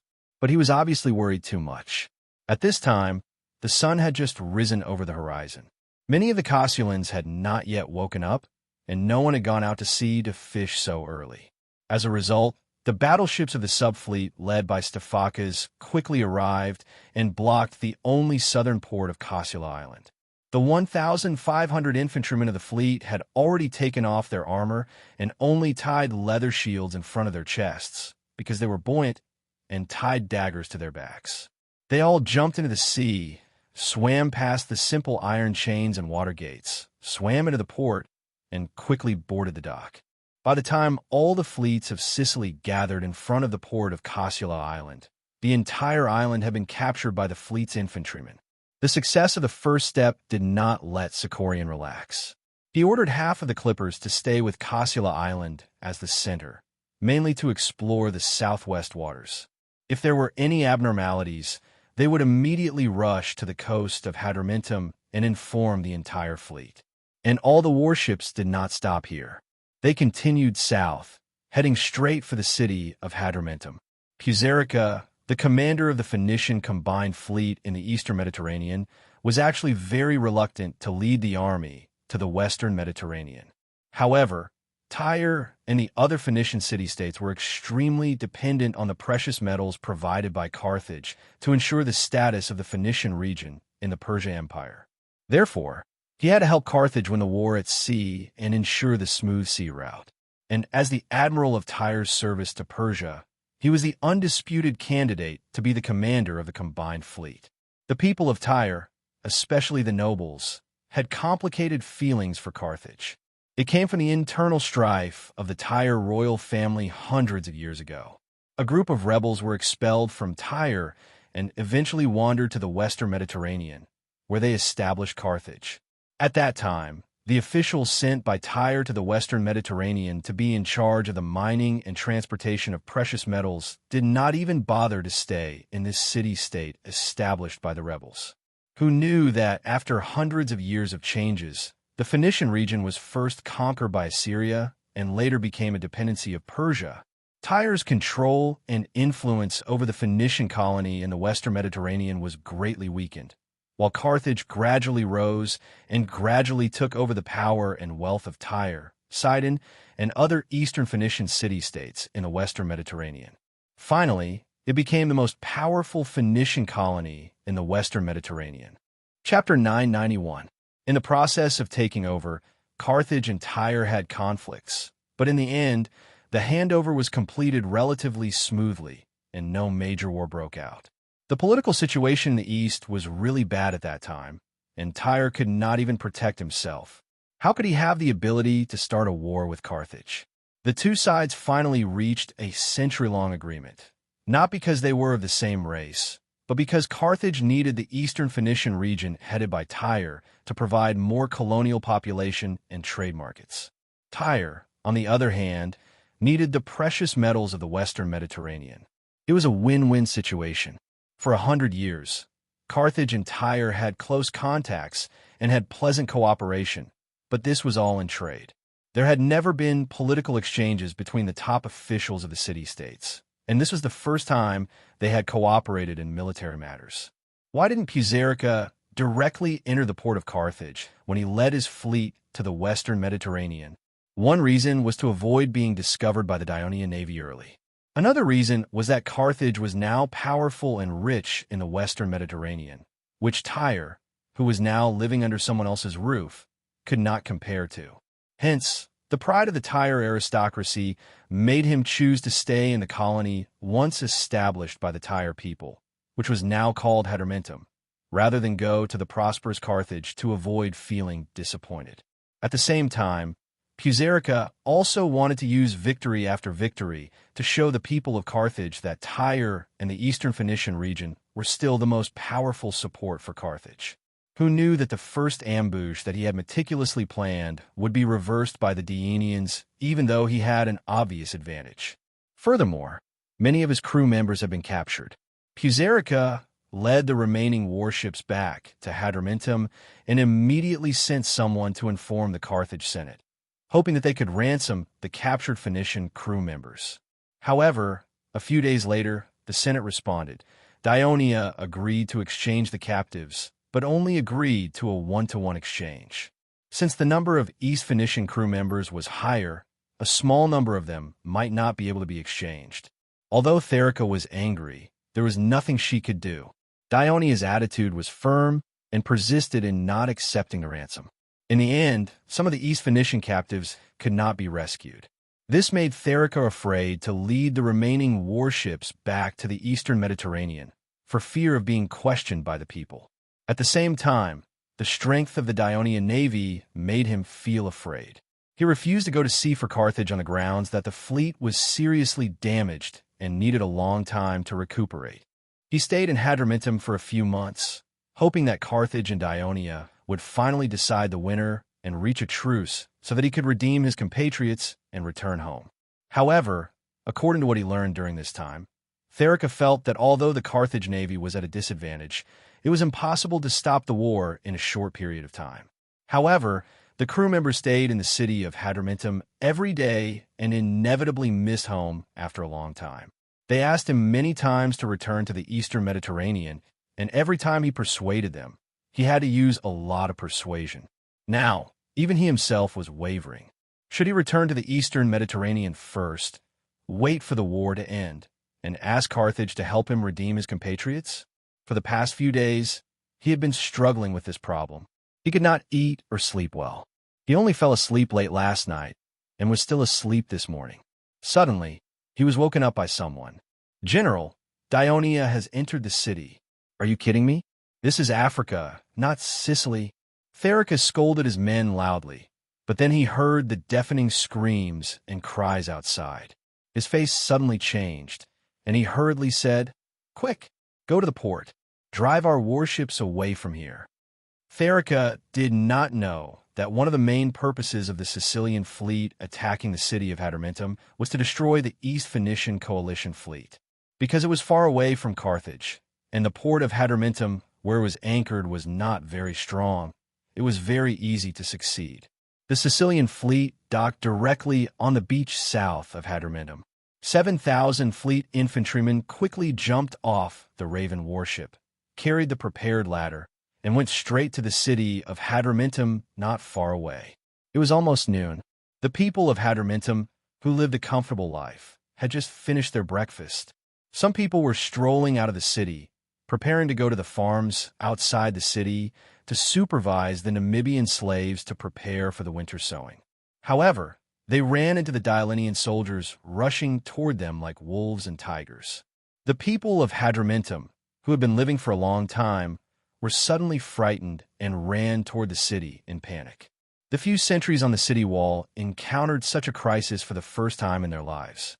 After a moment of panic, they remembered to close the city gate. But at this time, the city gate could not be closed because the people who had fled back had blocked the entire gate.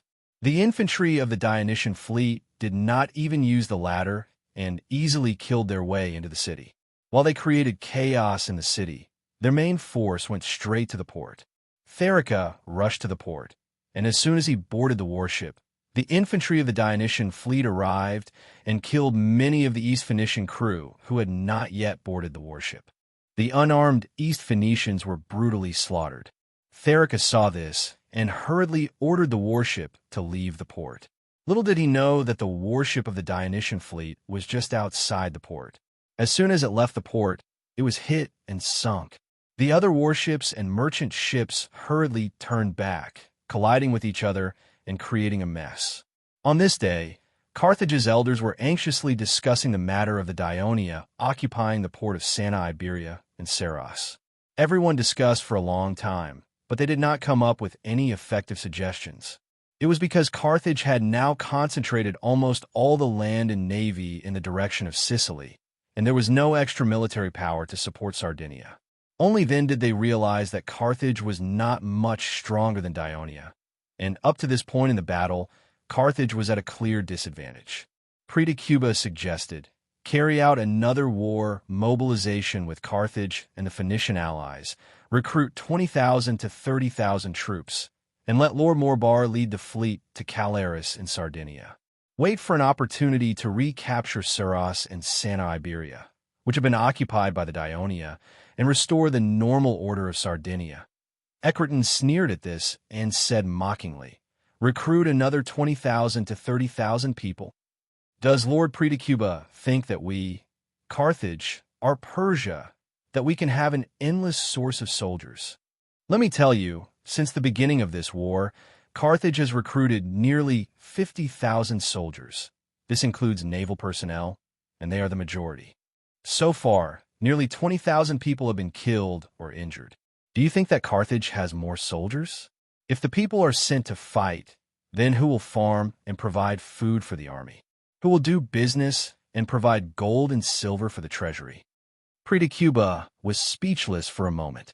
We can recruit only a small number of citizens in the city of Carthage as team officers, and most of the soldiers will be provided by the allies. A Magonid elder quickly added, the situation of the allies is not much better than ours. Ecriton sneered. They have also been recruited twice. How can there be extra soldiers? Like before, we can recruit more Namibians. Another Maganid elder made another suggestion. The East and West Namibia have been conscripted with 70,000 people, and they have suffered the most casualties. The Namibian tribes won't be stupid enough to agree to our conscription request. Our constant recruitment will only threaten the survival of the Namibian tribes. We have to be careful not to provoke them.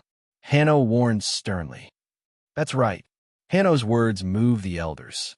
Yes, the people of Carthage were used to the Namibians' deference, but this deference was created by the people of Carthage through decades of political and military conquest. In fact, the population of the whole of Namibia was several times larger than that of Carthage. Now that Carthage was fully focused on the war in Sicily, its domestic forces were empty. It was indeed necessary to ensure stability and avoid instability. Rocco stood up again and said loudly, "In fact, the problem of Sardinia is very easy to solve. As long as Lord Maganid leads the army in Sicily to defeat the main force of Dionia and regain the advantage in Sicily, he can take part of the army to solve the problem of Sardinia. But now, Lord Maganid, who is regarded as a hero by the people of Carthage and controls the 100,000 troops that we have painstakingly recruited, seems to have suddenly lost his courage. So far, there has not been a single battle with the main force of Dionia. Is it really because the king of Dionia has frightened him?" The elders of the Maganid faction were very angry when they heard this and were about to stand up to refute.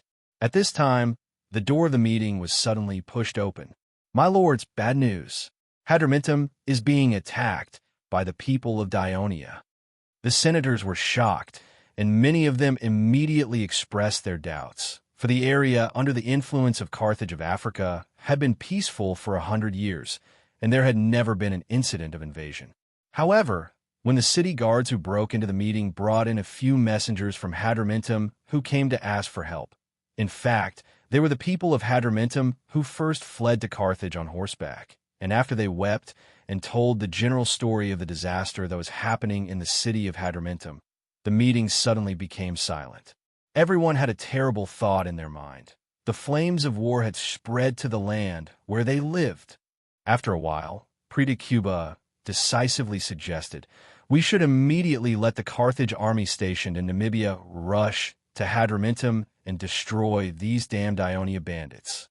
We should also immediately send a clipper to inform Morbal to lead the fleet to the waters near Hadrumetum and send all the warships of Dionia to the sea to feed the fish." Chapter 992. In order to better control the Namibian region, the people of Carthage had stationed 20,000 troops inland for a long time to suppress the resistance and riots of the various tribes in Namibia at any time to maintain the stability of the region. After the war with Dionia, the number of people in this army was now less than 10,000. Since there are 5,000 or 6,000 Dionia soldiers attacking the city of Hadrumetum, I'm afraid that the army in Namibia alone is not enough to repel the enemy. We should immediately carry out an emergency mobilization in the city and its nearby allies. I believe that the people will participate as much as possible in order to protect their homeland.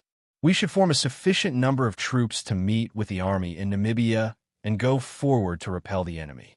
When Carthage was faced with a crisis, Hanno did not oppose Cuba's opinion this time, but added, "In addition, we should also inform the neighboring allies to prepare for defense, to prevent this Dionysian army from continuing to attack other allies after conquering the city of Hadrumetum.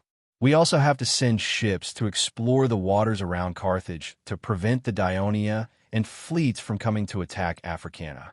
This time, the useful suggestions put forward by the elders were quickly adopted and implemented immediately. The efficiency was unprecedented. The people of Carthage soon learned that the city of Hadrumetum was attacked by the Dionia and were in a panic. 4 hours later, an army of nearly 10,000 people was finally gathered in the city of Carthage. Under the leadership of Racco, they rushed to the east and met up with the army from Namibia on the way. In the process of moving east together, the sky had darkened, but they did not need to light torches because in the direction of Hadrumetum, the fires soared into the sky, illuminating the sky in the east. The people of Dionia not only slaughtered the people of Hadrumetum, but also burned the entire city. The Carthage soldiers looked at the fire in the distance with anger and fear in their hearts. When Tiponraco arrived with his army, he found that the situation was not as bad as he had imagined. The city of Hadrumetum was indeed in ruins, but most of the people were safe and sound. When they saw that the fire was about to go out, they rushed into the ruins and searched for usable items in the ashes. When they saw the arrival of Carthage's army, many people rushed over and told Tiponraco about their tragic experiences. After the Dionysian army killed their way into the city, a small number of soldiers killed the people of Hadrumetum who still tried to resist, while most of the soldiers rushed to the port. The terrified people of Hadrumetum suddenly realized that the people of Dionia did not seal the city gates, nor did they stop them from escaping, so they fled out of the city and hid in the neighboring cities. More than an hour later, they suddenly saw a fire burning in the direction of the motherland. Some people boldly came over to check, only to find that the enemy had disappeared without a trace, and the entire city was on fire. There was no way to extinguish the fire. After confirming that the Dionysian fleet and the army had left, Tiponraco breathed a sigh of relief. But then he had a headache. Because what about the thousands of people of Hadrumetum who had lost their homes and had no food and clothing? As the leader of the Phoenician city-states in the Western Mediterranean, Carthage had to take care of these people who had suffered a disaster. At this time, the Sicilian fleet had already left the port of Hadrumetum and had entered the western waters of Sicily. They were about to reach the sea near Minoa. On the way back, Sicerian made sure to keep an eye out. In order to prevent the Carthaginian fleet from lying in wait along Serenus's route, he also ordered the fleet to make a small detour to the east and head straight for Maloa. But he did not know that Morbar, as usual, led the Carthage fleet to the western waters of Sicily and the Carthage waters. On the one hand, it was to explore the movement of the cruising Dionysian fleet and look for fighters. On the other hand, it was to strengthen the training of the fleet in a state of battle, speed up the integration of the new warships, and explore ways to fight against Ionia's tactics. So when the Clippers found a Carthage fleet and told Morbar the news that the Dionysian fleet had launched a sneak attack on Hadrumetum, he was also shocked. He really wanted to lead the fleet to the sea near Serenus and wait for the Dionysian fleet to attack the returning fleet. But just as he ordered the fleet to change course and head in the direction of Serenus, the Sicilian fleet had already bypassed Cassis Island and was closer to Serenus than the Carthage fleet. Sicorian led the Sicilian fleet to attack quickly and return quickly. He captured the city of Hadrumetum, destroyed the East Phoenician coalition fleet, and burned the entire city. It did not take much time, and the infantrymen of the fleet did not kill too much. Of course, one of the main reasons for this was the request of the king's Devers. He did not want the citizens of the kingdom to become bloodthirsty monsters, nor did he want excessive killing of unarmed people, which would lead to extreme hatred between Carthage and the Phoenicians. Burning the city would not only cause panic in Africa, but would also increase the financial burden of Carthage. Although the crew of the Sicilian fleet was tired, they were all singing happily. The shadow of the defeat a few days ago had been swept away. They happily operated the warships and sailed into the port of Minoa. A few of the warships were carrying the loot from the treasury of Hadrumetum, as well as some of the captured crew of the East Phoenician coalition fleet. The burning of the city of Hadrumetum had an unprecedented impact on the people of Carthage and the Phoenician allies of Africa. The next day, many people of Carthage gathered in front of the Senate to petition, urging the navy to strengthen patrols on the coast of Africa and strengthen the defense of Carthage and its allies to prevent such a tragedy from happening again. The nearby Phoenician cities also sent messengers, asking for Carthage's protection. In a situation where their own safety was threatened, the Senate certainly did not have the energy to discuss the reinforcement of Sardinia. A topic that had been debated for the past few days had finally come to a conclusion. The neutral senator, El Acra, went to Minoa as a messenger and asked to see the king's Devers of Dionia. It was noon, and the Devers were having lunch in the big tent. He had specially asked the servants to prepare an extra table. When El-Akra entered the big tent, before he could speak, the Devers invited him to have lunch with them. Honorable King of Devers, I represent the Senate of Carthage. I have something important to discuss with you. I don't have time. Before El-Akra could finish his words, he was interrupted by the Devers. Messenger of Carthage, you have come from afar. You must be hungry. Eat something first. Otherwise, no matter how strong a person is, if he is always hungry, he won't be able to do anything. The Devers said with a double meaning. El-Akra helplessly sat down at the table. There was a bowl of hot fish soup, a plate of salty beef jerky, a bowl of thick oatmeal, 2 pieces of baked bread, and a glass of wine on the table. The food was very simple. El-Akra's face turned a little ugly. Although he didn't want to eat, the food was too simple since it was to entertain the messenger of Carthage. At this time, the Devers said slowly, other than the wine, the food on your table is the lunch of the soldiers of Dionia today. You and I will eat the same as them. How could the food of the soldiers of Dionia be so rich? El-Akra was shocked, but he immediately felt that the king of Dionia was deliberately deceiving him. After all, it was said that the Dionysian army in Sicily had as many as 100,000 soldiers. The Devers looked at his expression and knew that he didn't believe it, but they didn't explain further. El-Akra wasn't in the mood to eat at this time. He said loudly again, "The Senate of Carthage sent me here as a messenger to discuss a few things with you, King." The Devers took a sip of wine and nodded slightly, indicating that he heard it. The day before yesterday, the Dionysian fleet attacked the city of Hadrumetum, massacred the people in the city, and burned the entire town. This is too cruel. Although Hadrumetum is an ally of Carthage, they didn't send troops to participate in this war, but they suffered such a terrible disaster. This has aroused the anger of all the Phoenician city-states against Dionia. Messenger, the city of Hadrumetum, didn't send troops to participate in the war, but it doesn't mean that they didn't participate in this war. Did they not make new warships for you? Did they not provide food for you? At least we can be sure that they provided a base for the fleet from the Phoenician region of the Eastern Mediterranean. And it was this fleet that ambushed our Sicilian fleet, resulting in the death of the fleet commander. Henoborus retorted bluntly, "The Carthage army can ruthlessly destroy Minoa, Agrigento, Gela, and other city-states that maintain friendly relations with Dionia. Can't we burn down Hadrumetum? And Hadrumetum is not enough to comfort the people of the friendly city-states who lost their homes." El-Akra heard the threat in Henoborus' words. He forcibly suppressed the urge to refute, grabbed the wine glass on the table, and took a big gulp of wine. As a result, he choked and coughed. After a while, he said in a deep voice, "You just mentioned the fleet from the Phoenician region stationed in Hadrumetum. In fact, Carthage didn't invite them to participate in the war. Instead, after they learned that we were at war with you and encountered difficulties, they obtained the consent of the king of Persia and took the initiative to send their fleet to help us. I know that you have captured many crew members of this fleet. The Carthaginian Senate hopes that you can release them and let them safely return to the Eastern Mediterranean Sea.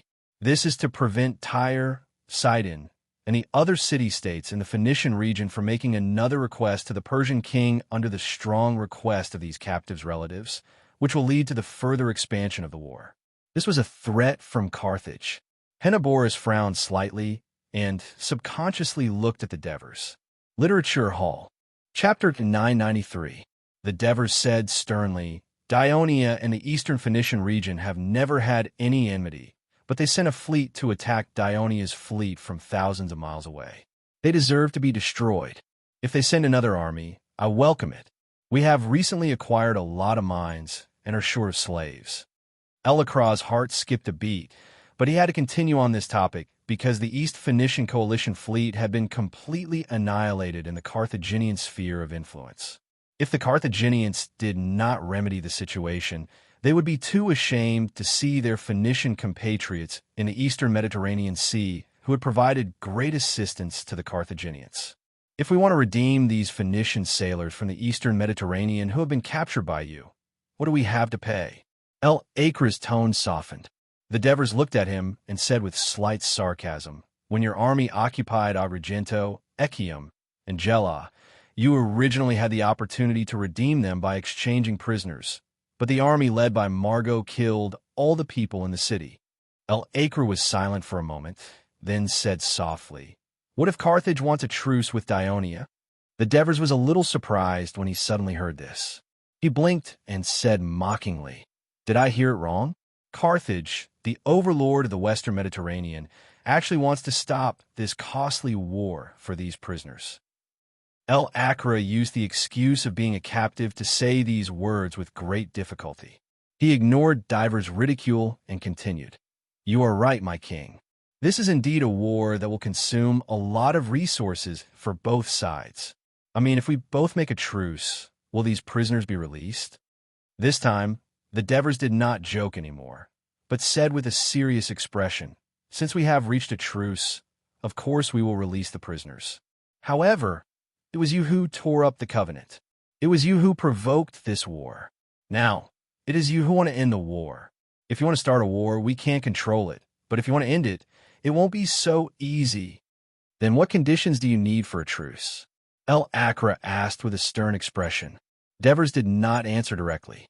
He said calmly, "The armistice negotiation is a very important matter for both of us. Of course, it needs to be negotiated and decided by both of us. Just like in business, it needs a long process of bargaining. But as the noblest person in the kingdom of Dionia, you must have your own request for a truce, right?" Acre pressed on, unwilling to give up. "To be honest, I've been running around since the war broke out. I've never thought about stopping the war. After you mentioned this just now, I have a question now," Devers said and paused intentionally. "What doubts?" El Acre asked subconsciously. If the Senate of Carthage wants to negotiate a truce with us, will your military commander, Margot, agree?" El Acre hesitated for a moment, then immediately replied, "Of course, Sir Margot will agree. Carthage is different from Dionia. We don't have a king, but we have a Senate. The important affairs of the city-state are decided by the Senate." Devers immediately smiled, raised his glass, and said, "War is indeed a headache. It's a good thing for the people of both sides to be able to have peace. Welcome to your arrival today. Come, let's have a toast." El Acre thought he understood the meaning of Devers's words, so he quickly raised his glass and drank with them. After that, he tactfully stopped asking any more questions. After sending El Acre away, Henoboris asked eagerly, "Your Majesty, are you really going to negotiate with Carthage?" Devers smiled slightly. "I want to negotiate with Carthage, but I'm afraid it will be difficult for them to agree to my conditions." "What conditions?" Henoboris asked directly without any hesitation. This time, Devers did not avoid answering.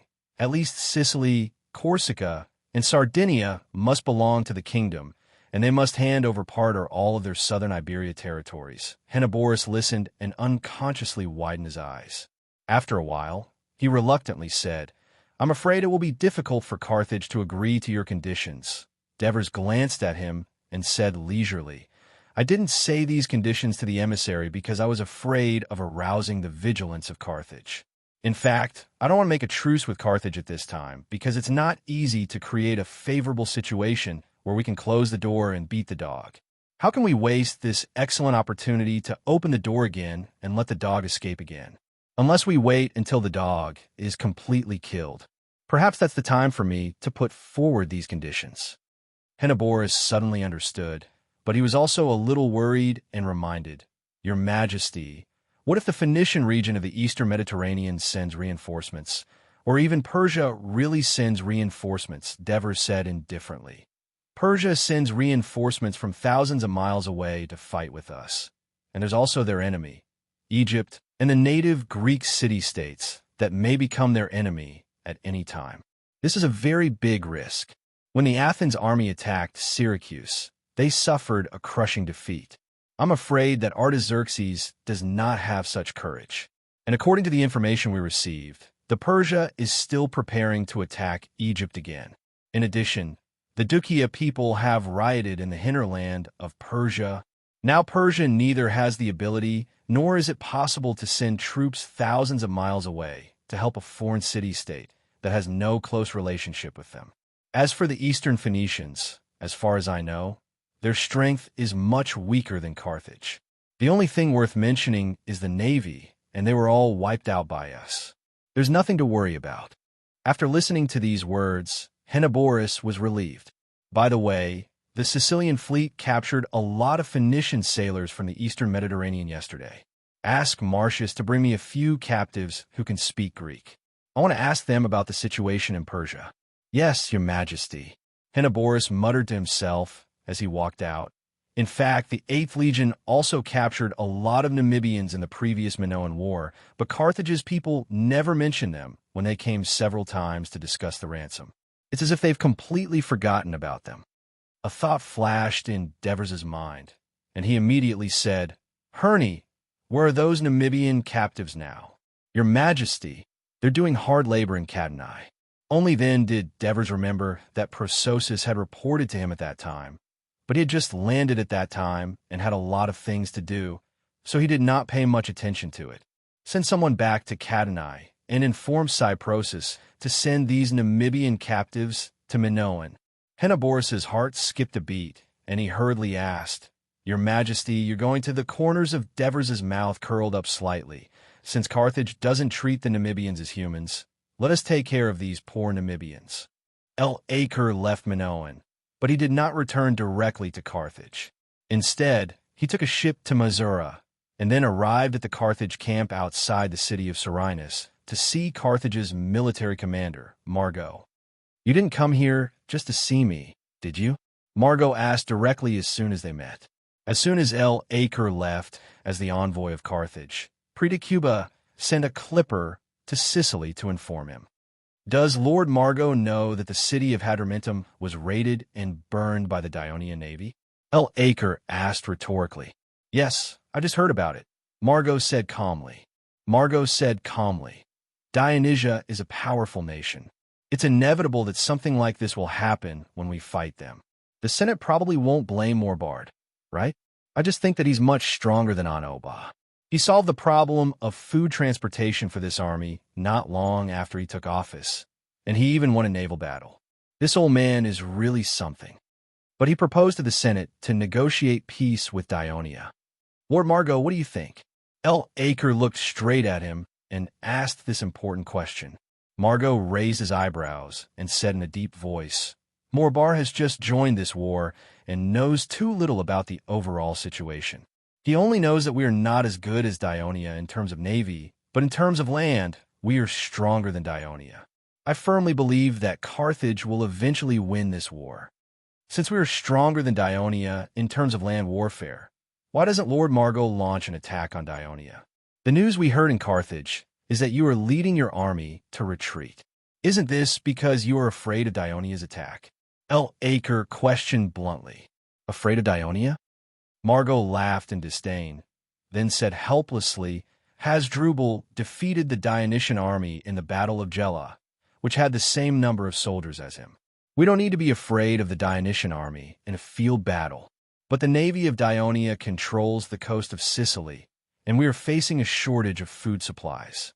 In order to prevent the soldiers from starving, I had to retreat to the west, hoping to defeat the main force of Dionia through a battle.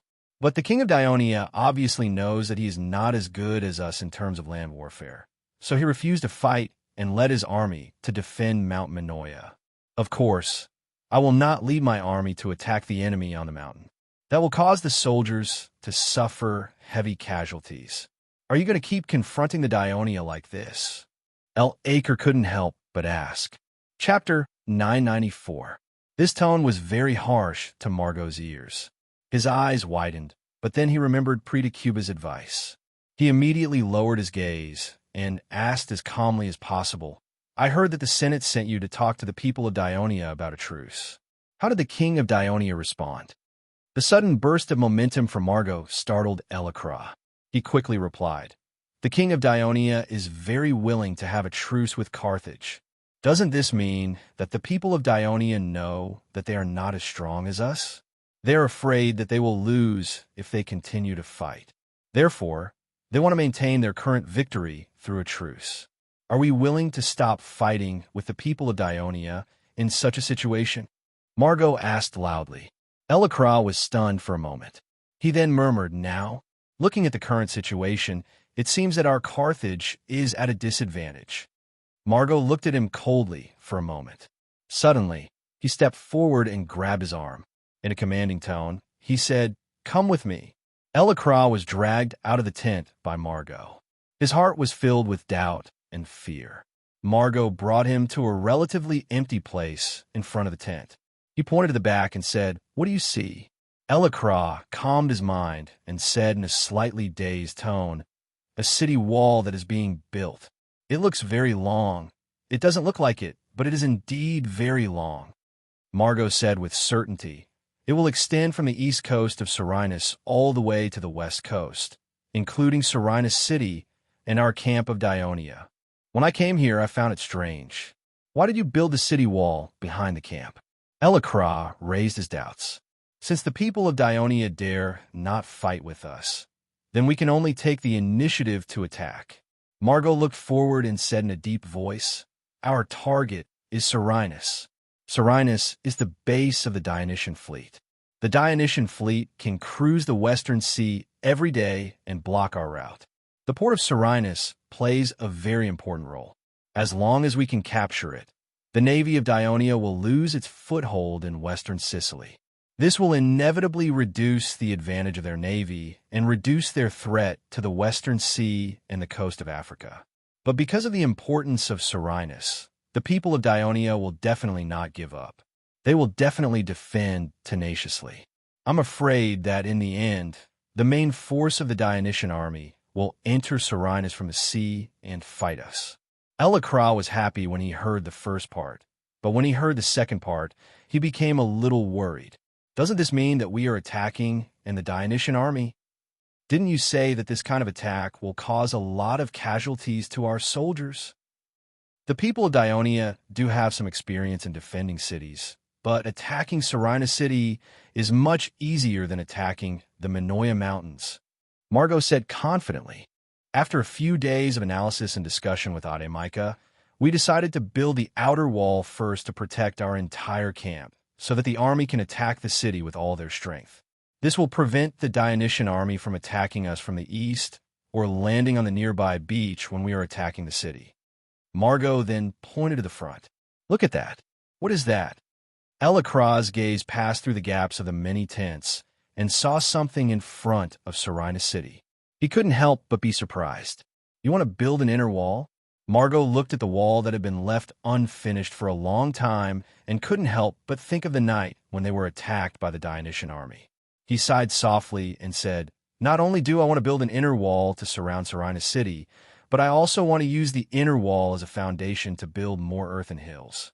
Then, with the earthen hills as a foundation, I will build a vertical wall that extends forward to connect with the wall of Serenus City.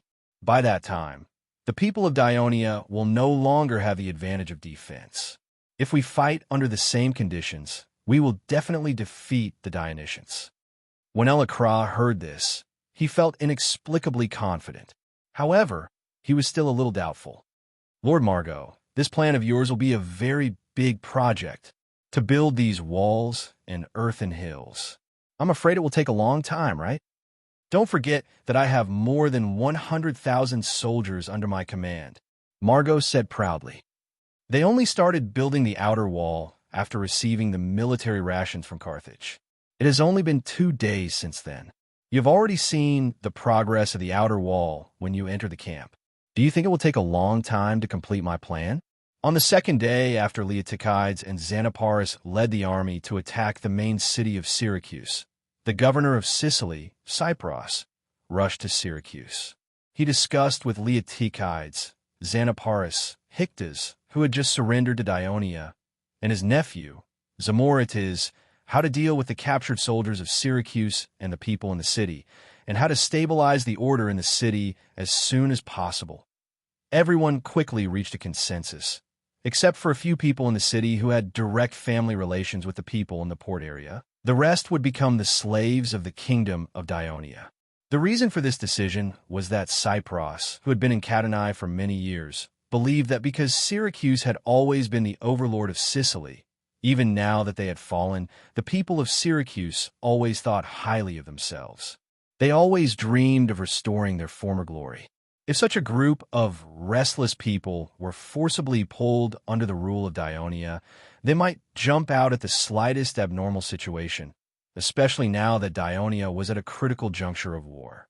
Therefore, the safest way was to reduce all of them to slaves and detain them away from Sicily. For Hictes and Zamorites, their rebellion led to the final fall of Syracuse. The people in the same city were already like fire and water, so of course, they did not want to live in the same city as them. Moreover, after the people in the port area became citizens of Dionia, they certainly hoped to live in Syracuse, and the land they deserved would also be in Syracuse. Most of the land in Syracuse was in the hands of the people in the city, so for all parties, the people in the city of Syracuse could only become victims. At the same time, the officials from the finance, household registration, agriculture, commerce, courts, and other departments brought by Cypros had begun to take over the affairs in the city of Syracuse. They counted the property and spoils of war obtained, counted the houses in the city, measured the land in Syracuse, registered the people in the port area, and earnestly informed them about the rights and obligations they should enjoy as citizens of Dionia. The long-cherished wish of the people in the port area of Syracuse for many years was about to be realized. They were full of enthusiasm. Under the leadership of Hictes, they actively assisted the officials of Dionia, especially the soldiers of the 7th and 8th legions. They built a tall wall on the isthmus, completely cutting off the connection between Ortygia Island and the main city. Every day, there would be warships from the original Syracuse fleet, cruising around Ortygia Island continuously. Syracuse was undergoing earth-shattering changes. The people of Taunus and Leontini, who were not far from it, could see it. They were envious. Taunus was located on the coast and had very little land. Leontini's situation was slightly better, but it still could not meet the needs of the growing population. Now, when they saw that the people of Syracuse, who were originally much worse off, could now obtain fertile land and good houses, they felt it was unfair. Because they had also participated in the battle against Syracuse, they had sacrificed more than the people of Syracuse, but they could only get a small share of the spoils of war. This was too unfair. Under the strong request of the people, the higher-ups of the two cities rushed to Syracuse to plead with Cypros. Cypros had a troubled look on his face. He had no choice but to tell them that the distribution of spoils of war between Dionia and its allies after the victory of the war was strictly written in the Treaty of Alliance. Land was not included in it, so he had no right to make changes on his own. And according to the law of Dionia, only citizens of Dionia could obtain land.